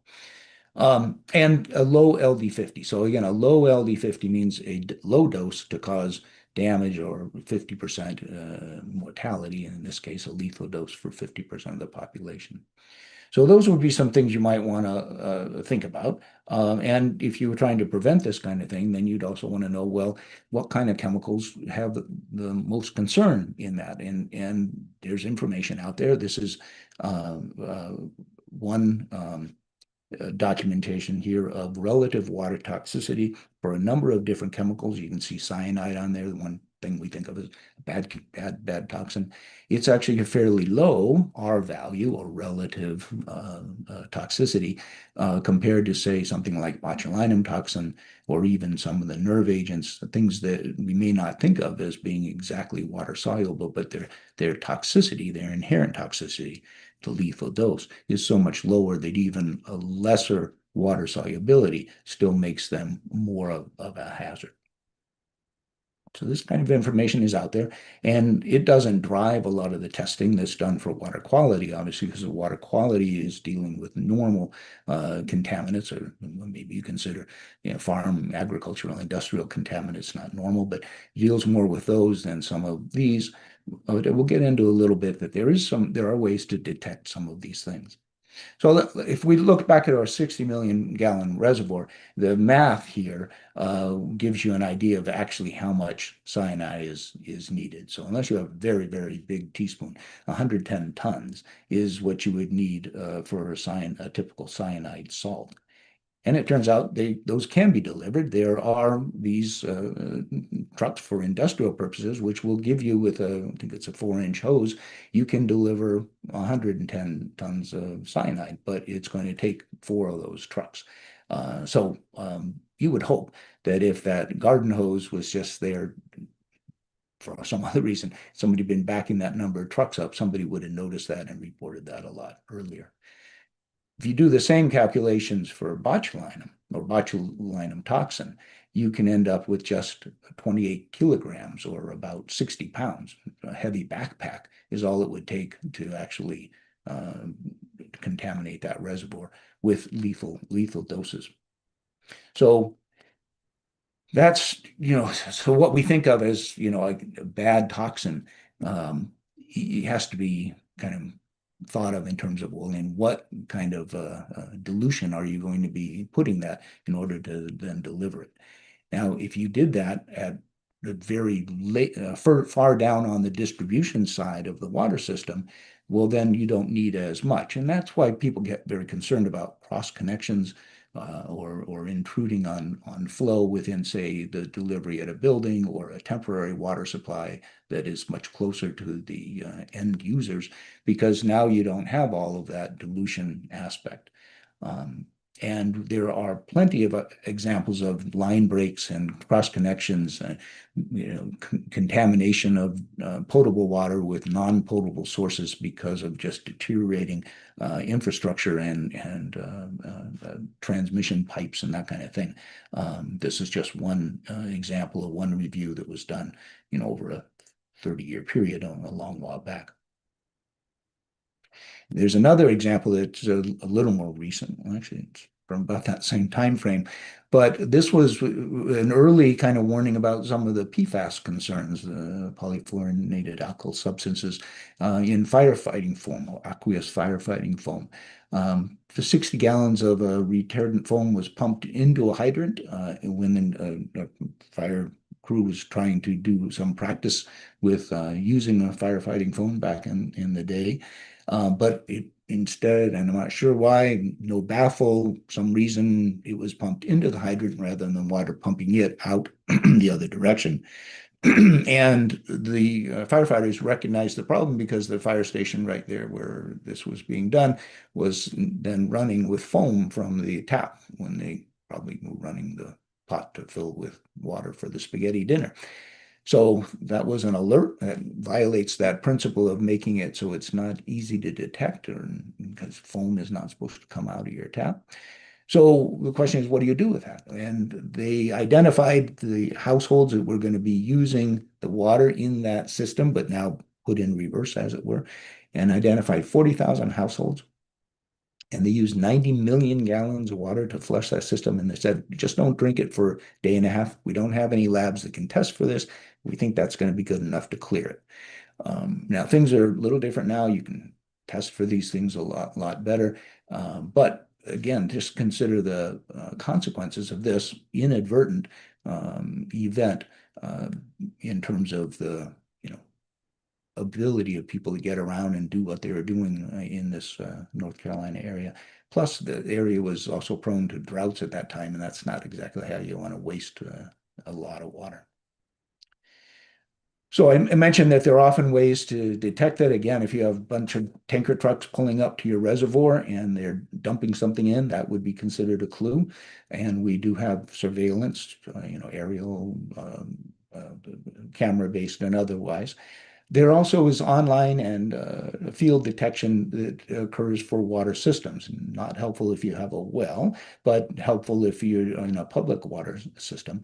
And it can look at a number of different things in addition to chemical tests, but also just odor quality. And as I mentioned, you can also have a ED and emergency department or poison center based, public health based surveillance systems should people suddenly start complaining of clusters of symptoms. There's also a number of sensors that are out there, some for portable use in the field and others that are been kind of scaled up to be used in water systems. Some of the online biosensors that are depicted here depend on fluorescent activity. Oops, sorry, I missed you up there. With I'll go back to that slide. Fluorescence, rather, as shown in that left-hand slide. And they can use this in ways that certain microorganisms that will express a fluorescent signal will not express that if they are injured or dead. And so you can look at changes in that signaling. There's also things like a muscleometer, which is actually you put bivalve clams, mussels, into a water source, and then you put tension gauges on them, and then they find out how much time they spend in the open versus closed position.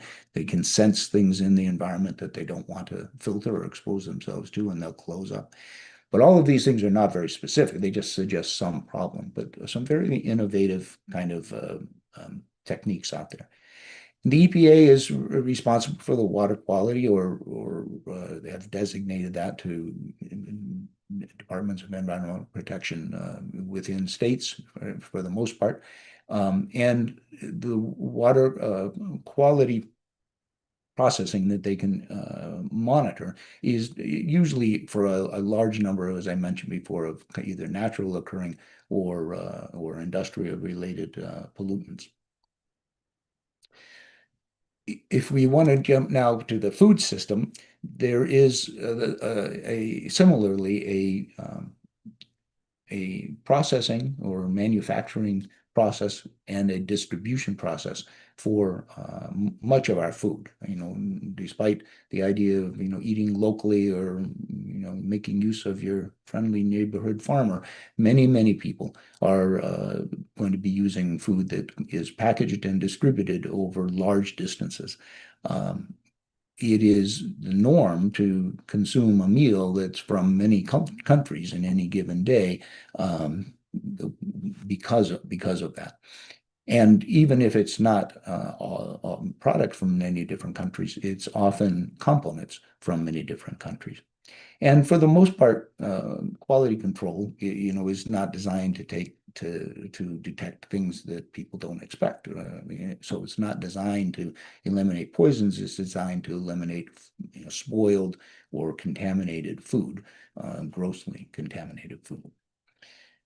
So, polling question here: at what point in the food supply would poisoning be most devastating? If you were to poison it close to the consumer end or close to the producer end? And staff, I'm not sure if we can re-put that polling. Oh, thanks. There you go. So again, go ahead and make your choice and then hit the submit button. You can think about it for a moment too.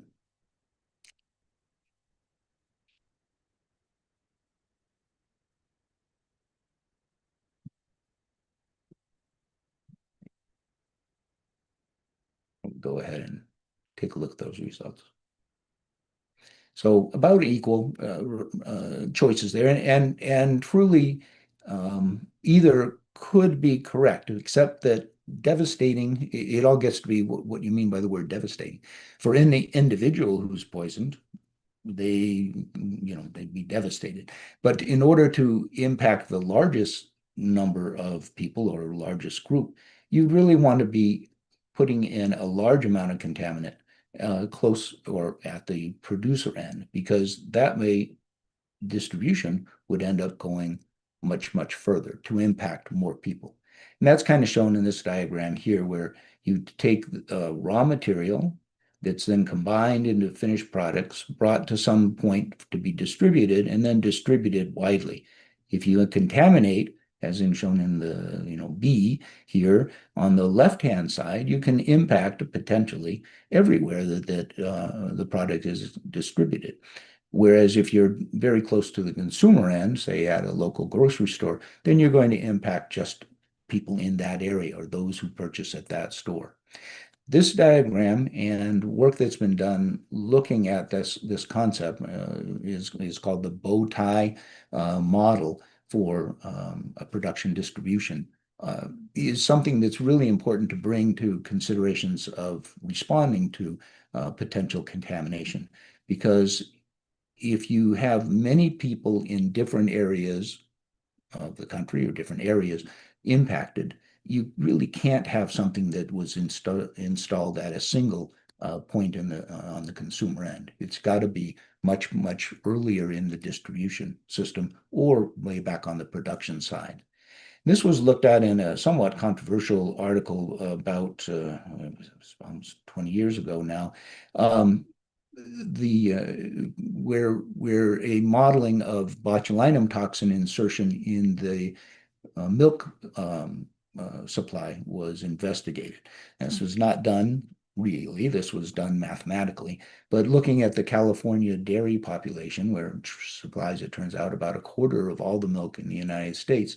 And if you can see, and you don't need the details of this, but if you look at it, again, has that bow tie shape. And if you had contaminated, some farm tank or trucks, going to a silo or some of the processing lines, you could then end up impacting a large number of people. And when they ran this model, it became clear that you could actually impact a larger number of people, particularly children, because they drink more milk, than and completely exhaust the country's ventilator supply, for example, while you were treating people through their paralysis episode. So this bow tie model is an important thing to keep in mind and to use in public health responses to the epidemiology of these events. And these events are not, I guess they're rare, but they're certainly not non-existent. This is one event that occurred very far towards the distribution end, the right-hand end of that diagram. There's a disgruntled employee who contaminated 200 pounds of ground beef with blackleaf 40, which is a nicotine-based insecticide. So you would expect from that to get cholinergic-like symptoms with a little bit of a sympathetic flavor to it. So a lot of nausea, vomiting, salivation, diarrhea, sweating, some muscle cramps and abnormal muscle movements, that kind of thing. And that's what happened. And more than 100 people became ill. This was in the summer. So people were getting ill while they were eating, say, their grilled hamburgers, that kind of thing. Now, because so many people in one area got ill, it became clear when you did the food inventorying that they had bought their products at a given supermarket, and the same supermarket kept coming up and up again. So they were able to identify fairly quickly where the contamination occurred. But they kept on having cases because some people take their ground beef they get and they freeze it and then eat it months later. So you need a good recall in order to get that back, and you need people to pay attention to that recall.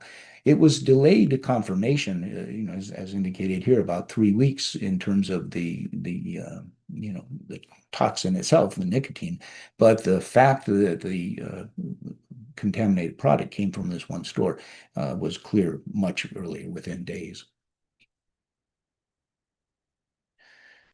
You've probably also heard about, remember, for those of you in the Northeast anyways, the New Sweden, Maine, a very small town up in Maine, where one person died and a dozen more, a little more than a dozen were sickened after a church service where they were sharing the coffee and refreshments after the service. And a maintenance man who was had a grudge, committed suicide the next day, and he was the source of that poisoning, which was arsenic being put into the coffee pot. Now, arsenic in groundwater up in Maine is not uncommon because it's there in the granite. But this is 1,000 times that concentration, and it even though that was pretty clear and it was clarified, life in this small town is never returned back to normal, as you might imagine. And for a while there was, well, is it the water? If the water in the coffee pot, is it our water sources? And it became clear it was something that was added directly to that coffee pot, but not clear from the get-go. But again, this is an end distribution event. Nobody else who either went to other churches or who didn't go to church that day, was symptomatic. So medications, they are also have the same kind of production and distribution pattern. Large number of raw ingredients combined to make a product and then get distributed. The problem with medication contamination is, if you think about it, you can have a delay to the diagnosis because people who take some medications are ill or sick or chronically ill. So if they have new symptoms or if they were to die, is it just their underlying illness? And again, you're really dependent on clustering of these in order to be able to detect this. But the fear and uncertainty from having information that your medication is not safe is certainly a concern. And there have been information sources even this year about nitrosamines or other things that are in certain prescription products in concentrations that really, as a medical toxicologist, make not a bit of difference to anybody taking them, may be equivalent to having a slice of lunch meat a week. And maybe that's not the healthiest food, but not an acutely toxic poison. But we have had a large number of events where medications have been poisoned with fatal outcomes. And Dr. Atty already had mentioned the Tylenol capsule murders that led to a whole lot of improvements in our medication safety, including triple tamper evidence seals, and other ways to identify tampering, and very, very few medications that are in capsule form now, just because of the greater ease to contaminate those than to say tablets. We have, unfortunately, many, many episodes of diethylene glycol poisoning, where it is a solvent that is a cheap solvent, sometimes used mostly in other countries as a substitute for glycerol. But we have recurring episodes of this where people will, either because it's been put into an acetaminophen elixir, which occurred down in Haiti in the 90s, or again and again in toothpaste or other medications throughout the world, where people are poisoned by this glycol ether, which causes renal failure and metabolic acidosis. The first time that was reported was actually in the United States back in 1938, so almost 90 years ago. And that was where diethylene glycol was used as a solvent for an early antibiotic. We've had several events that have raised concern more recently, including allergic reactions and some deaths related to a heparin substitute that was brought in from China. Again, a cheaper product that could fool some of the tests and then caused problems. There's been the so I don't have a slide on it, but the melamine issue related to powdered milk that occurred both in pet food as well as not in the US so much, but elsewhere in terms of some confectionery and other products. And in China, caused a large number of infant deaths from its use as a substitute in formula. And we also have some unregulated medications, if you will consider it that. The Dietary Supplement Health and Education Act back in '94 really gave more free rein to the manufacturers of dietary supplements without having to prove them safe or effective. And the FDA's oversight was limited really until harm was shown. That's improved maybe a little bit now with some of the revisions over the last 20 years, but still the dietary supplements should be considered a wide open market for not good behavior. And internet-based medication ordering is a real concern because a lot of those things that come from someplace else came from someplace else before that, and there's not much guarantee of quality within them. And of course, street drugs, we've seen, as Dr. Wax mentioned, the whole opioid epidemic based on fentanyl analogs that have contaminated a number of drugs, not just so-called heroin, that's more fentanyl now, but also even some stimulants, cocaine, and other things. And we had events with brodifacoum contaminating the K2 or spice, synthetic marijuana, where we had a number of events throughout the country, really based on the distribution from one area up in the upper Midwest, seemed to be the major source of those. And we've also seen similarly with vaping concerns where the use of varying contents of vegetable oil or vitamin E acetate, which is fine to eat, but not good to inhale into your lungs as a grease that has now caused pulmonary issues.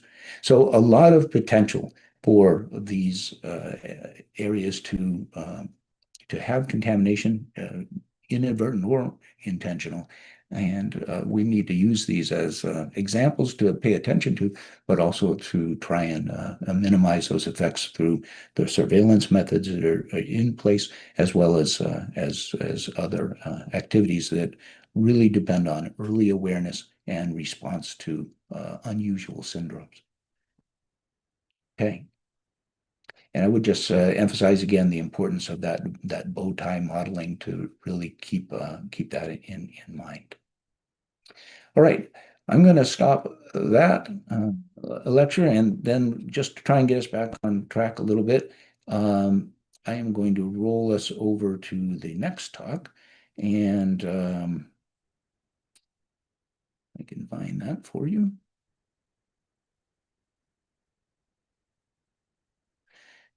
Okay.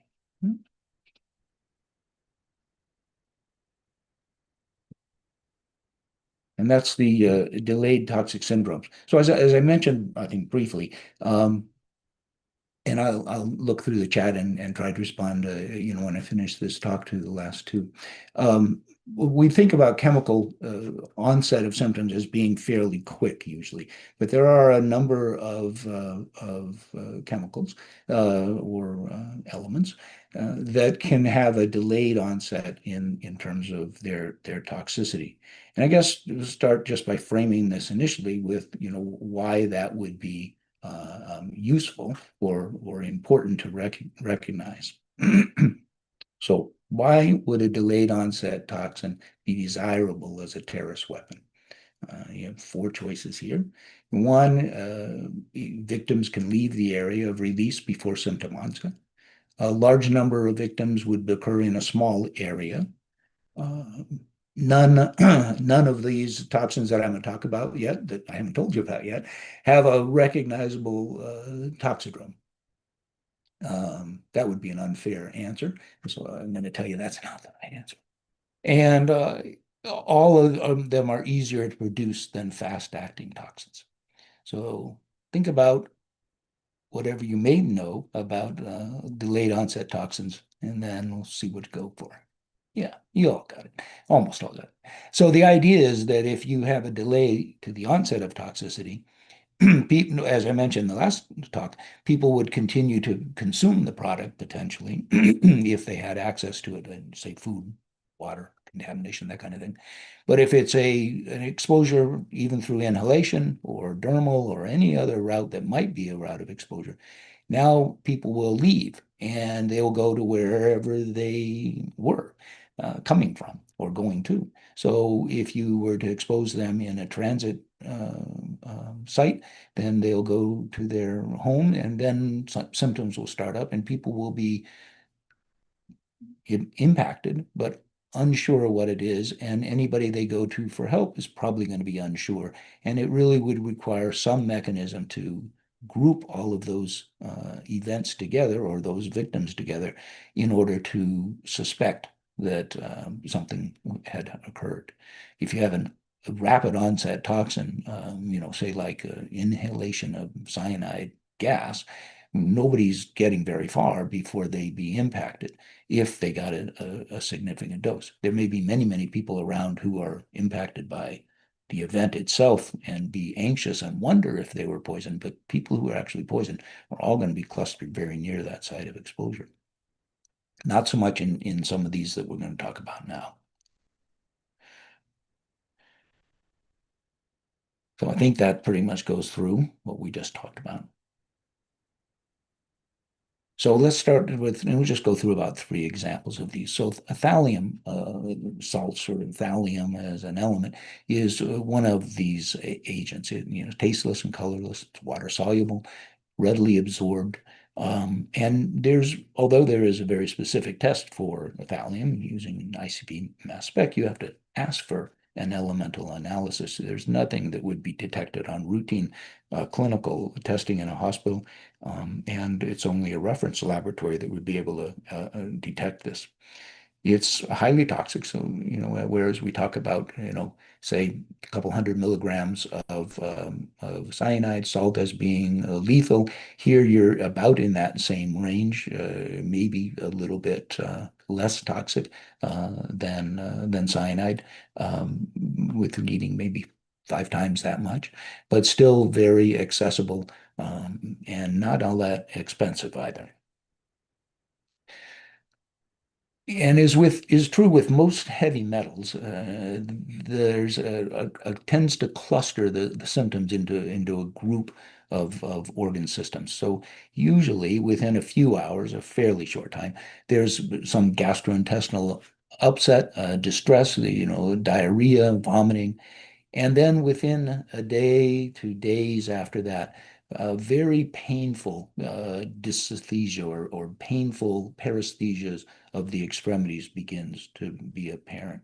And this is painful enough that people describe not even wanting to have the bed sheets over their legs because it just hurts too much from the pressure or that sensory input. And that, again, usually within a day or so. And then about a week or so out, your hair falls out. So that would be, again, a clue. And not just the 100 hairs you might lose in the course of a day, but falling out in clumps and breaking off at the near the root and with a irregular shaft. So a fairly identifiable process if all of that has occurred. But when you come into the hospital complaining of nausea, vomiting, and just not feeling right, a lot of pain in your legs and maybe your fingers, that's not going to be evident yet. And so it's going to be a little bit harder to detect in that setting. If you came in right away after ingesting something, thallium is a heavy metal, so it might show up on X-rays of the abdomen as a radiodense issue. But you'd have to be very suspicious to do that, both to show up and to have that test done. And then, as I mentioned, testing for the analysis, again, is going to take a little while.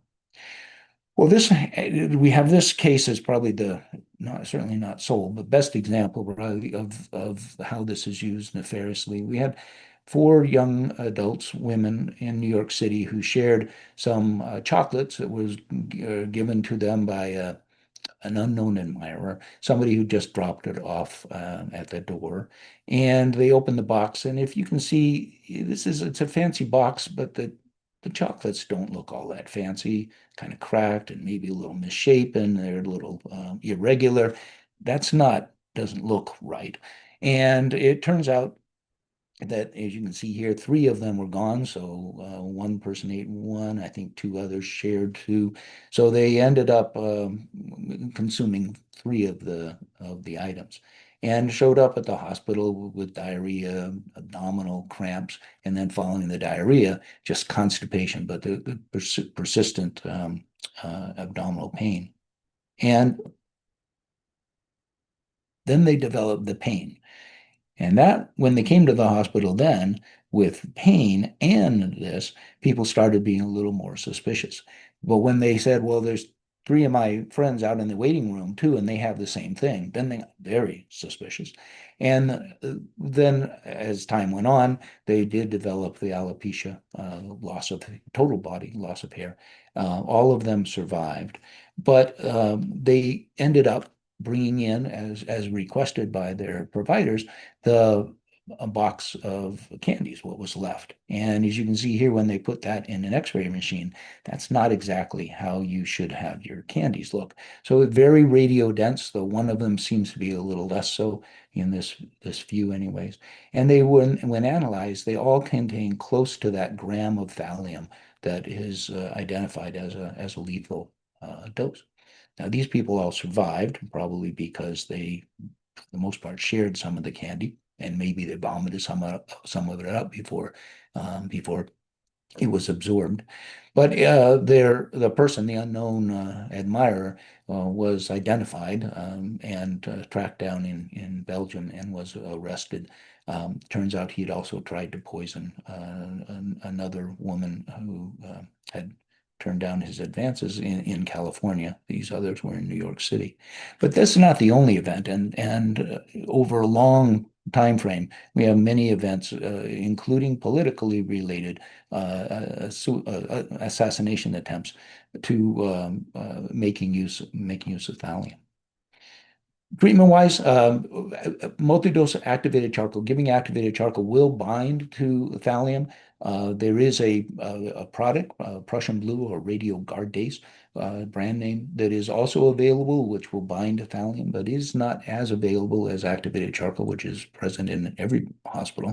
The radiogardase itself, Prussian blue, can act as a chelator. If there's GI tract, in other words, if it's still in the GI tract, it can remove it effectively. But if it's been days, or people come in where they have alopecia, loss of their hair, a week later, probably not too effective in that stage. We're going to stay on the heavy metal theme here, no music, and go to mercury. So mercury is present in 3 basic forms. There's elemental mercury, the kind of quicksilver globules of silver liquid metal that those of us who are older probably played with, and those of us who are younger but are investigatory can find in various switches and things around. That's elemental mercury. It's a real problem when it's inhaled. It has, so if you were to heat it up, it causes a cheilitis, or breaking down of your gum and mucous membrane. It causes a pneumonia or pneumonitis. And then because it's inhaled, circulates in the blood, and easily enters into the brain, causes significant neurologic problems. often in a somewhat delayed fashion. But in that case, we're talking about, days after exposure, and not weeks and months. Inorganic salts, the other form, all heavy metals can form salts, and these can be ingested. They can cause gastric upset. They can cause renal dysfunction, but that's generally not delayed. That's fairly rapid. The real concern is with the organic mercurials. So these are short chain, in particular, the short chain alkyls, so like methyl and dimethyl mercury. And they can cause a remarkably delayed onset of symptoms. They're often used, as an effective fungicide and all, and they're absorbed by different routes. But it's the major use of dimethylmercury is as a standard for NMR spectroscopy. So it's more used in research facilities. And it is clear, colorless liquid, as you can see, like all mercury products. It's very heavy. So this thing that looks like maybe a couple milliliters or a teaspoon of water would be about 10 to 15 times as heavy if you were to pick it up. And again, not all that expensive. And unfortunately, one of the professors up at Dartmouth died after exposure to this. There have been other cases where people using it in industry have been exposed through inhalation. But Karen Wetterhan kept a good log of what she did in her lab, and she noted that she had spilled a couple of drops on her glove-covered hand. It was a latex glove-covered hand, and continued on her normal activities. She took gloves off, washed, because she knew this was stuff she didn't want to be fooling around with, but then continued on her activities. And it took 7 months for her to actually 7 months for her to get to be in a persistent vegetative state, and almost 9 to 10 months for her to die, with symptoms not really starting until about 154 days into post her exposure. She was able to go and deliver lectures, but then began to get a progressive neural syndrome of a loss of balance, gait disturbance, and speech troubles, and loss of intellect. So she was hospitalized, treated, but was unable to be resuscitated. And there was a publication in the New England Journal of Medicine that really documented well exactly the exposure that she had with this. And at autopsy, this on the left is a look at her cerebellum, and this is a normal age-matched control, also autopsy specimen on the right. But you can see the degree of atrophy that occurred because of that. There have been larger scale episodes similarly with methylmercury poisoning. This was back in the 70s, where we supplied Iraq with some seed grain because of a famine going on there. But because methylmercury was added as an antifungal, it was also labeled as such, but in English, not in a language that was easily understood by the farmers in the area. And but there was also a coloring agent in it. But because it was after the planting season, by the time it all got over there, the Iraqis used the grain to make flour and bread instead of planting it. And so they ended up consuming methylmercury. Over about a month was the usual exposure. 40,000 people are estimated to have been exposed, with 459 deaths and more than 6,500 hospitalized. Now, the coloring of the grain, because of the colorant that was added, was in a sense a warning, but they fed this to their animals saying, it doesn't look right. Let's see how they do. But again, with its delayed onset of toxicity, the animals were fine. And then they went ahead and ate the grain because they were in a famine. So methylmercury, typical findings: paresthesias, numbness that can occur around the mouth and its distal extremities, and then becomes more affecting the central function, the brain function. Changes to your speech, ataxia, and loss of vision. but often with a delayed onset. Tremor can often be seen, and that may be one of the first clues in terms of a physical manifestation. So organomaterials, again, toxic to humans in small amounts, and because of the delayed onset, they have a potential use in terrorism. They are, to date, they've been mostly industrial accidents and misadventures, if you'll call it that, for our Iraqi grain episode. But there's also concerns about transplacental and therefore generational impact, because methylmercury is a very potent neurotoxin for neonates as well.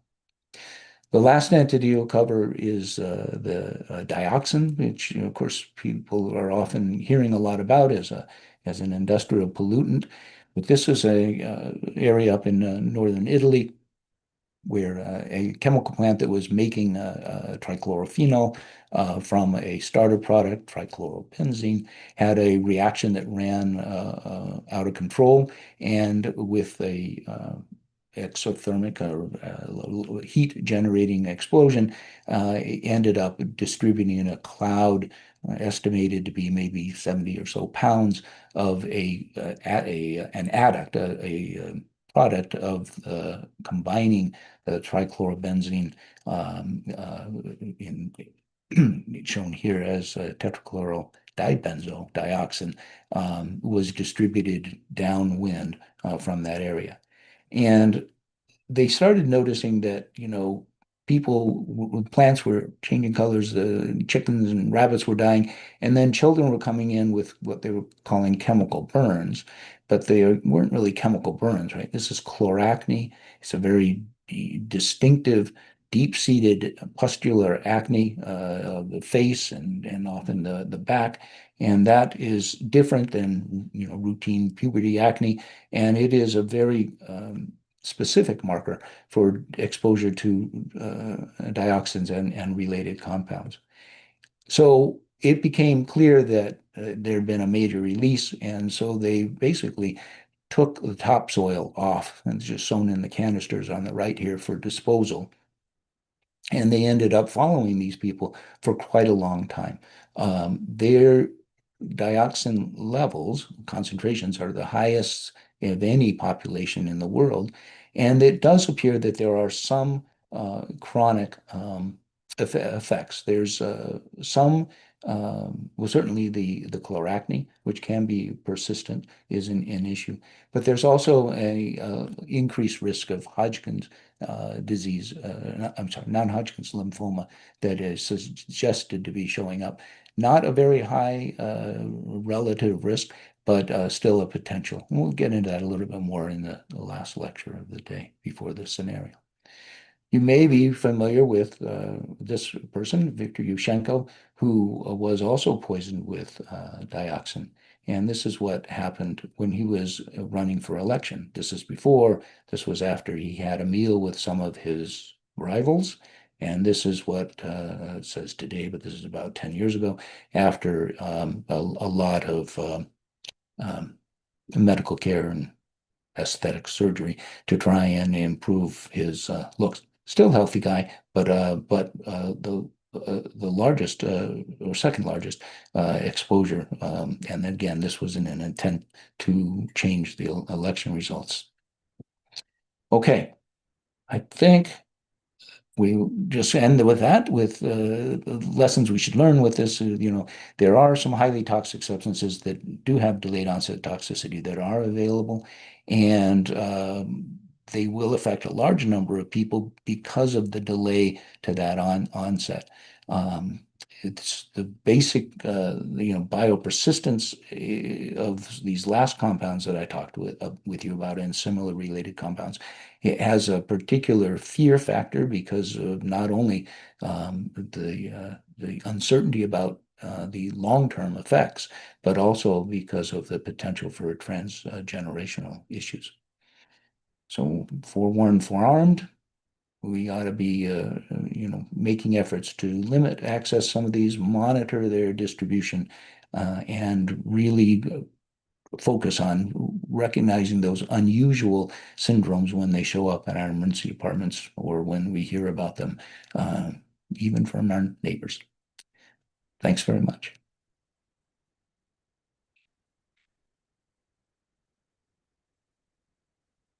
And I think at this point, we're going to go on to Dr. Wax, who's going to talk about something somewhat related with some of the psychological aspects of mass chemical exposure. Thanks very much.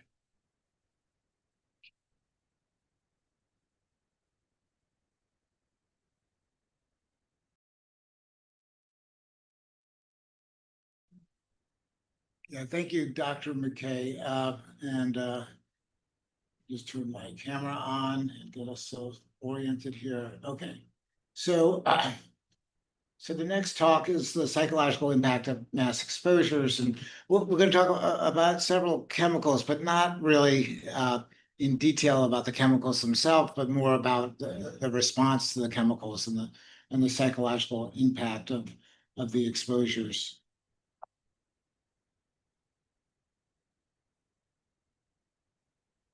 No disclosures to make. Okay, so the learning objectives are stated on this slide. Then we're going to focus now more on the psychological impacts, talk about some of the mental health needs, describe expected behaviors, particularly of large groups of people, recognize signs and symptoms of acute psychological or emotional response to a traumatic event, and develop a strategy to aid victims with fear and strong emotions following a real perceived toxic chemical exposure. Now, I should add that, while we often focus in on the strictly medical consequences of a chemical exposure and how best to treat them, we have to not only be prepared, but to recognize that we need to approach these issues with a broader understanding that, even if there isn't a significant medical consequence, there still may be consequences which, perhaps fall more into the kind of the psychological realm.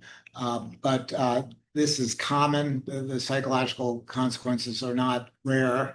And we need to try to learn from past events, as we've been doing throughout the course, so we can, make sure we're adequately prepared for future events. As we'll see, there's a variety of symptoms, and some of these symptoms that are maybe triggered by fear or uncertainty, overlap with symptoms that would be consistent with the actual chemical exposure itself. So sorting out these variety of responses, the physiological, the psychological, is a challenge, and it always isn't easy to clearly delineate the separation. Okay, so the first polling question here is 50 people report nausea and several are vomiting after smelling a sulfur-like odor. What is the likely explanation? Is it hydrogen sulfide poisoning, food poisoning, a mass psychogenic illness, or panic?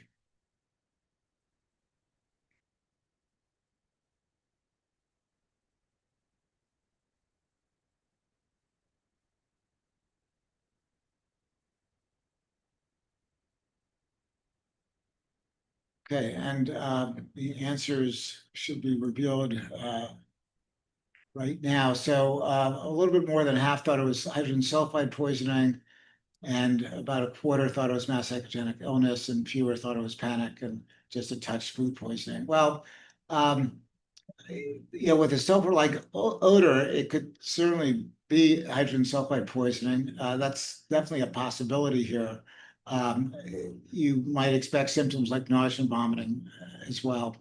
But it also could be non-specific to hydrogen sulfide. It may be just a reaction to the sulfide-like odor, sulfur-like odor, rotten eggs, sewer gas, which is hydrogen sulfide, so there could be a mass psychogenic component to this, and we'll talk more about mass psychogenic illness, what that is, in the subsequent slides.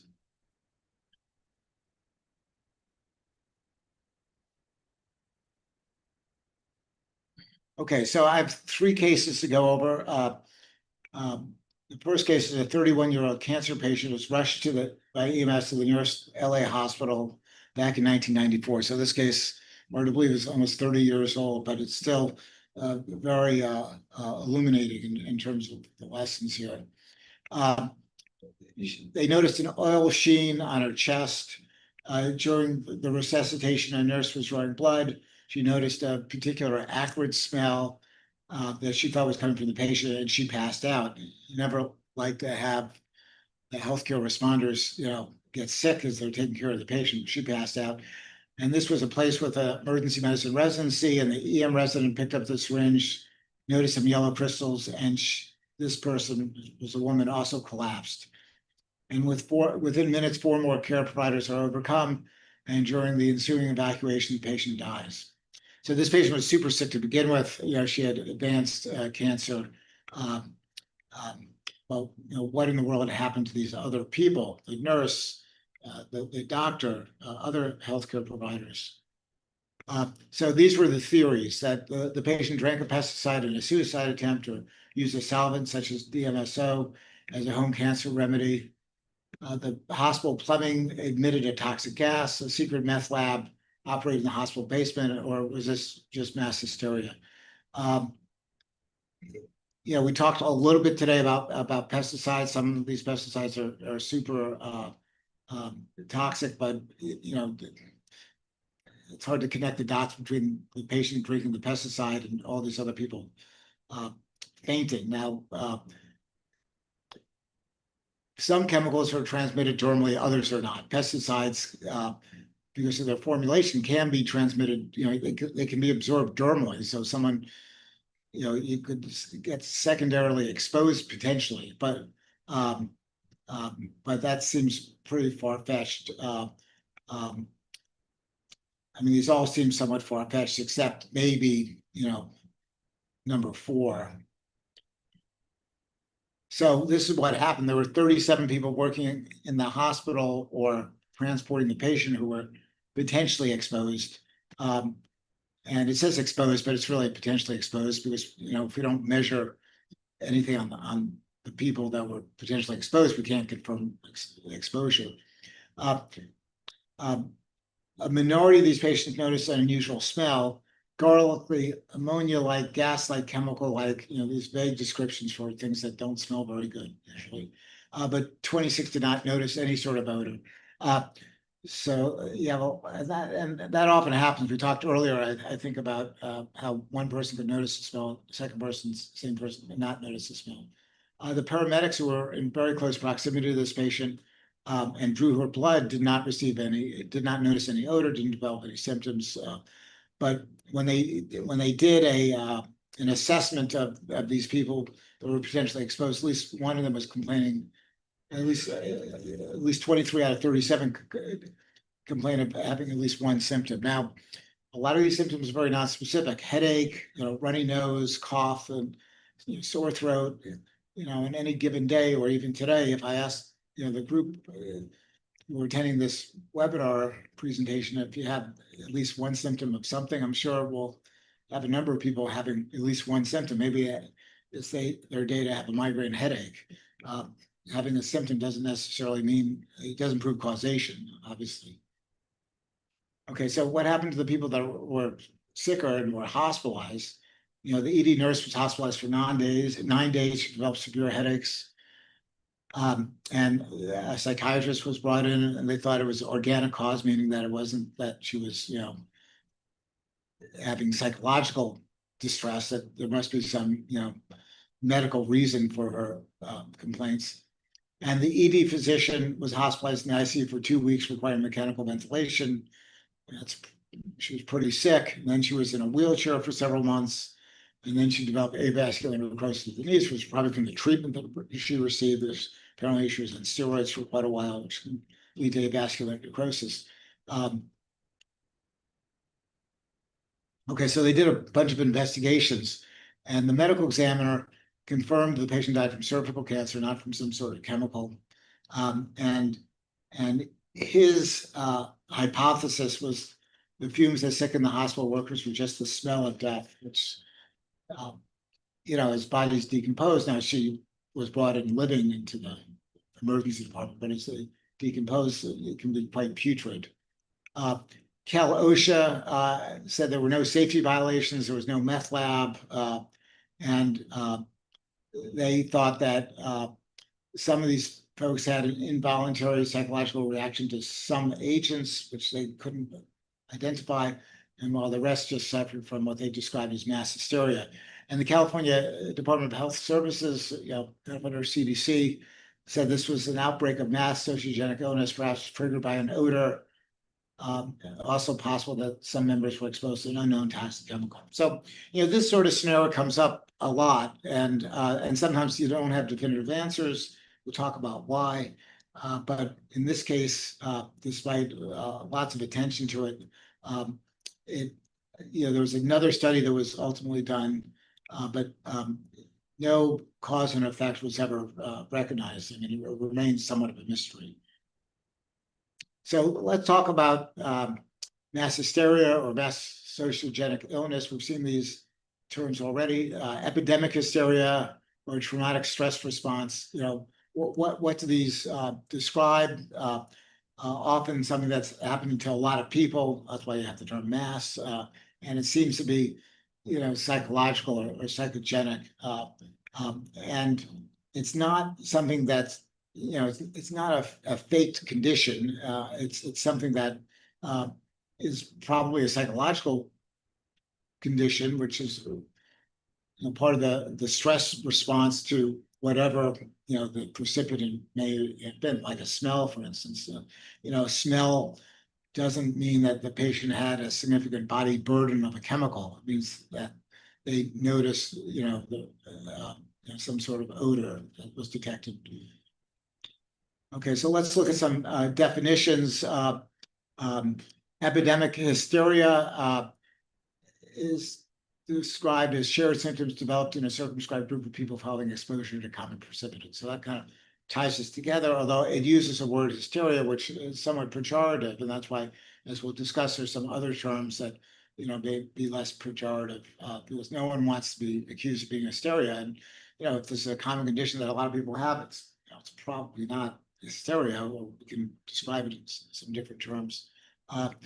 There's some medical terms, multiple unexplained symptoms. You have symptoms, there are multiple symptoms, just unexplained. And sometimes that's triggered by an event, sometimes it's not triggered by an event, and it's more chronic. So as mentioned, we have to be careful about throwing around terms that have negative connotations, particularly hysteria. You think, okay, that person is actually to blame for their illness. I mean, it's clearly not what you want to do. Never want to do that. So you have to be careful. Now, there was an event that happened many years ago. It affected a lot of people, including physicians. But instead of using one of these terms, which has somewhat pejorative connotations, they dressed it up and they said it was epidemic, benign, myalgic encephalomyelitis, which is a fancy term. Encephalomyelitis is some sort of inflammation of the brain, but it's benign. Who knows? It's probably similar to mass psychogenic illness. Okay, so that's the first case. Sorry, I don't have a definitive answer. You can see, the challenges there, and when people, perceive that they may have been exposed to something, it really does trigger or might trigger off a whole cascade of symptoms. Usually, they don't end up in an intensive care unit like that physician did. So you still kind of wonder there, but they did an investigation now, but there's no test that looks for every last chemical, and our forensic capacity has its limitations, but sometimes you just never figure it out. Now, this next case, we know what the chemical is. The question is, what about the response? So there was a pail containing some liquid chemicals at a plating company, and it contained sodium metanitrobenzene, which is a hydrocarbon chemical, and potassium cyanide. And you've had a whole talk about cyanide, and cyanide's deadly, and this had 15% potassium cyanide.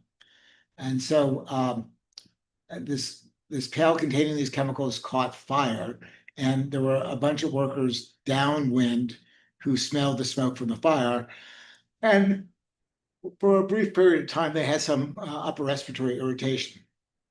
And so, they were removed from the exposure. They were evacuated to an airport facility 5 miles away.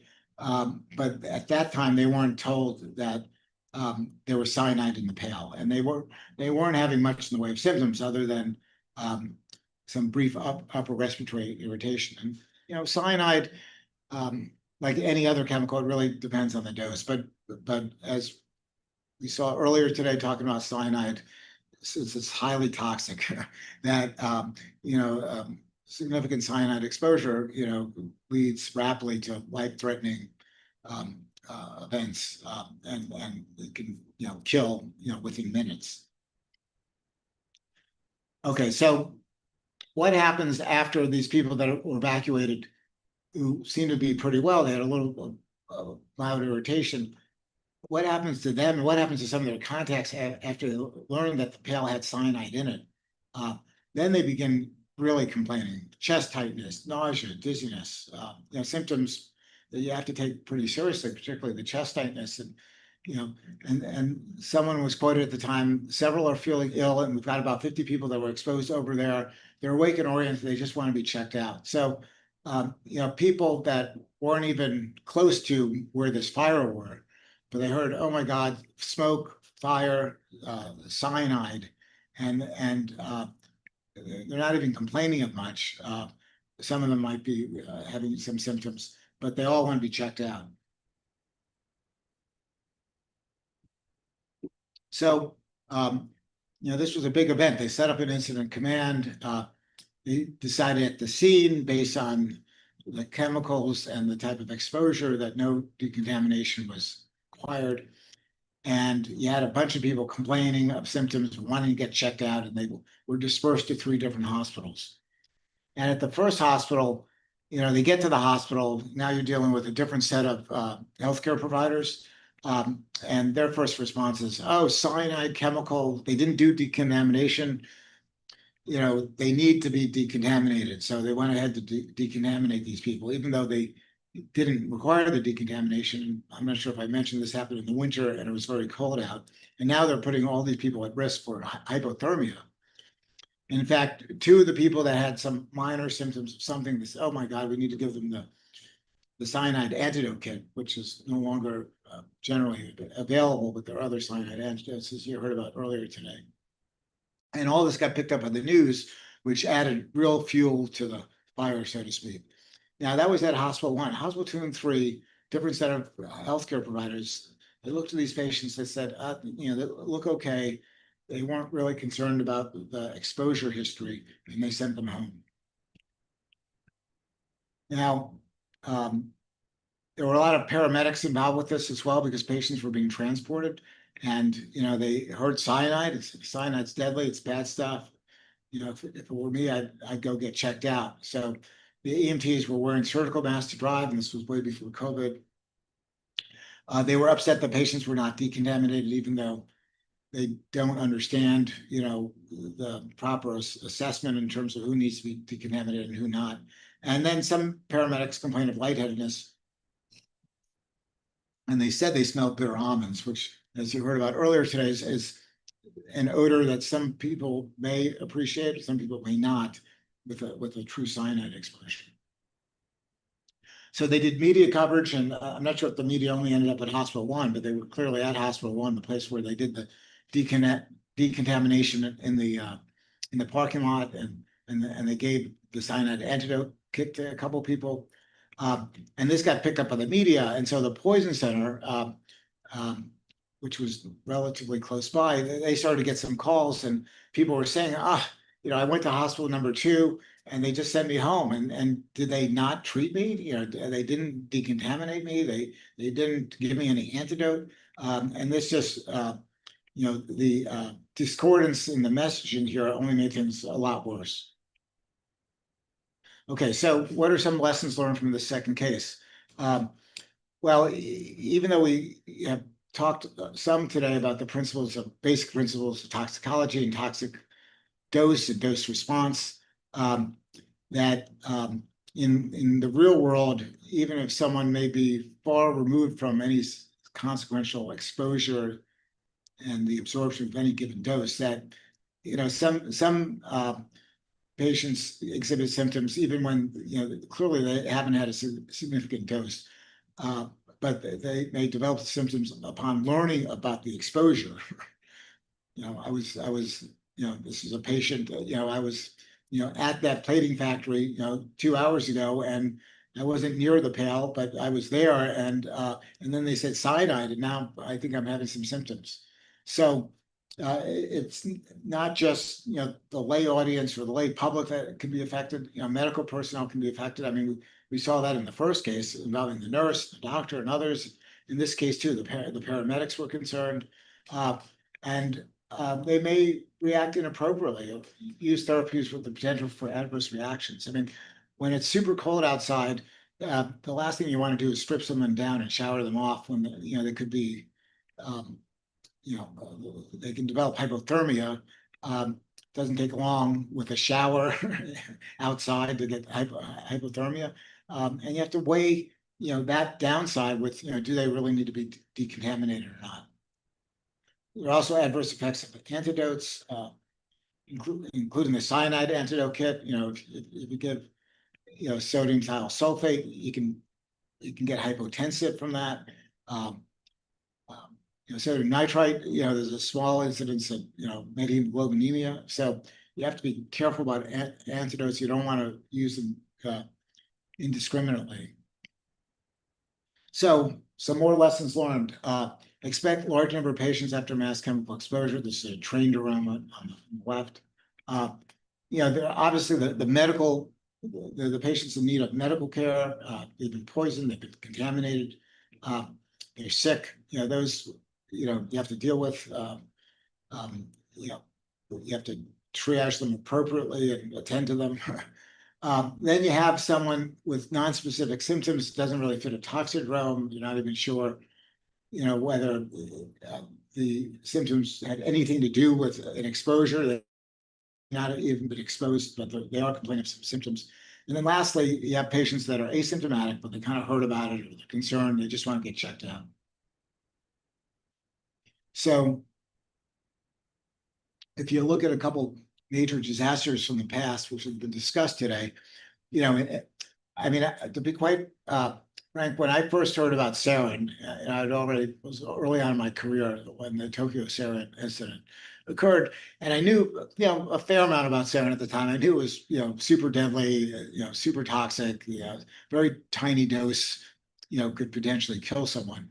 And then when the Tokyo sarin event occurred, I was in the U.S., I wasn't in Tokyo, but I was expecting there'd be a ton of casualties. And in the end, there were only 12 people that died. So again, that has to do with the dose. It was crude sarin. It wasn't military. It wasn't military grade sarin. And people got sick, and 1,200 people ended up going to the hospital, which clearly overwhelmed these hospitals. But only 12 died. But look at all the number of people that sought medical care but had no exposure. Orders of magnitude greater than the ones who died, and almost 5 times the amount of those who required some care. So one needs to be prepared for that. The Bhopal disaster, which you also heard about, a lot of people had very severe toxicity. There were a lot of deaths, as you can see. But look at the numbers that sought medical care. I mean, a ton of people. And despite our attention to preparedness, we're never fully prepared. And we strive to make sure that we do our best to be ready in case of some sort of big disaster, but it's hard to be fully prepared. Okay, so we've talked about this mass psychogenic illness. Well, what is this term panic? Because panic's often been used, but it's actually different. It's a sudden fear which dominates or replaces thinking. So it's kind of irrational, and a sudden unreasoning terror, often accompanied by mass flight. So it's often used incorrectly to describe any type of fear or flight or evacuation or lack of coordination, but flight is often appropriate. Panic flight is irrational, hysterical, or groundless, often with reckless disregard for others. So, when the World Trade Centers collapsed, which was such a unbelievable, horrific event, people were fleeing from the scenes. Well, are these people that are exhibiting panic? No, they're doing they were not exhibiting what we would describe as panic, what's defined here as panic. They're doing the right thing, which was just getting out of there as quickly as possible. Well, of course, there was still 3,000 deaths. This is another event that goes back now, 85 plus years. Before television, people would digest some entertainment over the radio, and or all these radio shows, and one of them is they read the book War of the Worlds, and it's about the Martians invading the U.S. And it's fiction, but they didn't properly identify it as such at the beginning of the radio show, I guess. And there were all sorts of people that fled their homes because they were worried the Martians were coming. So can people panic during a disaster? They can potentially panic. It's not as common as we think, but they may certainly flee. Okay, so what happens when you develop these symptoms? This fear of perceived poisoning, and we've all had experiences where our hands get clammy, they get wet. We may break out in a little bit of a sweat over our forehead. Does that mean that we're being poisoned, or is that some sort of autonomic response to something, to bad news, to something that is aggravating, perhaps, or something that one is very sad about? You can develop, these symptoms: mucous membrane irritation, lightheadedness, just seeing other people become ill. So a natural response is fear, and fear leads to autonomic arousal, including sweating and palpitations. You may experience that as your heart beating fast, and this autonomic arousal is sometimes misinterpreted as a symptom of poisoning. So as you can see, it's a cycle: fear, arousal, and it doesn't mean you can't get poisoned, but in certain cases, particularly if they have not identified anything, doesn't rule everything out, but there are other explanations that might be a better fit. So they've done some studies looking at panic in disaster setting, and those people are pretty okay. They're cool and collected. They may be on edge, but not panicking. Some are stunned and bewildered.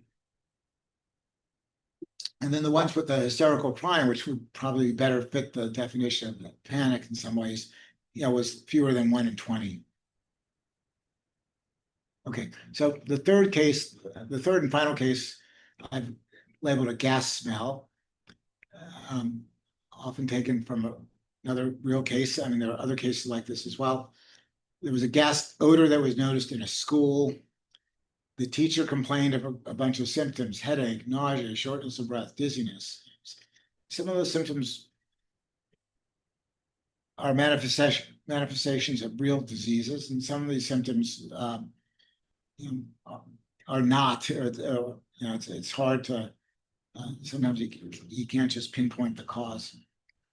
So the teacher was complaining, and then suddenly all these students had complaints, and other staff, and everyone went to the emergency department, and 38 people were hospitalized for unclear reasons. Now, I should also bring up, as you probably know, that the majority of physicians are not chemical experts.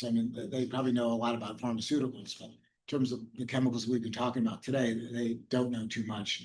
And the medical toxicology community is very small. But it's not unusual for a primary care provider or even an emergency physician not to have the same nuanced understanding that a medical toxicologist might have. And and many of us, including myself at one point, we also work in the emergency department. So the decision to hospitalize these patients, it says for unclear reasons. I mean, they were just worried. A lot of these people were children. They didn't know. There wasn't anything to test. They might have had some symptoms. So that's why they were hospitalized. But there was an investigation that was done, and they couldn't find a cause. They couldn't detect any chemical. Now, again, you can't look for 100% of things. They look for more common things, but they couldn't find anything. So they reopened the school 5 days later, and lo and behold, there's a second bolus cohort of people that became symptomatic with similar symptoms, and they returned to the emergency department to get checked out. They continued to investigate this, and they never found any sort of environmental cause. So what are some features that suggest a mass psychogenic illness? Well, rapid onset and recovery, usually. Contagious spreads via sight or smell. Diversity of symptoms without physical signs or abnormal labs.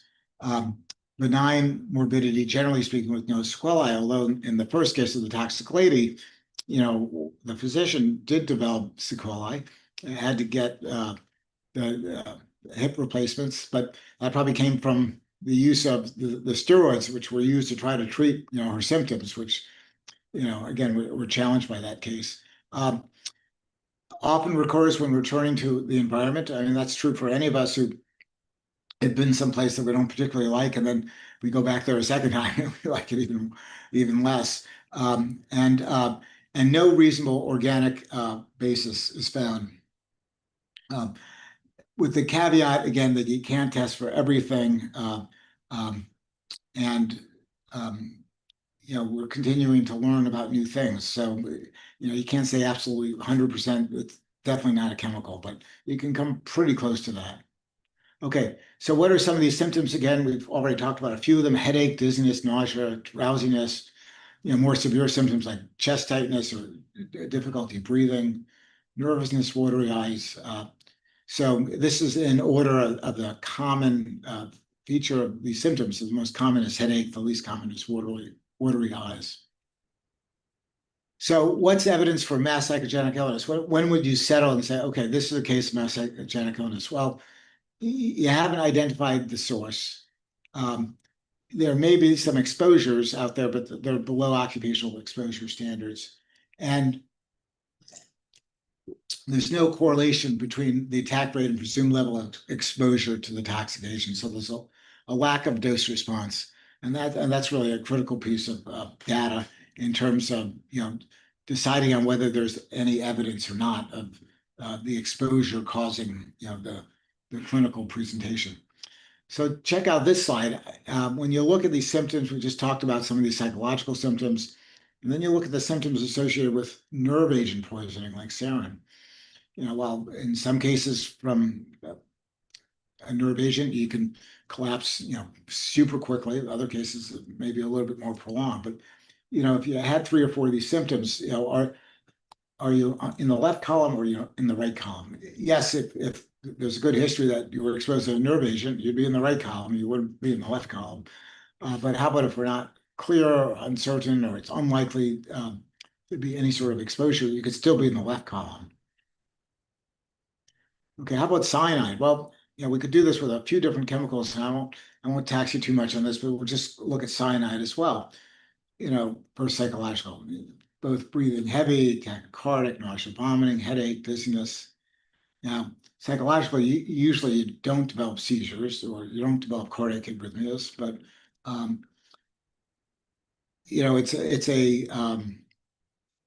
it's a world with a lot of variability, and sometimes you have patients that seize, but there's no anatomical reason that they're seizing, and they've gone through testing, EEGs and all, and there's no electrical activity associated with the seizures. In that case, you'd call it pseudo seizures, which it's a condition, but it's more of a behavioral condition than a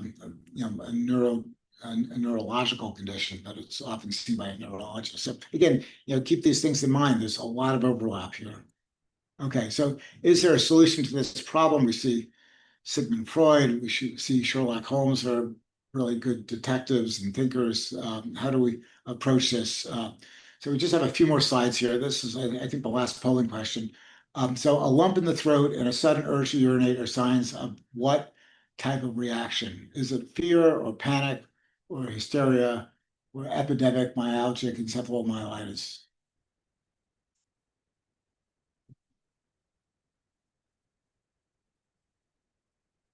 Okay, we should have the results here in a minute.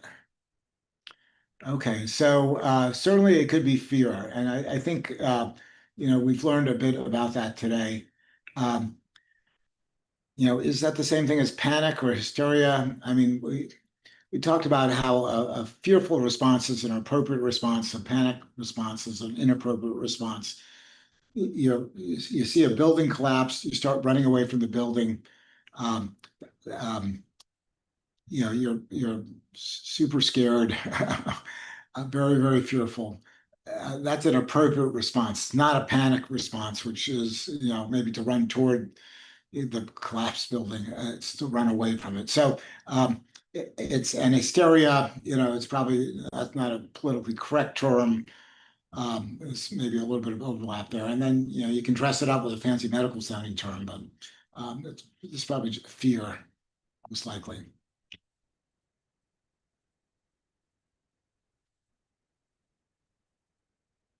Okay, so is it real? How do we try to figure this out? Well, sometimes you can't figure it out. uh, but the psychogenic illness is diagnosis of exclusion. Keep that in mind as well. So you shouldn't just assume, oh, this person is, it's a psychological reaction. You have to evaluate, for whether it fits into a medical or toxicological explanation. You want to prepare for these people. Again, there's a whatever, a train derailment with freight cars containing, toxic chemicals. We talked about some of that today.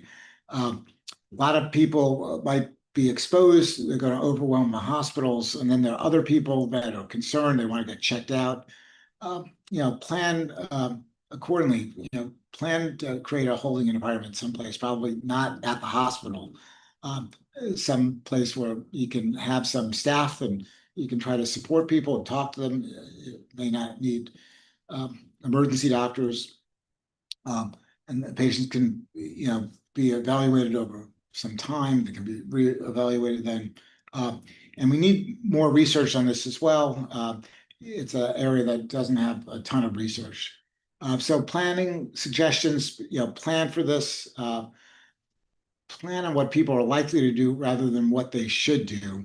If you think about when we approach patients, whether it's in the hospital or in the pre-hospital setting, there's a lot of things that we think the patient should do this or do that, but they often will do other things as well. So you have to plan ahead. The ones that, particularly the ones who are not symptomatic, but even the ones that are symptomatic, where it really doesn't make any sense that some sort of toxic exposure caused the problem. Still don't blow them off. Take them seriously. Support them. Try to find them the right resources. Despite the central role of an emergency department when it comes to a mass disaster, the surge capacity for most hospitals is rather limited, and we need to keep that in mind. And also remember, despite the desirability in some cases to do chemical decontamination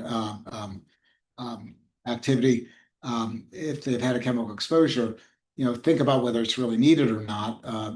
Decontamination and also the PPE that goes to the healthcare providers usually all take up very valuable resources and time, and there are risks associated with them.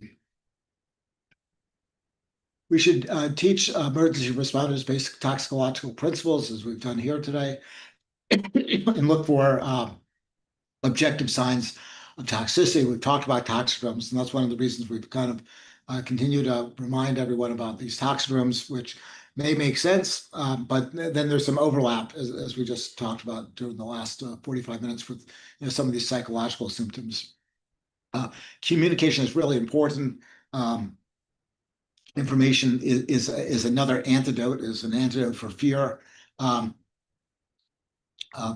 we want to make substance identification a priority. That should be helpful. We may not be able to identify the substance immediately, as we've talked about. This involves a lot of different stakeholders, a lot of different agencies. There may be a command center set up by fire, but there are other first responding groups. There's medical groups. There's other support groups that we need to coordinate. We need to plan. We need to practice. Risk communication skills are really important for all responders. ACMT, we do a fair amount of risk communication to our members because of the essence of trying to meet the public at a level that it will be most efficacious in terms of communicating about things that people are scared about. And people are scared about chemicals, and it becomes it behooves us to do our best. It's not going to work for 100% of people, but try to do our best with the communications aspects of this.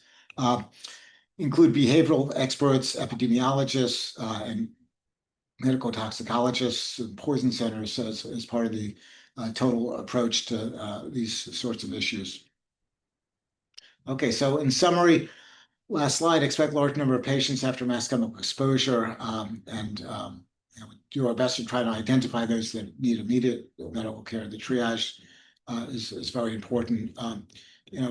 Try to avoid labels and just, don't say they're just crazy or hysterical. There may be a fair amount of testing that is required before we can kind of figure out whether there's a real medical cause or not. The use of these 3 historical lessons hopefully gives you some perspective about expected behaviors. Again, we talked about communication and to engage with other experts like medical toxicologists. And on that note, I will end, and I will turn it back over. I don't know if we have any. We're coming up on a break, Paul. There is one question if you want to answer that in the Q&A, either now or in writing, and then we'll take a break and start back up. I think, yeah. So I'll just address the question. Sure. Yeah, which is how do you combat incorrect information being issued to spark fear among people? That's a loaded question, and I appreciate it being asked because particularly nowadays, information is really important to get out good information that's evidence-based. And if we don't have a lot of data, which in some cases we don't, try to do our best to be informative as possible, but share what the limitations are. I think it's not uncommon for the lay public sometimes to think that everything under the sun has been researched, but that's not true. And there may be more evidence for some approaches than others, and whether it's diagnosing a disease or identifying a chemical or providing some treatment. In the last few years, for the first time, at least in my lifetime, we start to get into these discussions about facts and science, and I used to think that arguing that here's the scientific evidence should be enough support to convince someone to take an action, which is one way or the other. But there are folks now that question that approach. So I think one needs to think about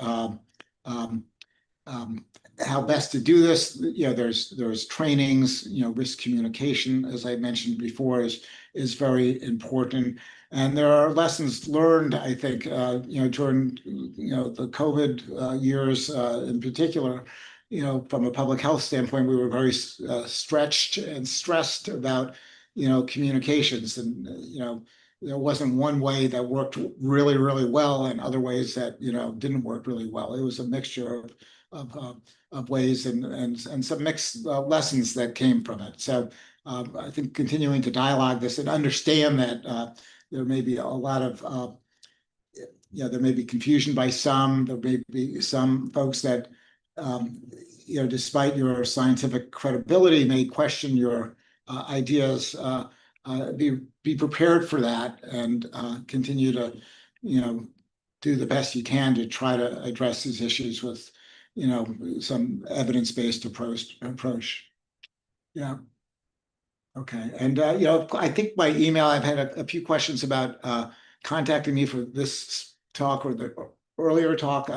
My email address is Paul, Paul, .wax, WAX @acmt.net. So if people have questions or they want to follow up on anything, feel free to contact me. We're really interested in engaging, audiences like the one that's attended the session today. Even though the majority of our members are physician toxicologists, we do try to reach out to others through trainings like this and through partnerships we have with various public health entities like CDC and ATSDR. ACMT also, we work with the FDA, and we have a whole research program on top of our educational program. So we are always open to suggestions. We want to continue to improve this course. We want to continue to develop new relationships with others that have a shared interest. So our door is open for ongoing dialogue. And at that point, I think and it's at acmt.net, acmt.net. So at this point, I think we'll take the break and then come back. What time are we coming back, Chuck? Well, let's see. Why don't we we can start right at 5 past. Okay, so Past 8 minutes for a three. stretch and a bathroom break. Almost done. All right. See you all then.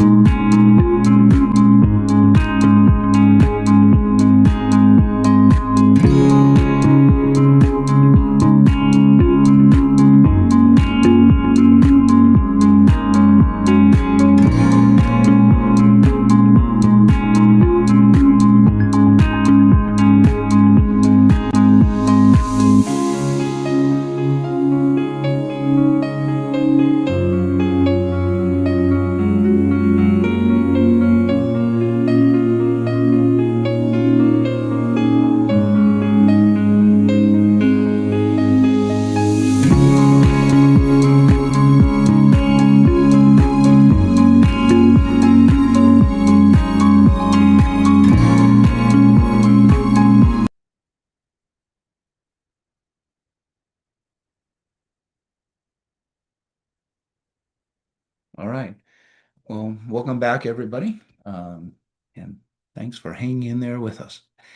Uh, so this last didactic section anyways, and we'll get to the scenario where we hopefully have a little more, participation and all with y'all, is entitled After Event Population Monitoring or Biomonitoring, not in the kind of, you know, de-identified surveillance biomonitoring, but just how do you or can you monitor people after an exposure in some fashion for some of the effects that we've talked about? And it's titled Pros and Cons because it isn't as simple as just, yeah, let's just do that. As I've mentioned before, and Paul just mentioned, you can't test for everything. You have to know what it is you're looking for, and then you have to decide if you can discern the impact of an exposure from, whatever else is going on in people's lives. So this is a talk that you might think, well, let's just get a good lab person to figure out exactly what test to run on some instrument and then apply it broadly. But I'm hoping by the end of the presentation that you see that maybe that's not the right answer, and it's actually would be a difficult thing to do. And even if you're not involved in some of the direct, public health response to community concerns about exposures, or in the event of a hazmat event, or unfortunately, should there be a terrorist event again, that you may not be involved directly in, setting up some of these monitoring programs. But if you can carry away in the area that you do your normal job, some of this information, I think you can make a difference both to your own level of comfort, confidence, and help out your neighbors and family and friends as well. So with that as a preamble and a setting, let's move on into the talk. Have not gained any relationships over the course of this day. So we're going to start out with just some definitions, what is medical monitoring, and then spend most of the time on, should it be done, how would you do it, and how do you would apply it to some of the mass casualty situations that we've talked about through the course of today. So the definition I'm going to use is medical monitoring is ongoing or serial evaluation, and it can be either clinical or laboratory, or more appropriately, usually both, of individuals in order to identify adverse effects following their exposure to some substance. So it is some kind of a test, but it isn't necessarily a lab test. It doesn't mean taking a sample of somebody's blood, urine, breath, whatever, and then measuring it someplace else. It may be that, it may be part of that, but it's also much, much more than that. And really, if you think about it, it's a fairly common practice. Everybody who has a chronic illness in some sense has medical monitoring going on, right? They do their own monitoring, say, of their blood glucose at home, or they may go in every so often and have a sample done to look for a hemoglobin A1C. You see how things have been going in their diabetic control for the last several weeks to months. So that's a fairly common experience. If you have a job where you're exposed to chemicals routinely, if you're a hazmat team member and you fall under the HAZWOPER standard, right, you have an annual and maybe more frequent medical visit, check off of symptoms and diagnoses, and some lab monitoring that is done. If you're working in a hospital, you have you may have respiratory fit testing done so you can make sure you can, safely and appropriately wear an N95. So there are lots of different forms that monitoring can take. But at the same time, it is also something that's become fairly divisive topic because, especially in litigation issues, it becomes a huge source uh, of an expense, that is going to be fought for in litigation. And because of that, it's sometimes got a bad name. It certainly has the impression, or can have the impression, it has a very high price tag. So let's look at a couple of examples. So you heard from Dr. Kiernan with the methyl isocyanate exposure in Bhopal, now about 40 years ago, with the since it's a water-soluble respiratory irritant, the eye and pulmonary damage that was caused there, with hundreds of thousands of people still impacted to some degree. So a number of people have gone into that area and done some medical monitoring after the event to try and correlate where people were in the area around Bhopal that was downwind of the plume, and what kind of an impact it's had on their life. If you were to take, a similar exposure, which could occur in the U.S. or elsewhere, and say, I want to take and do some monitoring or medical monitoring, you could say, well, listen, it's a respiratory irritant, so it's going to impact people, and they may even get this reactive airways dysfunction syndrome. So they're going to be asthma-like patients. I'll just go out and measure a peak flow. So a peak flow meter, very cheap, reusable, change the tube that put in your mouth with in between every individual. But you could go and make those measurements, give people a few chances, train them a little bit on how to do it, and then take those measurements and see if people are peak flow, on the little device, and put the number down, and then ask them questions about where they were when whatever release occurred. Now, the problem with that is, if you're looking for reactive airways dysfunction syndrome, it is a chronic condition, but it isn't always active necessarily. It's sometimes precipitated by exposure to irritants. And so you may not catch everybody who actually was impacted. So you may say, well, you know what, we're going to do a methylcholine. So it's a cholinergic agent. You can have people breathe in, and everybody, if they breathe enough of that, will get wheezy. But people who have an asthma-like trigger, they will wheeze at a much, much, much lower concentration, 1/100th of what somebody else would get. But think about this a moment. Now you're going to give somebody a drug, inhaled drug, they have to inhale it in some way, and then it's going to induce wheezing. And if they're really sensitive, maybe it'll do an asthma-like crisis. So you can't just go around to people's houses now with a little tube and a meter and a notebook. Now you've got to bring people in to some medical facility where you have resuscitation equipment. You now probably, for sure, have crossed the threshold, and now you need an IRB approved human experimentation, consent form. So things have gotten quite a bit more complicated. And now it's personnel, expense, all the other things that go along with that. Plus, are you going to get a good sample? How are you going to make sure, well, you can't, how are you going to try to make an attempt to get a good sampling of any given neighborhood? So very different kind of set of challenges as you go up to try and get things answered more quickly, as it were, or more precisely, as it were.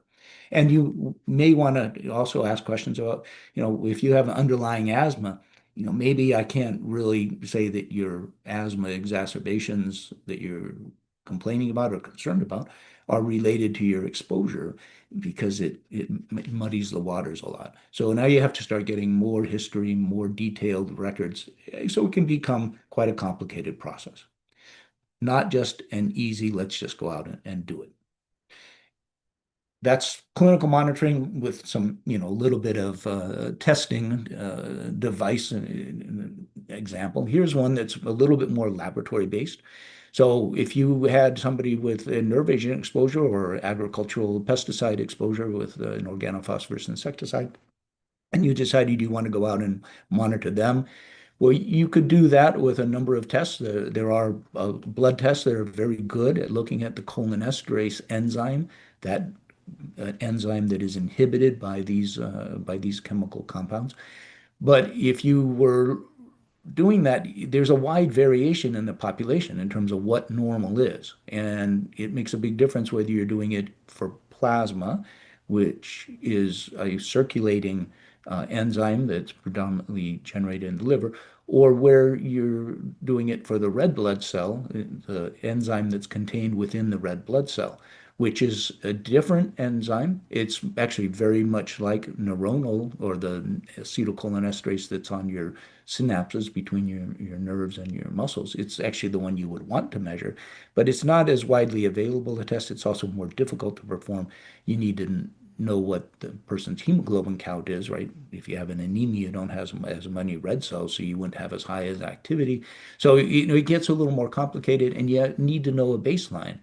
But unless you're an agricultural worker in a couple of states around the country where baseline monitoring is done, then you won't know that number. So you'd have to come back after the exposure and say, well, we got your measurement, in the setting of whatever that exposure was, but now we need to measure you now, 3 months, 6 months, later, to see what your number is now. And then we also forgot, we really need to ask you a few questions about your diet and chronic medical conditions and your age and everything else, because all of those make a difference in terms of what your normal number really should be. So sometimes getting a test doesn't necessarily answer all the questions you were hoping to do by ordering that test or obtaining that study in the first place. So I'm not saying these things to dissuade anybody from, championing a cause or saying we should do some testing after an exposure, but you have to be aware that there are a number of other concerns. So what happens if we apply that generally to potential mass casualty issues? So if you think about some of the things we've talked about today already, are there clinical tests and laboratory tests to actually be able to measure these things? So you heard about the cyanide. There are tests, but generally reference laboratories. There's some stand-in tests that you can do at the hospital that in the setting of an exposure, you could be pretty confident that they're telling you what's going on. But if you have people like Dr. Wax showed you in the last slide, who are just coming in very anxious, having trouble breathing because they're very anxious, and they're in that kind of vicious cycle of, autonomic stimulus, fear generating the more autonomic response, then they're not going to necessarily be satisfied by a test that's kind of like, okay, I think. But the clinical example or clinical exam for somebody who's had a significant cyanide exposure is you don't get better with time and reassurance and removal from the source. And you shouldn't get better from inhaled or ingested salts in minutes. You should die in minutes. So while you wouldn't want to tell somebody that, you could tell them in 10 or 15 minutes when you come back by saying, things are looking good. Vital signs still good. No evidence of any, strain or tachycardia on your telemetry strip. You're looking good. I think you escaped all that. We could maybe send a test to see if you may have had a hint of an exposure, but your body takes care of that, and it looks like it's doing a good job. that may be what you need to do with them. And it's certainly better than waiting 3 days while they're on tenterhooks, wondering, do I have an exposure or not, waiting for a lab test to come back. So you can go through each of these, the incapacitating agents. Again, people will clinically appear incapacitated, with often a fairly normal vital sign. There's no test that's going to tell you that they've been exposed or not exposed to any of those number of agents. So certainly none that's clinically available in a real-time, turnaround time. Industrial contaminants, that depends on what contaminant you're talking about.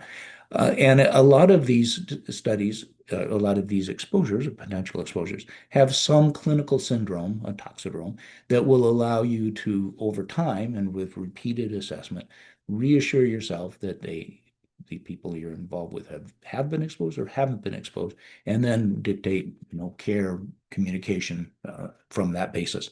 But for very few of them do we have laboratory tests that even will come back in an untimely fashion, let alone a timely fashion. So at the base of it, if you're going to do or consider a medical monitoring program or process after an event, there has to be some injury that you're trying to detect. If there's no injury, there's no real reason to do any monitoring. And if the test you're considering, you want to select from the ones you have available, with one that's going to either identify, ideally, those at risk for a delayed onset or chronic sequelae of their exposure. Because then if you identify those at risk, you may be able to offer treatment or some form of follow-up a little better than waiting for actually illness to occur. But if the test is only going to identify people once they've been exposed and symptomatic, then you want to be able to identify them early, because then you, again, might be able to intervene in the course, because that would be the ultimate goal. And the ATSDR has set up a number of principles, 5 or 6 principles for considering biomonitoring or medical monitoring, that kind of go into these areas. And I guess I just would emphasize that, just because we have a test, it doesn't necessarily mean that we know what to do with the results. And I was born in California and I lived out there for a good long while, so they're my people, but there are things out there that make me wonder sometimes. And one of those is Prop 65, which any of you who travel out there or live out there are probably very familiar with, because there's no way to escape the warning signs that are out everything about the chemicals that you're being exposed to. This sign is as a reproduction from one that I saw and you saw, if you're out there, at a hotel breakfast buffet on the fruit that was there, because there are indeed trace pesticides on the fruit. Somebody with a sufficiently advanced instrument would be able to detect some pesticides on the fruit. And I wasn't going to change my behavior based on that warning sign, but this is a process that is often debated, I guess, in terms of its value, because while you're getting a lot of warnings out there, there's really no behavior that you need to do. It is good to recognize the warnings that are important to pay attention to. And so I would say that the ones that are on the gas station, that talk about not using your cell phone or smoking in the vicinity of the gas vapors, is probably an important one to pay attention to, more than the fact that there are hydrocarbons coming out of there, because that's what's fueling your car. And it kind of reminds me of this, if you're driving along and your attention is drawn to this sign, by the time you pass it, you may not see the important message down at the bottom there that the bridge is out. And I'm not so concerned about the sharp edges on that sign. So a lot of these issues have been addressed, I think, very well in a National Academy of Science report that's dated now, but it's still very relevant. And they came. This is about a 5, maybe 6-part document that is freely available through the nap.edu, and they talk about that the value of body monitoring, it really depends on how it's communicated. And Paul had mentioned before that, risk communication is a big part of a lot of the community facing and even sometimes professional facing issues when we talk about exposures and disease and bio and medical monitoring. The communication needs to include things like, well, is the sample that we are looking at, is it relevant to the exposure? Is it the same population, for example? It wouldn't make any sense to try and generalize results from a study that didn't have any bearing on the population that was actually exposed. Is the analysis, are the methods that are used, and whatever testing is done, usually laboratory, but even the clinical testing, is it reliable and reproducible? And then they talk a little bit in this document about, do you just provide descriptive communication or risk-based communication? And we're just going to go into a few of those things a little bit as some examples. So I've provided a few. These are not by any means the only ones, but I think that the National Report on Human Exposure, which uses the NHANES data, and the Division of Laboratory Science and CDC to do a analytically dependable and sound reporting on what's out there in the population, usually looking at, say, like 4,000 people for any given analyte and looking at several hundred of them. That's the model for how to do a biomonitoring or a medical monitoring background program looking at industrial chemicals. The laboratory science is very good, and the interpretation is both descriptive, where you provide, what is the 50% of the population sampled have in it? What does the 95th percent of the population have in it? So you can try and interpret some other number based on that range, as well as where available, a risk-based, where it talks about, well, how does this compare to industrial exposures or something along those lines? There are a number of state-based biomonitoring programs that have looked at a variety of different issues. The California one that is listed there, that actually goes to the homepage. They initially had come up with many plans. One was looking at breast milk, industrial chemicals in breast milk, and initially it was going to come out with just the report being sent to the mothers who would provide the sample with no interpretive information. That's just kind of like a bad idea, because people can be nervous enough without now having a list of chemicals they can't pronounce identified, but no relationship to how it compares to everybody else's. And so they redid that to include some risk communication and some population-based norms, and it's much better because of that. There are other advocacy, I put alarmist, activist might be more the proper term, where there's a whole lot of, and you can tell when you read these, chemicals have been found in 90% of the people. Actually, we're made of chemicals, so it's present 100% of us. Oh, but that chemical you're talking about. The question is just, well, how much is there, and how does that compare to the general population exposure, and is it of concern? Those questions are often not answered by some of those more generic statements. And that they really should be, because interpretation and communication really is the most important part of certainly the reporting of results. So I've already talked about this a little bit. A descriptive interpretation, just says, well, how does your number compare to the population around you? And you would hope that, and want to make sure best you can, that population is representative, as well as that the exposure setting matches. Is it been an acute exposure and you're sampling in a time frame that's relevant for whatever you're looking for, or has it been an ongoing chronic exposure? And how does that compare to the population that you were looking at?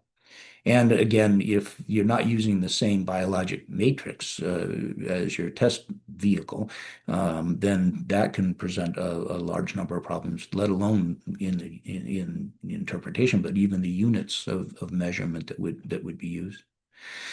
Risk-based interpretation, for many chemicals, we have some information, but a lot of them are related to occupational exposures.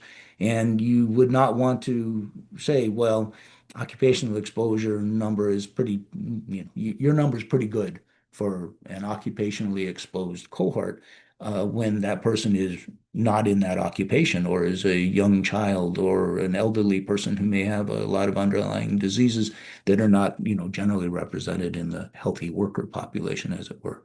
So it's important to make sure as best we can that we're comparing, as it were, apples to apples. So let me just go through a couple of examples of how that might work in some of the events that we've talked about already. I already talked about, cholinesterase monitoring, and we didn't really talk about the exams, but I'll get into that a little bit for the Sarin Tokyo event.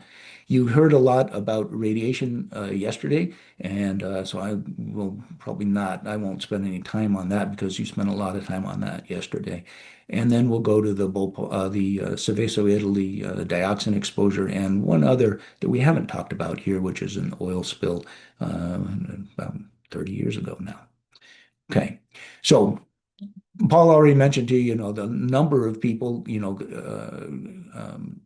injured and seeking medical care, treated in the hospital or treated and discharged.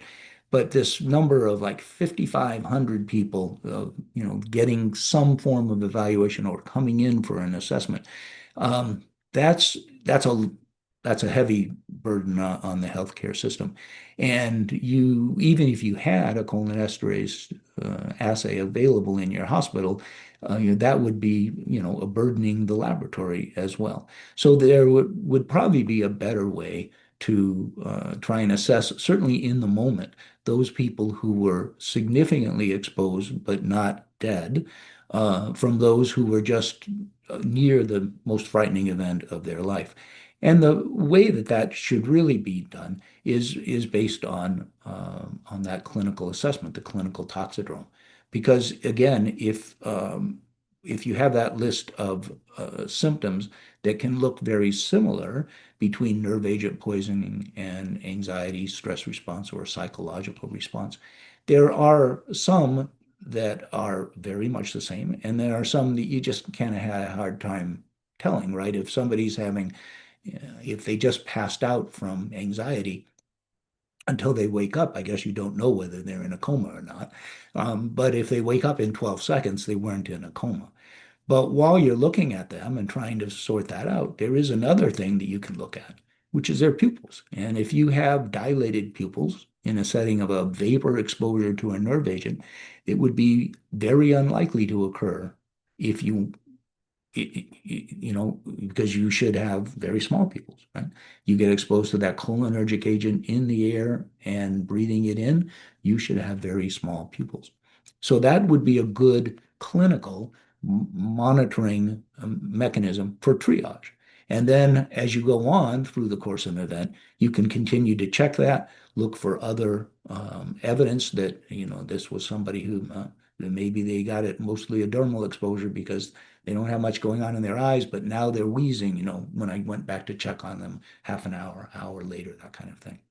So here it's not involving necessarily a laboratory test, but more involving a clinical assessment and a repeat clinical assessment. And the reason that we don't rely for that, laboratory testing is that especially cholinesterase testing in the United States, is not a generally available test in your local hospital. So if you have regional hospitals that can run it, then you've got hours to get a turnaround time. If you have to send it off to a reference laboratory, you're talking about days. Now, the most state or jurisdiction wide public health laboratories have expanded capabilities because of resources provided from the CDC and following the 9/11 and all. And they have the capability of monitoring for actually the nerve agents that one might be concerned about, but not necessarily cholinesterase. So you're going to have to go to a reference laboratory, commercial reference laboratory, more likely than not, or send things off to national laboratories. But then, then you're not talking about now you're talking about characterizing the outbreak or the event, not getting information for caring for patients. So I'll skip over the radiation, but the Seveso Italy exposure, I mentioned, that this plume, which is depicted here in this map of the region, with the dark area in the center being the area zone A, where there was the heaviest exposure, and then soil contamination of dioxins, and then the zone B, which is the more dilute plume as it spreads southeast from Seveso. If you look at the graph there, it shows you the population of adults in this particular report, and you'll notice that it's not in English. That's not a typing error, but the contamination of the soil is represented in the far column there. So as I'd mentioned, studies subsequently have shown that there was a increased relative risk in non-Hodgkin's lymphoma. So you might say, well, we need to screen everybody in the population, maybe not the reference population that was upwind and everything, but everybody else for this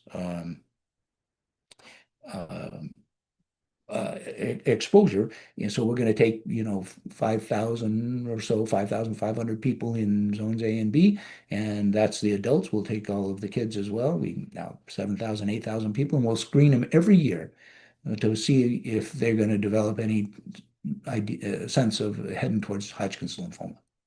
Well, you could do some fairly sophisticated screening of blood smears looking for some genetic changes, but it's probably easier to just do a good lymph node exam and feel for spleen and talk about bruising, maybe get a CBC, maybe you want to do a CT scan, and now you can see if they've got any para-aortic nodes or mediastinal nodes and everything. But there's some problems with that, right? First off, there's the latency period for a blood-related cancer, which is usually about 5 years or so. So you wouldn't need to start doing the testing right away. That's unnecessary testing, unless you want to find out people who had non-Hodgkin's lymphoma they didn't know about yet. Might be worthwhile. But now you're going to be testing every year. If you want to do like a CT scan every year, for those kids, you may be eventually putting them at some increased risk for actually developing a malignancy because of the testing you're doing. So that wouldn't be a good idea. So, and again, it isn't that, well, I just want to take the people who were most exposed, because the people in the other area, they're going to be very concerned, and they're going to say, well, what about me? How do you know that I didn't get an exposure like somebody in region A? Less than 50 is more than 15, and that's what you tell my soil results were. I don't know where the cutoff is. But if you're looking for a relative risk of, a threefold increase in the possibility of a cancer, that means that since there's 10 out of 100,000 or so population who are going to get non-Hodgkin's lymphoma just as a matter of normal course, you're going to have to screen all 999,990 others continuously to be able to find this. So not very practical, but that's going to require a lot of communication and discussion, and probably at least some ongoing surveillance, but maybe just with physical exam and blood testing. And this last case just brings to bear more some of the discussion that Paul was talking about in the last lecture. So in 1996, there was a very bad oil spill, 70,000 tons of oil up in the area near South Wales. You can see the area on the map as it's depicted there. A lot of seabirds and mammals impacted by that, and a true environmental disaster. And not, of course, the last one of those we've had. But there was a group of researchers that went in and kind of did a study, and they did a questionnaire. And they found that, 39%, so let's say just under a half of the residents near the spill complained of irritant symptoms and headaches and psychological symptoms. They didn't sleeping well, they weren't thinking well, they just felt stressed. And so they wrote their paper up and they said, nearly half of the people are adversely affected by this, and it's a terrible thing. We got to do something about it. And that's how their paper came out. It was interesting. Another group went up and they took a look at people who were way up here on the north side, away from the current and well away from the wind and distance from the spill. And they just asked the same questions, and they found out that 20% of those people, so 1 out of 5, half or so of the people who had expressed symptoms before, if they're comparable populations, were also complaining of similar symptoms. And of those people, even though there's no physical way for them to be impacted actually by any chemical in that spill, 1 out of 5 of them thought their symptoms were due to the oil spill. So it just brings home the point, really important to get a baseline, a comparison group, to make sure that the risk communication is an ongoing process, because people are going to have concerns, and telling them one time that this is or isn't a problem is not going to cut it. All right. And the reason for that is really because of this kind of features here. So the more unfamiliar something is, the more it was put upon you rather than something you took as a known risk. That's going to impact your kind of outrage or the way you feel about this process a whole lot more than the severity of the effect alone. So we can think of a lot of different examples of this, but certainly people who choose to smoke, they're not as outraged if they get a smoking-related illness as people who never ever smoked and get something that they think is related to chemical exposure within their home or workplace or something like that. Okay. Now, I'm going to finish with this question, and I need to do a little bit of some explanation with it, I think, here. So the question is, what kind of test would be best if the exposure seems very limited in scope and extent, but there is an occupational biologic exposure index available? Now, an occupational biologic exposure index is some measurement in some tissue, urine or blood or breath often, that says if you are at this number or below, you are likely to be safe, in the occupational setting. You're not likely to have any concerns about health risks from even a lifetime of exposure at work if you fall below this BEI. Okay. So what kind of test would you recommend? And you guys just went right ahead.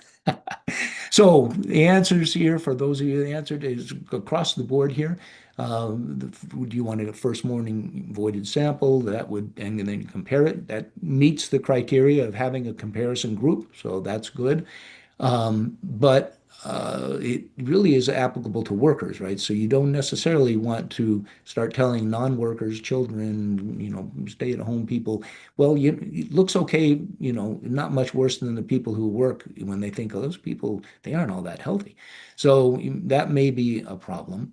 The third option, although the fewer of you selected, is actually the right one, but not because of the nature of the testing that's available, but because of the way the question is worded, right? If the exposure seems very limited in scope and extent, then you don't need to do any monitoring because there's not likely to be any adverse effects. You need to really be sure of that, and you need to emphasize that in all the communication that you do. But in that setting, you probably do not need to do a test, because when you do a test, any number is going to make some people unhappy with the results. All right. So should medical monitoring be considered only in the larger context of risk communication? If you're going to do clinical or predominantly clinical monitoring, you really need to have good correlation with whatever measurement you're making with the outcomes that you're looking for. There can be some real problems with tests, right? No test is 100% sensitive and specific. And if you apply a test with anything less than that to a population with a low likelihood of an outcome, you're going to end up with more false positives than true positives, and then you have to deal with those people. It can be done, but it needs a whole lot of communication going on, as well as reassurance and further testing, which can present sometimes its own problem. And if it's a laboratory test, you really want to have something as a comparator, a control group or population measurement, such as is available in NHANES. Okay. So I'll end with that. That's you may use post-monitor medical exposure medical monitoring to assess an exposure, but it's only one component of a much larger process. And it's really important to when you're looking at stuff that's reported, particularly in just the lay press, but even in medical literature, it's really important to make sure that you know whether it's reliable or not based on some of these issues we talked about already. All right. Thank you very much.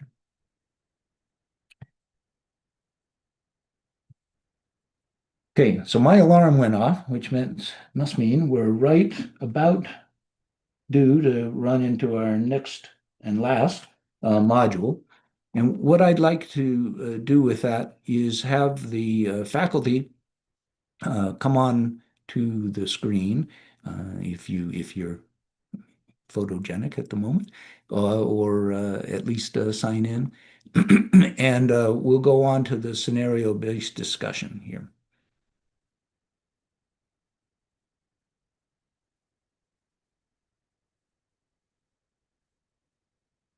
Dr. Isikoff, welcome. Thank you. How are you? I'm doing very well, thank you. Good. And I think you're going to see some of your colleagues popping in here shortly. All right. And we'll go over to this module.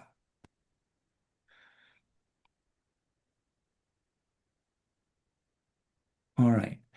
So as many as can join, we'll jump on here, and then we'll just go ahead and just moving some screens here, go on to a scenario-based discussion. Dr. Kiernan, I see here, is here. I'm here.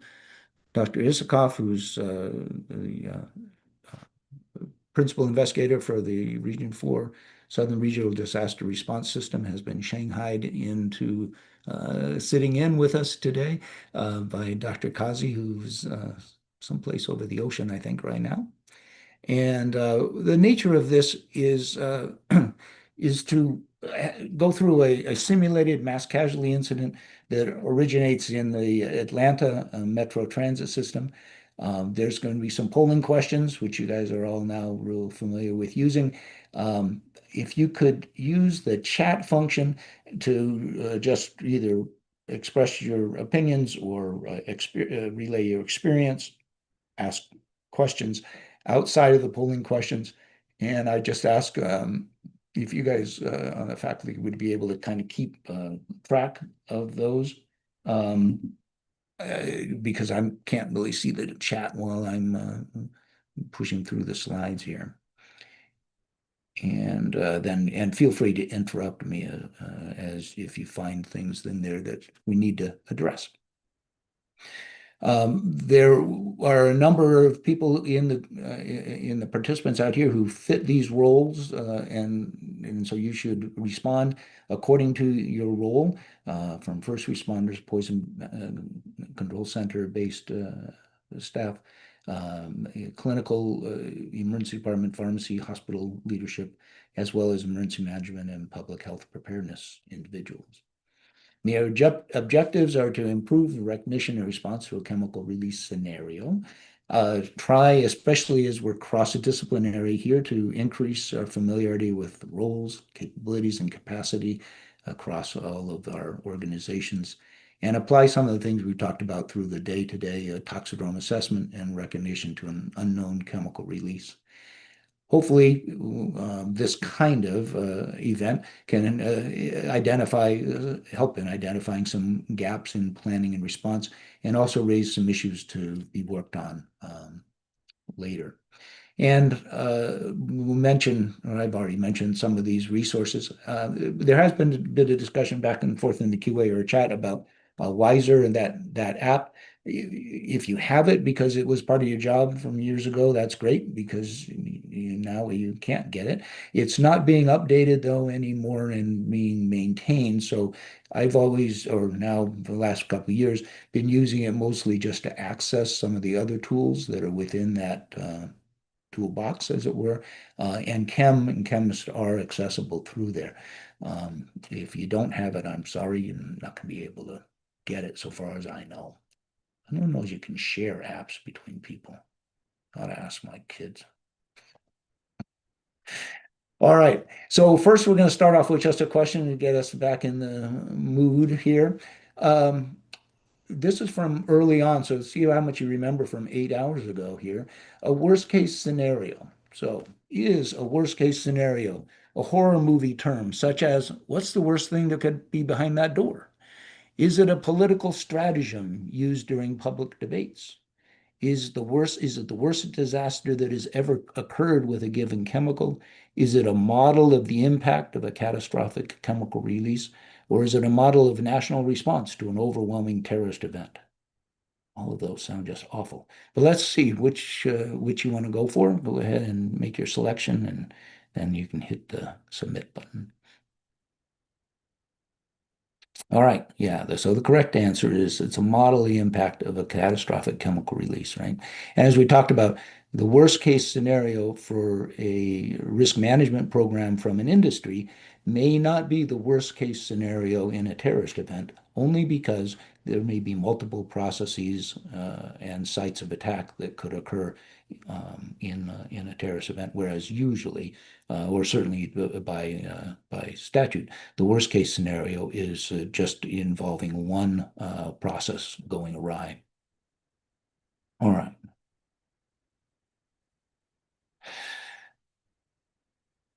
Okay, and this is just talking about some of the, again, this is the EPA offsite consequence analysis for the worst case modeling. And it is really focused mostly on those that are those chemicals that are a vapor cloud or that are going to move in a vapor plume.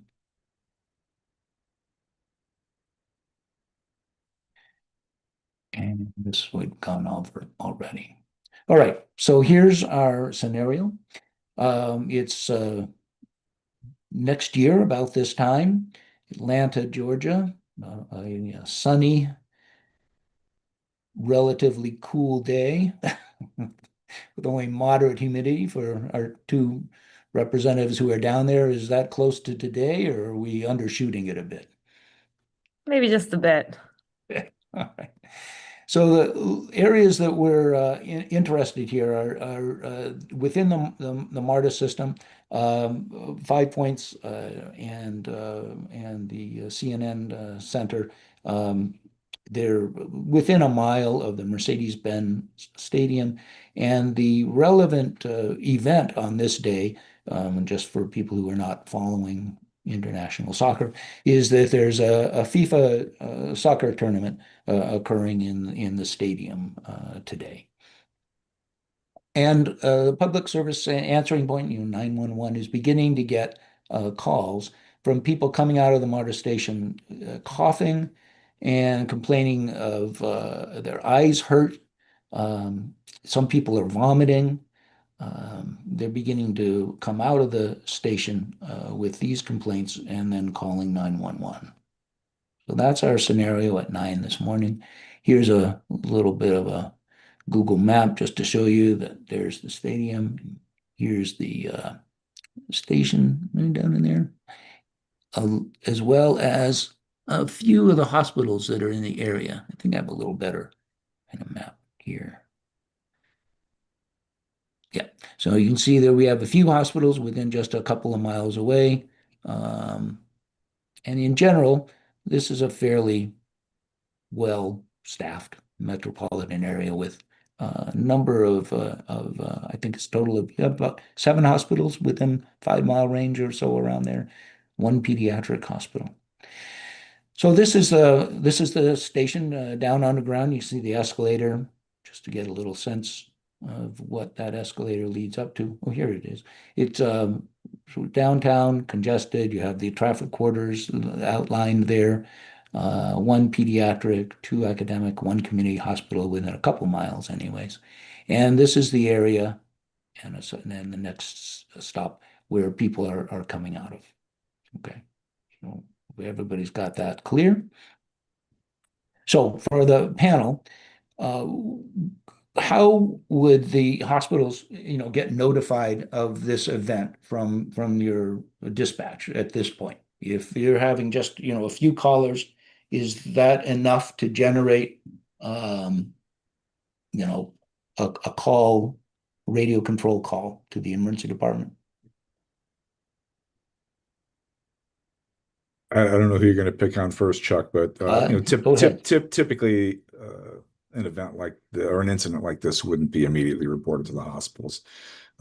Clearly, I mean, if you consider the timing of the incident and location, the first personnel that would be aware of it is probably MARTA police, law enforcement. And if they see people that are affected clinically, then EMS would get alerted, which would get this on the radar screen for Atlanta Fire and Grady EMS. Okay. And we have a few people I've just was able to pull down the chat that said the same kind of thing, right? This could just be, a routine ambulance call. This could just be, a bad day. This could be something, but you don't know it one, two, three.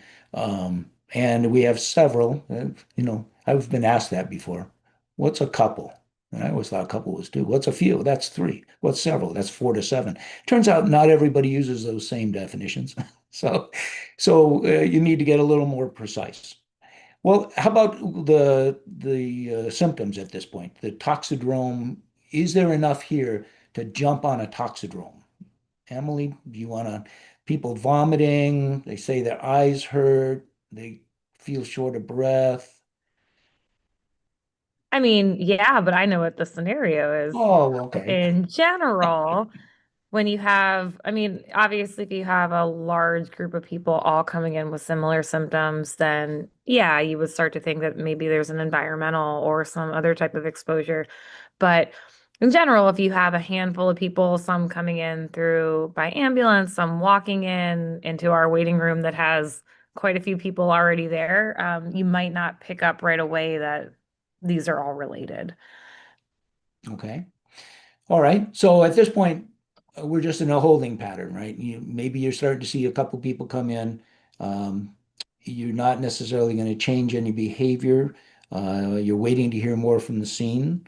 People from the scene should be making their assessments and triaging and deciding what to do. So if we're not going to, you know, hit the panic button yet, what could go wrong at this point? So I think I have examples of what could go wrong here. So additional 911 calls start coming in. And this is the nature of them. I there was just an explosion of people coming out of the subway entrance, just like Emily said, people were bursting out of the subway entrance. Somebody heard that and called in. I think there was an explosion in the subway. Okay. I thought there was a fire or something. People were running around. That becomes automatically there's a fire in the subway, right?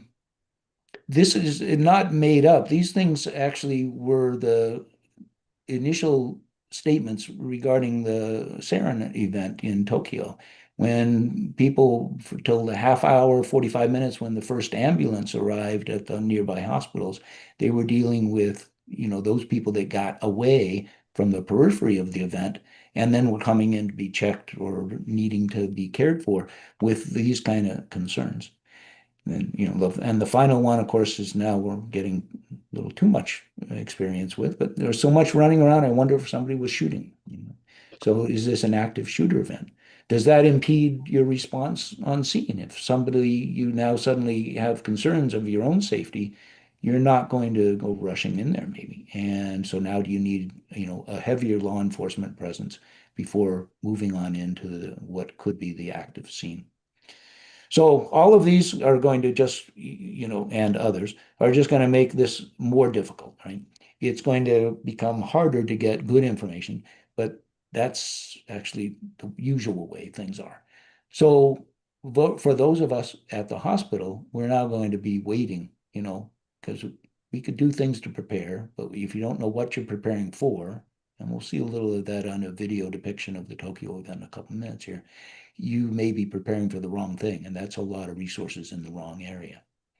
So I should have mentioned at the beginning, this scenario is focused mostly on a hospital and a system-based response, not necessarily, or not at all, law enforcement response, because I'm not the right person to speak to that, and not focused primarily on pre-hospital. So I don't want to give, I guess, short shrift, as it were, to either group, but we're going to move off of that fairly quickly and into the hospital-based and system-based response. Alex, you had something to say? Oh, I was just gonna, mention, I'm not a smart clinical toxicologist like Emily. I'm just an emergency medicine EMS doc. So, I mean, I think the way this would be perceived, and this is coming up in the chat too, especially at the scene, if you have a large number of people emerging from the MARTA and they're having what appears to be exposure to some irritant, eyes are burning and watering, people are coughing.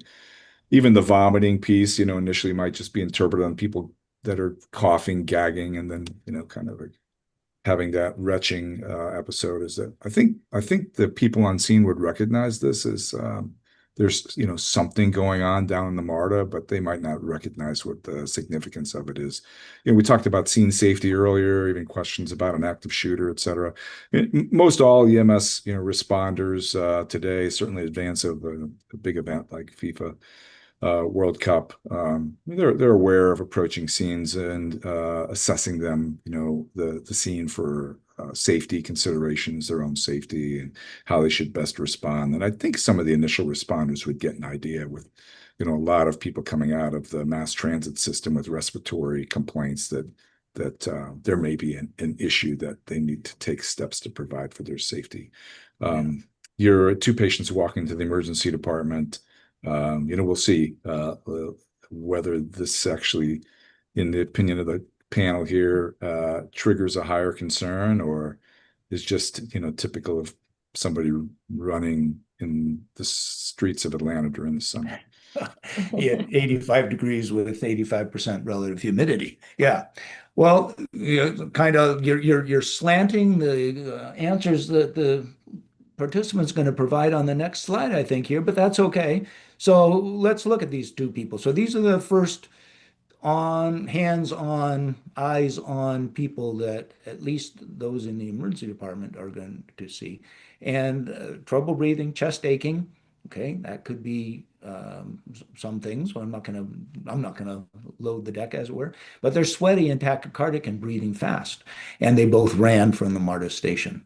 So if you were to take those two people as your indicators of the toxidrome that people are going to express, well, then which would be most likely?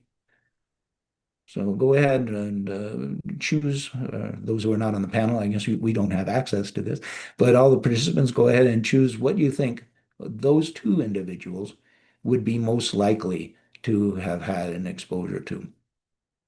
Sympathomimetic or a stimulant exposure? Is this an acute radiation sickness from yesterday? There is vomiting. But remember, vomiting is not an immediate response, but within the hour, that would be a bad exposure, right? Inhalation of a respiratory irritant, opioid poisoning, anxiety, carbon monoxide poisoning, a nerve agent, organophosphate insecticide, knockdown agent like cyanide or hydrogen sulfide. Is it just heat exhaustion? Is it a heart attack?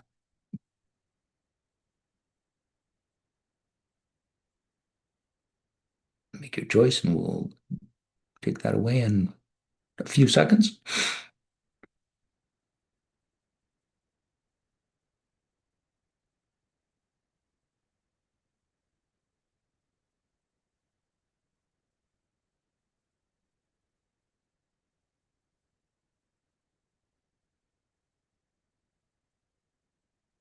Right.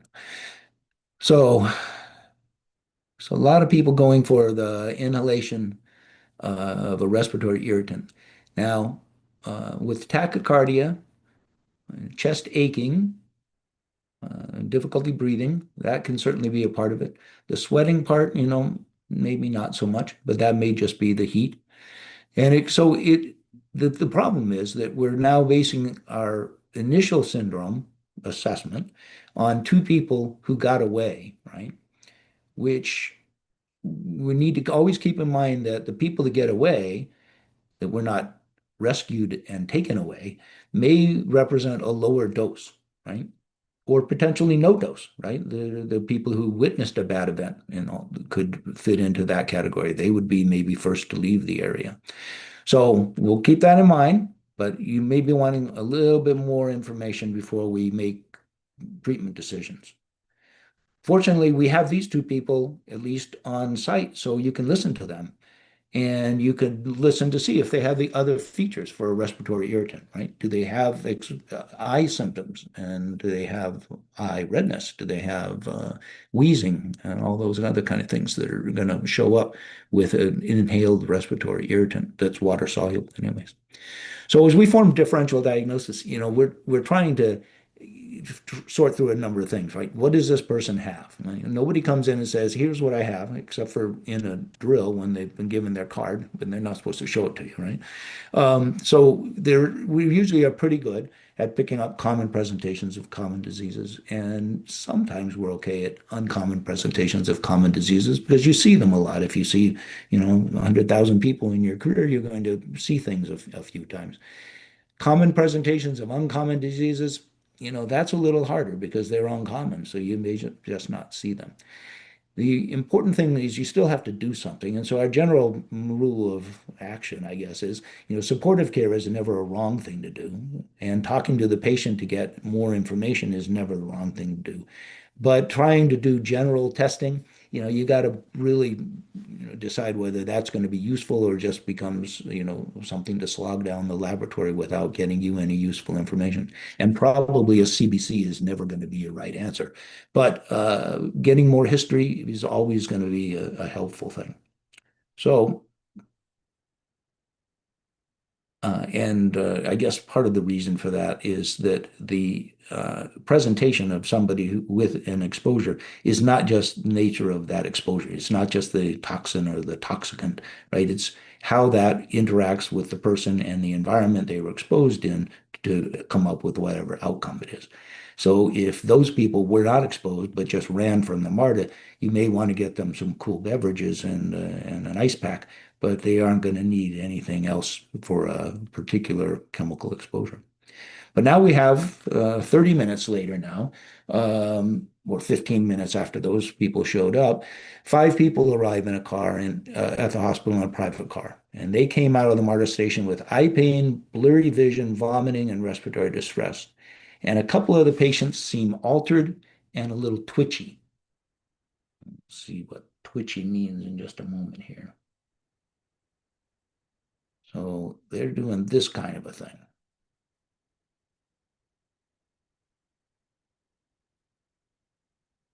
So this is a calf muscle that isn't going anywhere, or the leg it's attached to isn't going anywhere anyways. And some of the patients are brought back into the back of the room, back of the into the treatment area, and they're trying to look like this. And they're not just trying to keep playing the music. All right. So eye pain, blurry vision, vomiting, respiratory distress, and some funny movements. So now let's reassess that, right? Why don't you go back and go over I think even in the same order, same choice of 10 toxidromes, and see if you change your designation or not.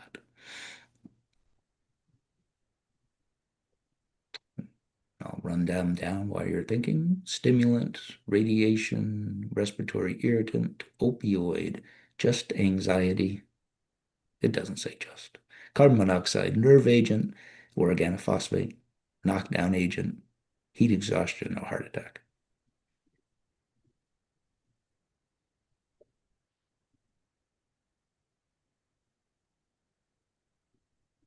I think you painted this picture of exertional running in Atlanta during the summer, which I understand why people would be hot and tachycardic and sweating. But it looks like from our comments, we're getting a lot more had a lot of questions about other signs and symptoms, which you were able to provide in that last one. And seems like we're getting a lot of thoughts on fasciculations and other things happening with those videos you were showing. So let's see Okay. what our All polls. right, and that seems to be depicted here as well. So yeah, thanks, and thank you, Emily, for tracking on those comments because I'm distracted from those. But yeah, I mean this is beginning to now maybe fit a little bit more. You know, fasciculation. Something is wrong with the neuromuscular junction, right? And something is wrong with nerve transmission. Those tremors. You could, anticholinergic excess. People can have a funny movement disorders, but it's more picking behavior. They kind of picking at their IV, picking at the bedclothes. They're not kind of just, yeah, in the air. They're often hallucinating and going after whatever it is up in the air. That's a little different than this kind of like uncontrolled, not rhythmic, because it could be a convulsion too, but that doesn't look like that either. Convulsions are typically, more spastic, in terms of their tonic activity. That's a movement disorder, and a movement disorder related to a an exposure is often, often related to a nerve agent or organophosphate exposure, or it could be nicotine, I suppose, and things like that as well. But we're heading more towards this kind of a thing. All right. Any other thoughts from the panel or summaries from the chat? There was a question about how this might look different than a stress-induced muscle spasm or like an eye twitch as opposed to fasciculations. Yeah, so I mean, so post-exertional even, I mean, people who exert themselves significantly can get fasciculations in the recovery phase.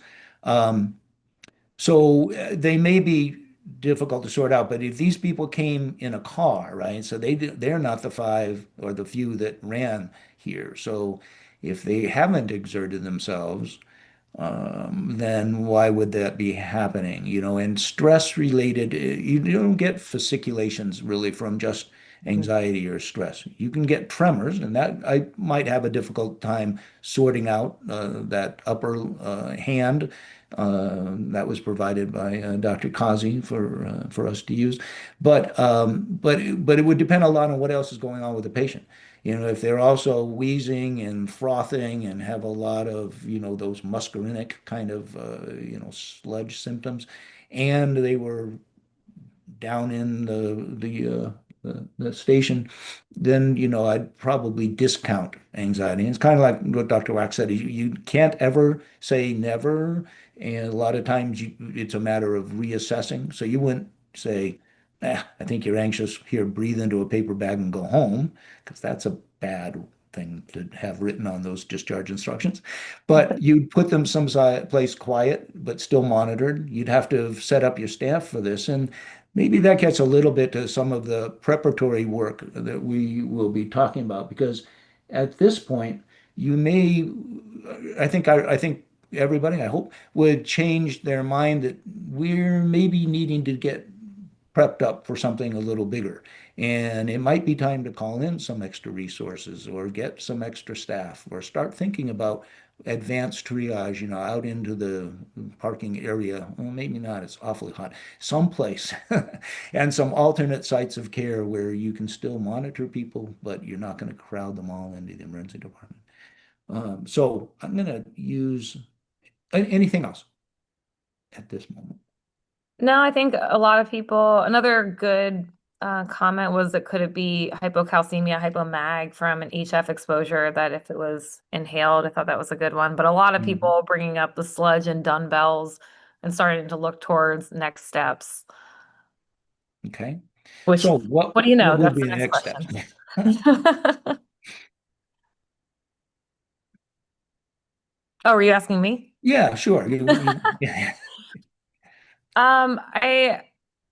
I like a lot of the responses so far asking about the stockpile, where you would go for additional support, who you might call for additional support, additional resources that you might call in outside of the hospital. All seem reasonable.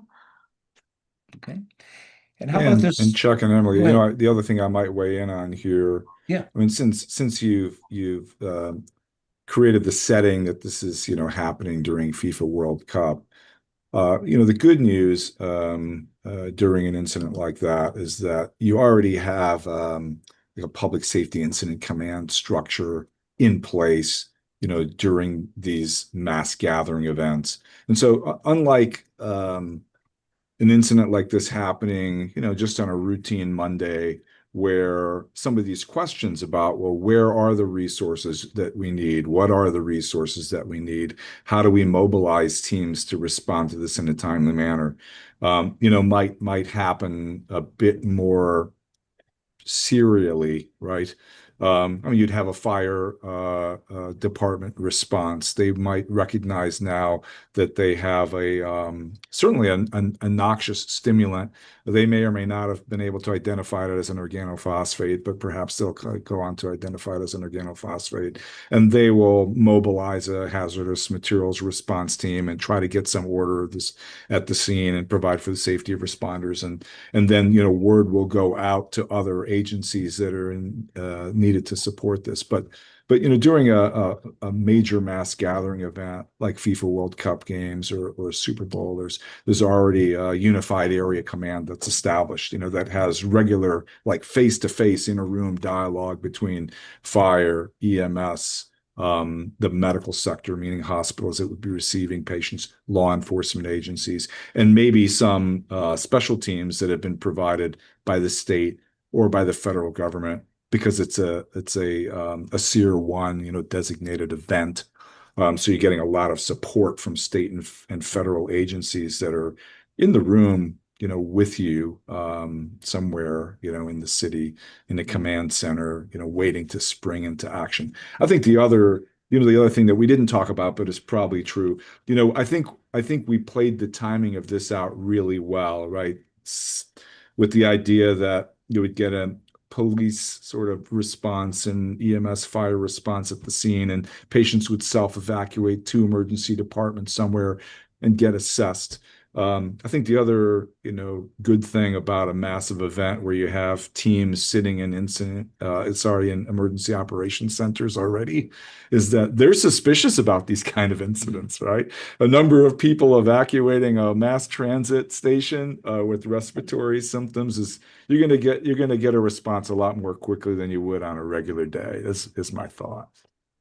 So I just wanted to lay that out as well, because next steps may very well be what we would expect it to be. You're having fire and EMS first responders, hazmat teams available. But I see in the chat, there's already discussion about, well, how will we treat the patients?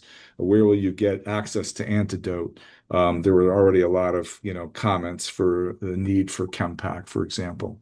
And during FIFA World Cup, those assets will be identified in the community and likely be much more quickly mobilized than they might be on a regular Monday morning.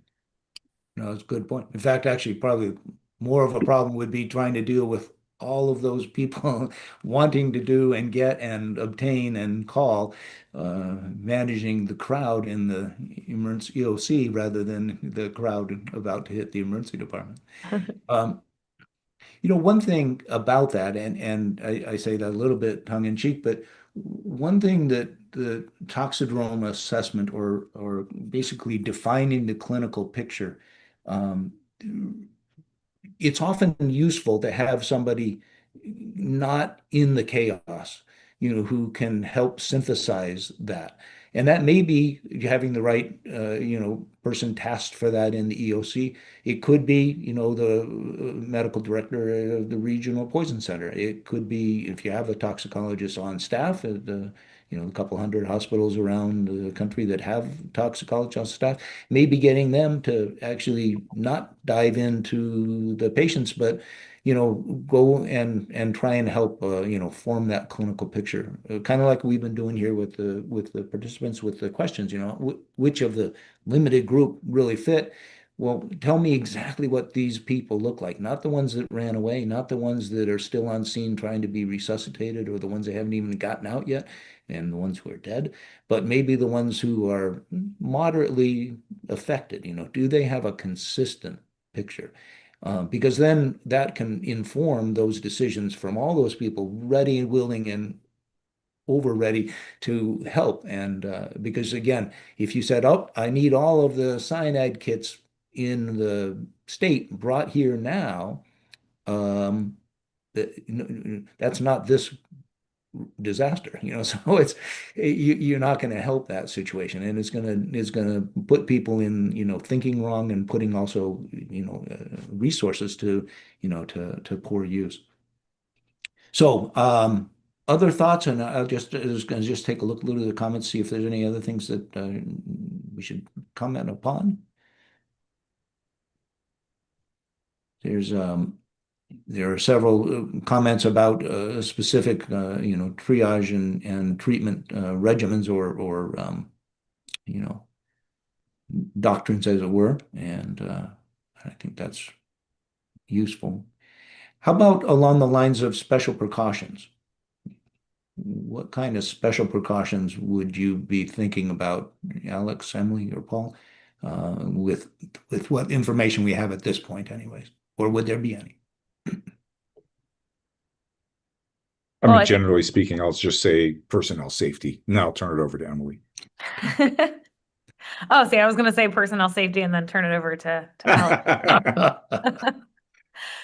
No, but I think obviously first responder safety, making sure that we have appropriate PPE for what we think or what we have identified that toxidrome to be. And particularly, we're thinking a lot about nerve agents here. So do we have appropriate respiratory PPE? Do we have appropriate skin PPE so that we are not making all of our first responders and ourselves also patients and then, not being able to help others. So identifying that toxidrome early on and making sure that we have an accurate diagnosis, like Dr. McKay said, so that we're not using the wrong resources, but also so that we are getting the right resources to the right places. Okay. Yeah, Yeah, so go ahead. sorry, Chuck. Go Well, ahead. so just to complement, Emily's comments, personnel safety in the field. I mean, of course, it's going to be challenging if there's really a suspicion for organophosphate or nerve agent. Then there's going to be this concern around vapor risk, and there's a real risk that it's going to really inhibit the emergency medical services response in the field. There's going to be some effort to have properly protected personnel entering the hot zone or establishing a perimeter. And so, as we'd expect, I mean, it's going to be an incredibly challenging environment, on the scene to keep personnel safe. And they may be instructed to use the PPE that they do have available, an N95 respirator just to prevent from particulate inhalation, or a coverall, that they might have available even for a biothreat. We know this isn't really adequate for a nerve agent vapor exposure, but EMS personnel may use what they have if they're on scene, but they're going to largely try to stay out of harm's way if they can, and wait for properly protected personnel to go into the hot zone. Going to be exceptionally challenging. At the hospital, going to be similar, considerations about preventing contaminated individuals from entering the hospital through multiple ports of entry. So hospitals may very well, try to close portals of entry and have people funnel through where you could assess them and do some kind of hasty decon before you allow them to enter the hospital for further assessment, especially those that are the walking patients that are having some clinical signs and symptoms. So part of that is really notification, to other would-be. Everybody knows that during these types of critical incidents, you have undispatched responders to a scene with multiple casualties, and so you need to have a way to communicate to EMS responders that there is a risk at the scene, for harmful exposure. So increasing, situational awareness. having a so-called common operating picture. Same thing for the hospitals too, alerting them to the risk of patients presenting that are, let's say, are contaminated with a nerve agent if we've gotten to the point where we're concerned that that's the agent of concern, so that they can take the protective measures as well to ensure that personnel are protected at the doorways, entrance to the emergency department or otherwise, and can implement even hasty decon for patients that are presenting that are ambulatory. And some of that goes to then, in most cities, through ASPR funding, there are healthcare coalitions. There's usually a coordinating hospital among those healthcare coalitions. There is in Atlanta as well, and they do have technological means to communicate to their partners to say, for example, there's an incident at the XYZ mass transit station. There's suspicion for this type of an agent, and you need to take precautions as patients may be presenting to the ED. So trying to increase situational awareness, I think, is really critical for safety measures and personnel safety. And how would that, I mean, on a practical basis, because you've mentioned some great principles and recognize the challenges with them, but right at this point in this scenario, we've got, let's say 7, I think that's our current count of patients in the ED, none of whom have had an interaction with EMS, and EMS is still on scene. So that communication right now, we don't know what they're experiencing or witnessing there. They should be hopefully calling to let us know, but they probably are taking care of the patients as they're confronting them and sorting them, triaging them. And they don't know about these people who kind of got away or came in, the usual way, but not the EMS way. So where does that call go? In a systems-based thing, do we just call up dispatch from the ED? Do we call our emergency operations centers? Do we call the Healthcare Coalition Coordinating Council? Where do those kind of calls go to try and establish that two-way communication, or via some, liaison who's gathering that information? No, I think it's a great question, Chuck. In terms of a FIFA setting, I think a lot of communications are likely going to be monitored, in that incident, in that emergency operations center. But more typically, I think you're raising an excellent question. If you're working in an emergency department, you suspect a toxidrome, and you're putting together a story of 7 patients presenting at your facility, but that they've all, ran away from a mass transit station where they saw a lot of people streaming out. I think, every hospital is going to have its own process for dealing with this, but I would think one of your first calls, if you're going to consider a disaster declaration for your ED, if there's any consideration about that, you will have a call to your administrator on call for the hospital. And in this scenario, that information would also then likely be shared, let's say, through the Healthcare Coalition, communication to the medical operations branch at that emergency operations center that there's suspicion for a nerve agent exposure, patients arriving from a mass transit station. And if that information isn't already being shared, otherwise, because of the actions of EMS responders at the scene, it'll quickly get disseminated that way. I think if it was a regular Monday morning outside of FIFA, you should still call your administrator on call. And you may very well, not knowing any better, call 911 and say, hey, we're seeing patients and have this concern. Of course, you'll never get through because there'll be 1,000 other calls, right? That could be a problem, right? But it is important yeah, and the administrator, I've been in that situation. You do not want to decide, I got this, and not let the administrator know, because they're actually the ones that are going to set up a lot of the internal EOC, components, And actually, in some hospitals, it's depending on the size, it's the hospital operator who has all of that control and power. But they're the ones who often initiate some of those calls.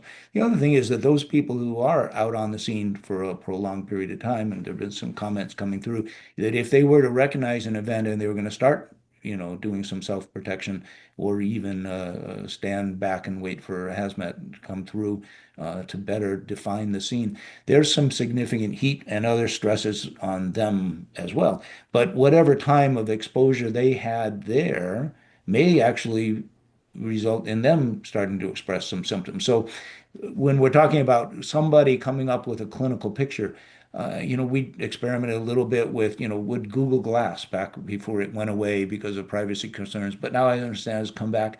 Could somebody wear Google Glass and be the eyes and presumably even the ears and for what's going on scene, and then somebody step away from the chaos to kind of help develop that picture. Somebody has asked about there's a radiation safety officer yesterday that was talked about his role in terms, or her role in terms of identifying type of exposure and clearing a contaminated area and all of those things.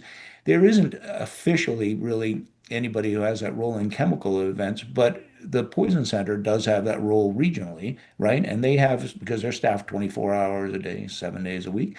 So they have reach back capability to medical tox, full clinical tox people who can come in and provide maybe that offsite, assistance and all. And getting them tagged into the right connector, the right, liaison with the right person in the EOC, that would be, or Joint Command, however it's set up, that would be the important step to start on early. Chuck, if I could add to, I think another resource person in many hospitals is the person that's assigned the emergency management role for the hospital.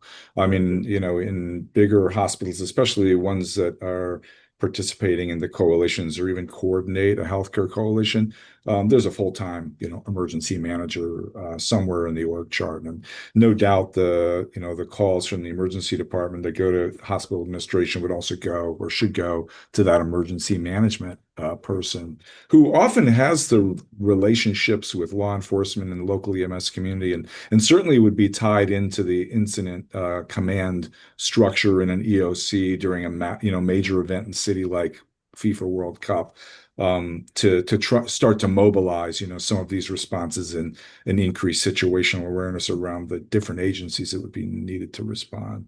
So I wanted to add that as well. Okay. No, that's a good point. Well, let's move a little further into the scenario, and thank you for all the people putting their both resources and comments in the chat. So now, 45 minutes into it, the first ambulance arrives. One patient, cardiac arrest, intubated, extensive secretions. EMTs are now complaining of some dim vision and lightheadedness. And they report the fire department setting up decon as they left, the hazmat teams making entry. So some of those things that people have recommended are beginning to take place. So we have another question here, which I actually forgotten we put in. But what would be your priority concern of your concerns among this list rather? So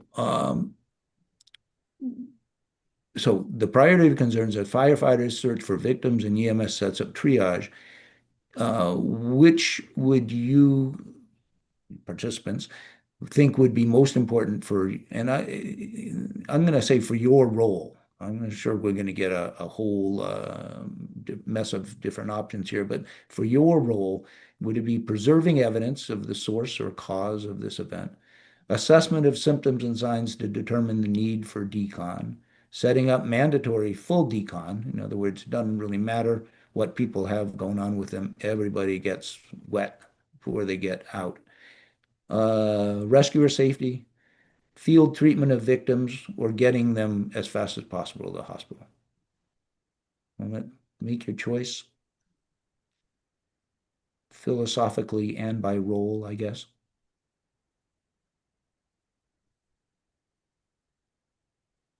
All right. And this was already made, the point was already made, rescuer safety, you can't help people if you're impaired yourself.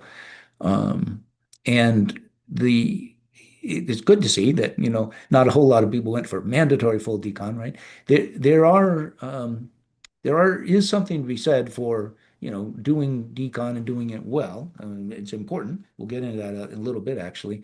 But if everybody gets, full, ladder outfit dousing for 3 minutes, 5 minutes, 10, they're going to maybe cool off from the hot day, but there's going to be a whole lot of people who aren't getting treated where they need it, right? Because it's first come, first serve, not necessarily by order of illness. And there's no way to get around the problems with a full decon. But there are some relatively newer principles that I think we can follow and to go along with the PRISM studies that were done by Chilcott and others, but there was a simulant assessment of the effectiveness of decon, limited decon, 60 seconds, 90 seconds, with people self-deconning those who are capable, and and full wet decon being more reserved for those people who are not able to decon themselves. And those principles, I think, are reasonable to kind of help us in a setting of a mass casualty event. So it kind of leads to this, do we all need what's on the left? Do we all need what's, on the right? Do we need to set up our if they're still functional or findable, our decon trailers and things like that? Or do we go with, people using their bottled water that they were going to bring in to the soccer match and start from there with their handkerchiefs or whatnot, Kleenex or wet wipes or diaper generated baby wipes. Use what's available and use it as quickly as you can, and it may be better. So this is one just kind of issue that I think has been addressed, so we can start talking about different methods of decon. But if you are, if your operating policy is full wet decon, I would encourage you to kind of take a look at this publication and others, and the PRISM work is now up on some of the federal websites as well, to try and see if it might not be time to consider a change, or at least to triage decon and its degree by the severity of the exposure. Now, I'm not, negating what I said about, people who may have exposure to toxins with delayed onset, and that kind of thing, right? Because you can't go by the nature of their symptoms in that situation. But that's not this event.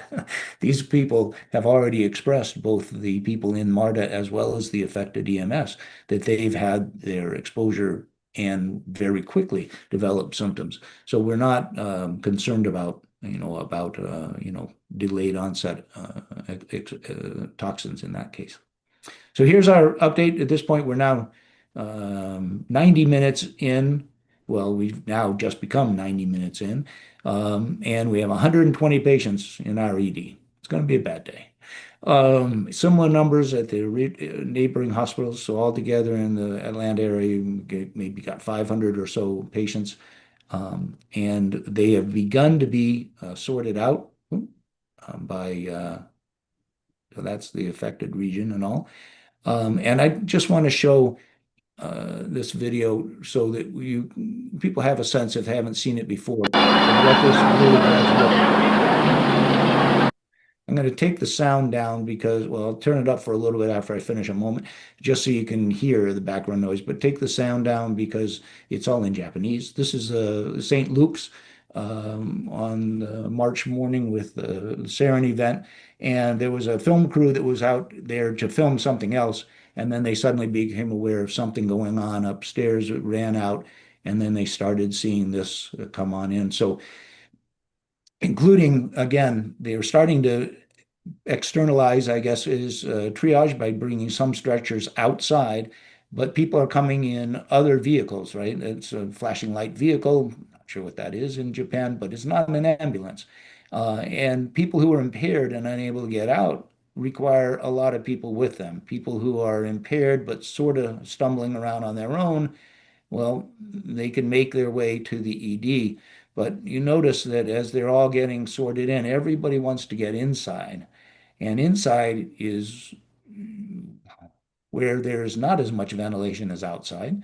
Now it's a March morning there and it's kind of cool, so inside is warmer, but there's no attempt at just a couple things like maybe shedding your external clothing before you get in, right? But if who wants to give up their belongings? Nobody wants to give up their belongings. So are you going to have security there to be able to cordon off belongings, assign them to people? How do you number people? They don't come in with triage tags because they haven't been triaged at the scene yet. They got in on their own. This is the first person who came in cardiac arrest, and just look at the number of people involved caring for him. The potential for cross-contamination as well, as you have 8 to 12 people who have now interacted with that one individual who, and again, for whatever reason, they did leave shoes there at the edge of the van, and that guy picks them up and says, "What am I going to do with these shoes?" So now he's contaminated, and all belongings get brought on inside. So this is the kind of chaos. I'll let the sound go on now, but this is the kind of chaos that you're going to see with an event like this.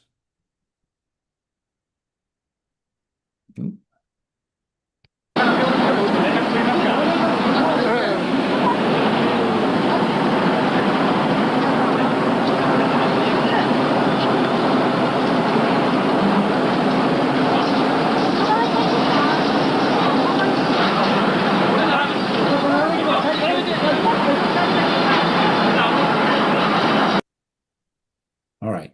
So for those of you who have not seen that video before, I will mention that we are having, and Paul had mentioned this before, and Dana put it up in the chat, a more detailed lecture discussion on the organophosphate nerve agents and differentiating them and treatment-related issues that's scheduled right now by Zoom for the 21st of August. And we will get information out to all of the registrants here. But we will take more time to go over both that video as well as some of the specifics to treatment, because we're running a little short today to cover all of those.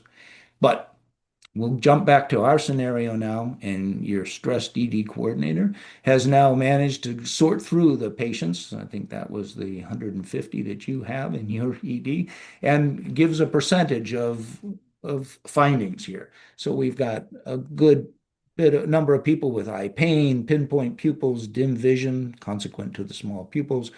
Tearing and redness tends to be fewer, and then, a minority of those. Cardiopulmonary and neurologic symptoms seem to be prevalent, and particularly the neurologic, just general weakness.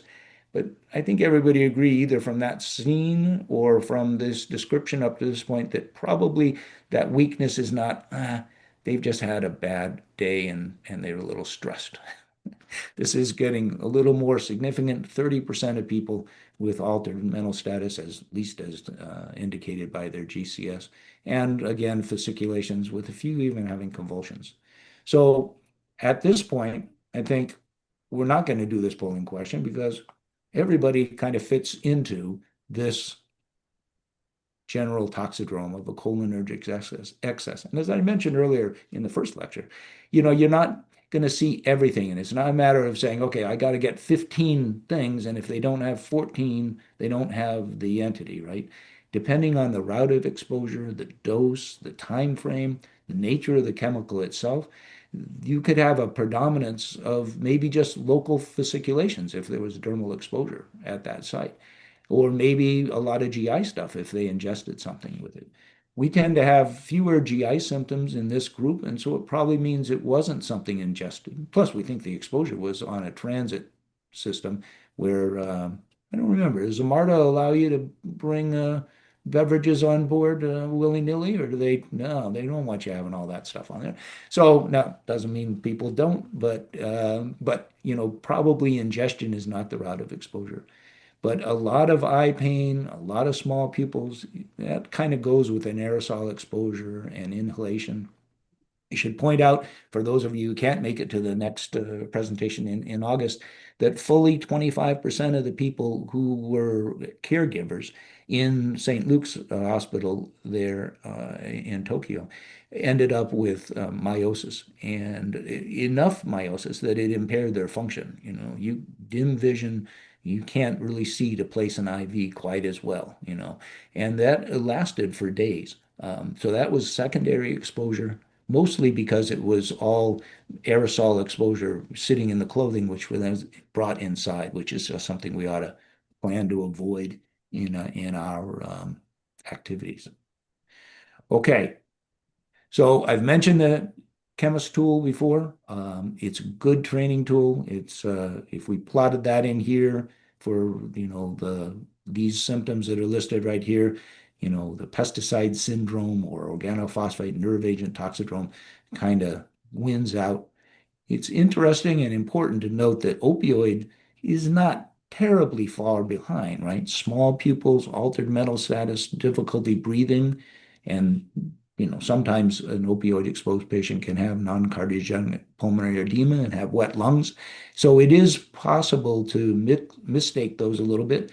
And that is why we actually have some of the, we've already gone through that, some of the information that's come out from the National Security Council and others about appropriately treating opioid patients, not being overly concerned about a casual dermal exposure, as our position paper has pointed out, and as is going to be updated, I think, within the month when it's updated now, but should be published within the month. And also, as we're approaching the new era of the potential for the fourth generation agents, trying to distinguish those and some of the concerns that are present with them. We'll again spend a little more time on that next month. So we've kind of come to the end of our allotted time, and I'm just wondering if Emily wanted to take a little bit of time and talk about the chem pack at all. I do have, I thought, yes, just a little bit of information on that. Just jump on through here. So, do you want to address that from the point of Sorry, I view was talking. of the region down there? I can keep talking, but No, you're good. How much time do we have? oh well, a couple minutes. Long. Okay. So at least in Georgia, we have 40 chem packs throughout the state. If you need a chem pack in the state of Georgia, and obviously this will be different based on where you are located. So if you are not in the state of Georgia, then you want to reach out to your Department of Public Health, emergency managers, disaster planning folks, and figure out what your protocols are so that you know how to get it if you need it. But in Georgia, if we need a chem pack, we can actually call the Poison Center. Our Poison Center has a very good relationship with our public health department. And so we are able to offer that kind of triage service for them. We have a separate back line where people can call and not get put into the normal queue of, the Tylenol overdoses and all the other things that get called into the Poison Center on a daily basis. We will collect that info from the patient, from the caller, figure out where they are, and then we're able to direct them to a local site coordinator for that chem pack in their region, and that is a person who can help coordinate the transportation. So the Poison Center isn't necessarily releasing it or transporting it, but we'll kind of connect all the dots, make sure everybody gets to the same page in order to do that. And again, your state will typically have some sort of MOU with ASPR, and that's where we are able to keep those chem packs. If you break that chem pack seal, obviously that's going to alert and cause a little bit of an uproar. So only break into it if you really need it. I'm not sure how much we want to talk about just regular chem packs or any of the shelf life extension. I'm not sure what you have prepared. Yeah, probably won't go right into there. that detail. We might be able to hit that maybe next month. And I know Yeah. everybody who's involved with either their, fire station or other sited versus hospital sited entities would have, their experience and preference in terms of whether this is going out for first responders, alternate site of care, or in hospital use. And in the chat, thank you. One participant has volunteered some of their data as well. And I did also see a mention of the CST's role, as well as the public health departments, the laboratory response network. And those are additional resources. And as Alex mentioned, certainly in an event like this, they would be primed for response. And I doubt they would be off on the other side of the state for a national significance event, for example. So I think we will truncate some of our discussion there and thank everybody for participating. There is just a little graphic here just to remember that, if you see something that doesn't quite fit, make sure to take note of it and respond accordingly. And remember that this whole old term NBC Delta is really just built on all of the things you guys do every day. And thank you. So at this point, I think we'll have any closing remarks, if there are any, from Paul. I'm not sure if he has anything to add at this point. I just want to express my thanks to all of you who stuck in here for the day and who've participated in both days from REACTS and from ACMT. Please do, when you fill in your questionnaires, include any information that may be helpful in terms of both suggestions for additional course material and any comments that may help us to do this better. Paul? I'd just like to thank the faculty again for an excellent presentations and all of their expertise, and also thank all the attendees. And we've had a very robust discussion in the chat, a lot of great comments, a lot of networking.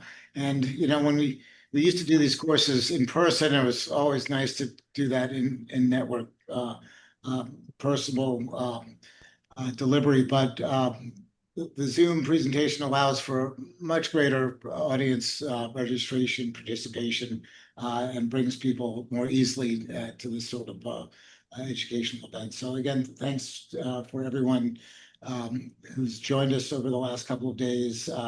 You have our contact information. Keep in touch. We'll be putting on future events in the future, and we look forward to your feedback and evaluation.